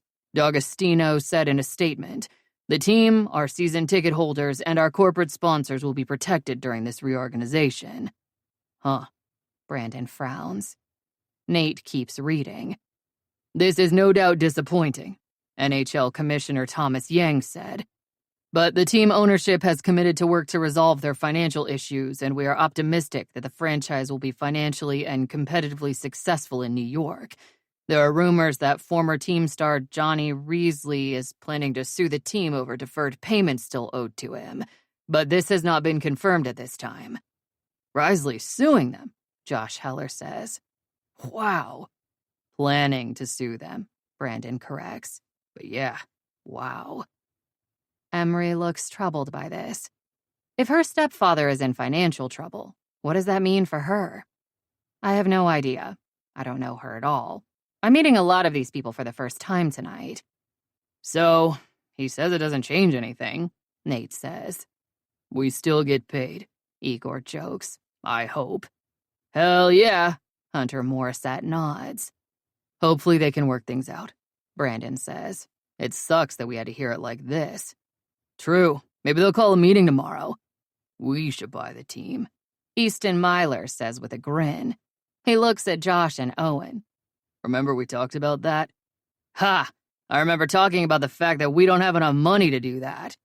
Maybe we can get a good deal if Mr. D'Agostino is having cash flow problems. I wonder if he will sell it, Brandon muses. A change in ownership might shake things up. And trade your ass away, Nate jokes. I bite down hard on my bottom lip. Brandon and I just had a conversation about that the other day. His agent is talking to the team about a new contract for Brandon. He wanted to make sure I know what I'm getting into. If we're going to be together and he ends up playing for another team, I won't have a choice about quitting my job. That doesn't freak me out the way it used to. But Brandon wants to stay here, so I really hope his agent can negotiate a new contract with the Bears. Yesterday, I got a call from my friend Wendy. She and another colleague are leaving their jobs to start a consulting business. She asked if I'd be interested in joining forces with them because they want someone experienced in change management. I was taken aback. I've never thought of starting my own business. At first, I was a definite no, but as we talked, I started to warm up to the idea. Being my own boss has definite appeal. I really like and respect Wendy, and when I told her in the interests of full disclosure that I'm pregnant, she was fine with that. So we're going to meet for lunch next week, all three of us, to talk about it more. Brandon and Nate have moved apart from the crowd a bit, closer to me. "How's the knee?" Brandon asks Nate. He scowls. "Buck, I'm gonna fail the physical." "Seriously?" "Yeah, it's not getting better. You need to have that surgery." Nate heaves a sigh. "I thought it would get better with time off over the summer. I've been doing rehab." "You shouldn't have been playing during the playoffs." Nate grimaces. "Probably not. Don't give me shit about it. You'd have done the same." Brandon lifts a shoulder.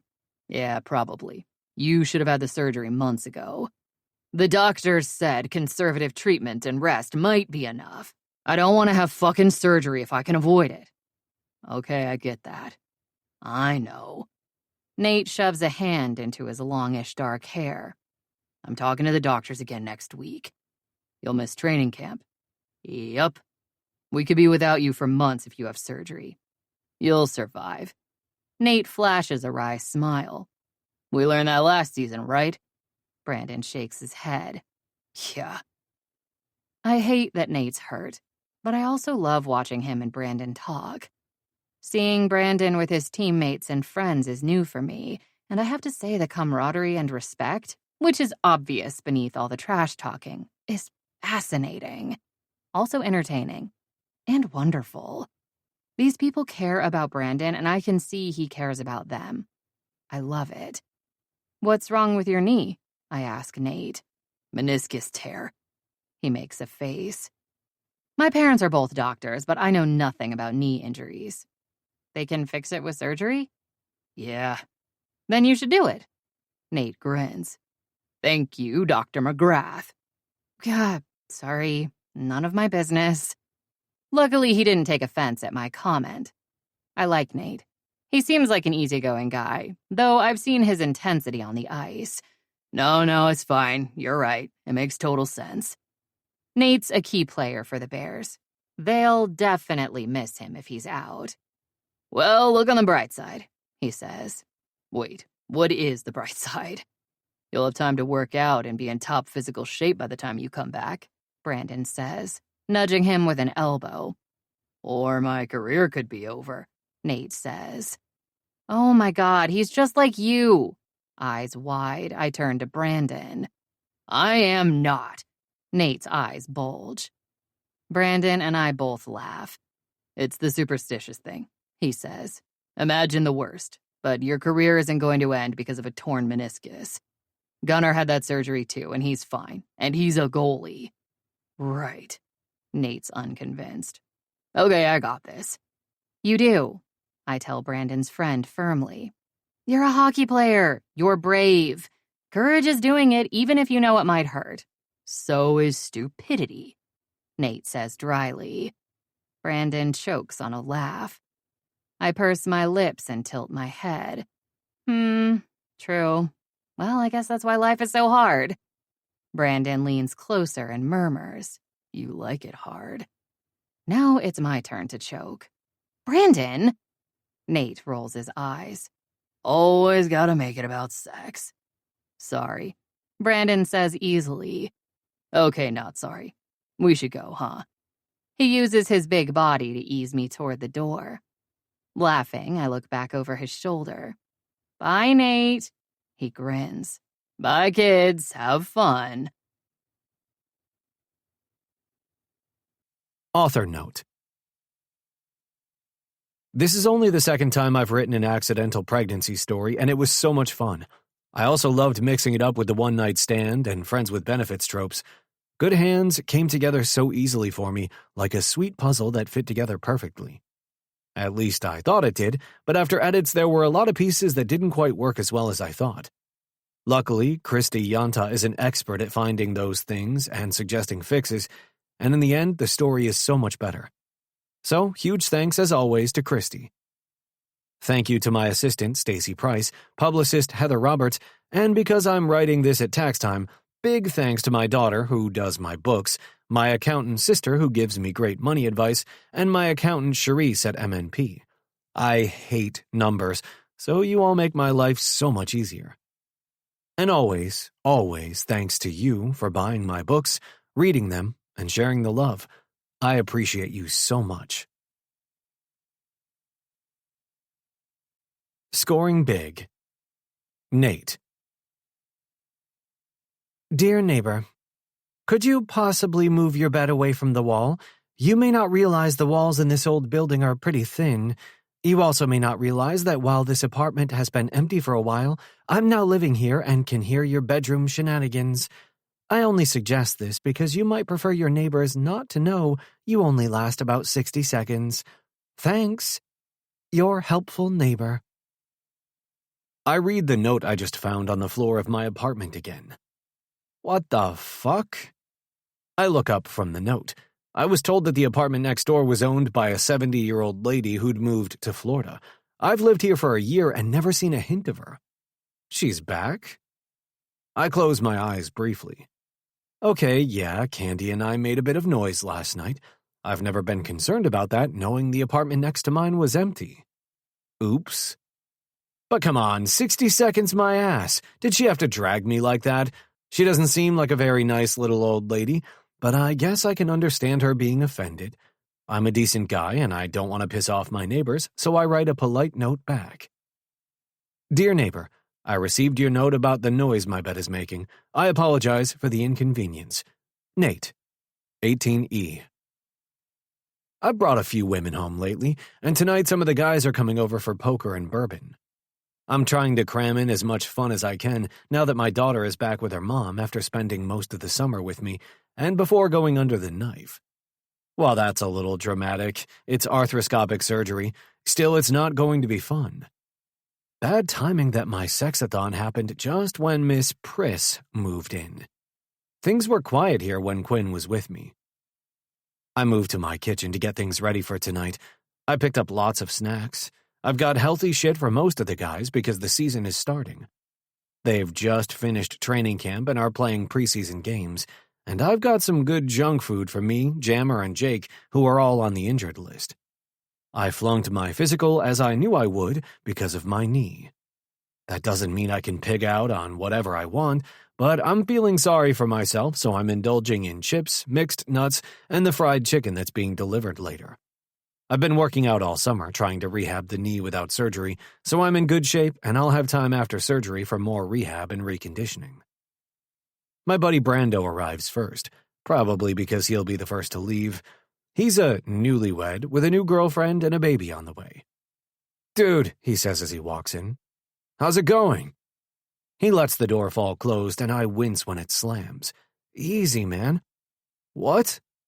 He saunters in and sets a bottle of Knob Creek on the counter. Nothing. I shake away the memory of my neighbor's bitchy note. How's Lola? Good, getting a little bump? That's good. I remember back when Brielle, my ex, was pregnant. We didn't plan the pregnancy, but we were in love and thought we could make things work. It was actually a fun, exciting time. Is she having weird cravings? Brielle wanted Chinese takeout, like literally every day, especially egg rolls. Brando laughs. At least that's not weird. Lola wants tuna all the time. Cans and cans of tuna. At least that's healthy. Actually, her OBGYN is worried about her mercury consumption. Jesus. I know, right? Also, she craves dill pickle chips and lemonade. She's into the salty stuff. Yeah. What makes them want strange stuff all the time? I think it's hormones. A couple more guys arrive, and I go let them in. We were just talking about pregnancy cravings, I tell Halsey, Josh Heller, Cookie, Owen Cook, and Millsy, Easton Miller. Sounds like fun, Millsy drawls. Thank God I'm not worrying about that yet. How about you, Halsey? I pour drinks. Now you're married, babies are probably on the way. I don't know, we're not in a rush. He accepts the glass of bourbon from me. A more important question we should be discussing is why men have nipples. Millsy takes a sip of his drink. We all stare at him. Why should we discuss that? Brando asks. Millsy shrugs. Don't you wonder about it? No, we all say at once. Didn't some movie stars get their nipples removed? Cookie asks. I wince. Ouch, why? Because they're useless, Halsey says. Speak for yourself, I like a little nipple play, Cookie replies. I close my eyes. What is happening here? There is a reason, Millsy says. It's because when an embryo forms, like before it becomes male or female, it has breast tissue. It's not until puberty that hormones kick in and make a difference. I blink. Okay, I guess that makes sense. Nothing wrong with a little nipple play, Millsy adds. Direct link between cock and nipples. Everyone is standing around the island with weird looks on their faces. My phone buzzes with more arrivals. Thank Christ, I mutter. Jabo and Bergie are here. Thank you for listening to Good Hands, written by Kelly Jamieson, narrated by Kelsey Navarro and Tim Page, both members of SAG-AFTRA. Produced by Blue Nose Audio. Production coordination by Karen White. Post-production by Banvard Audio. Go to www.kellyjamieson.com. That's KELLYJAMIESON.com to stay informed about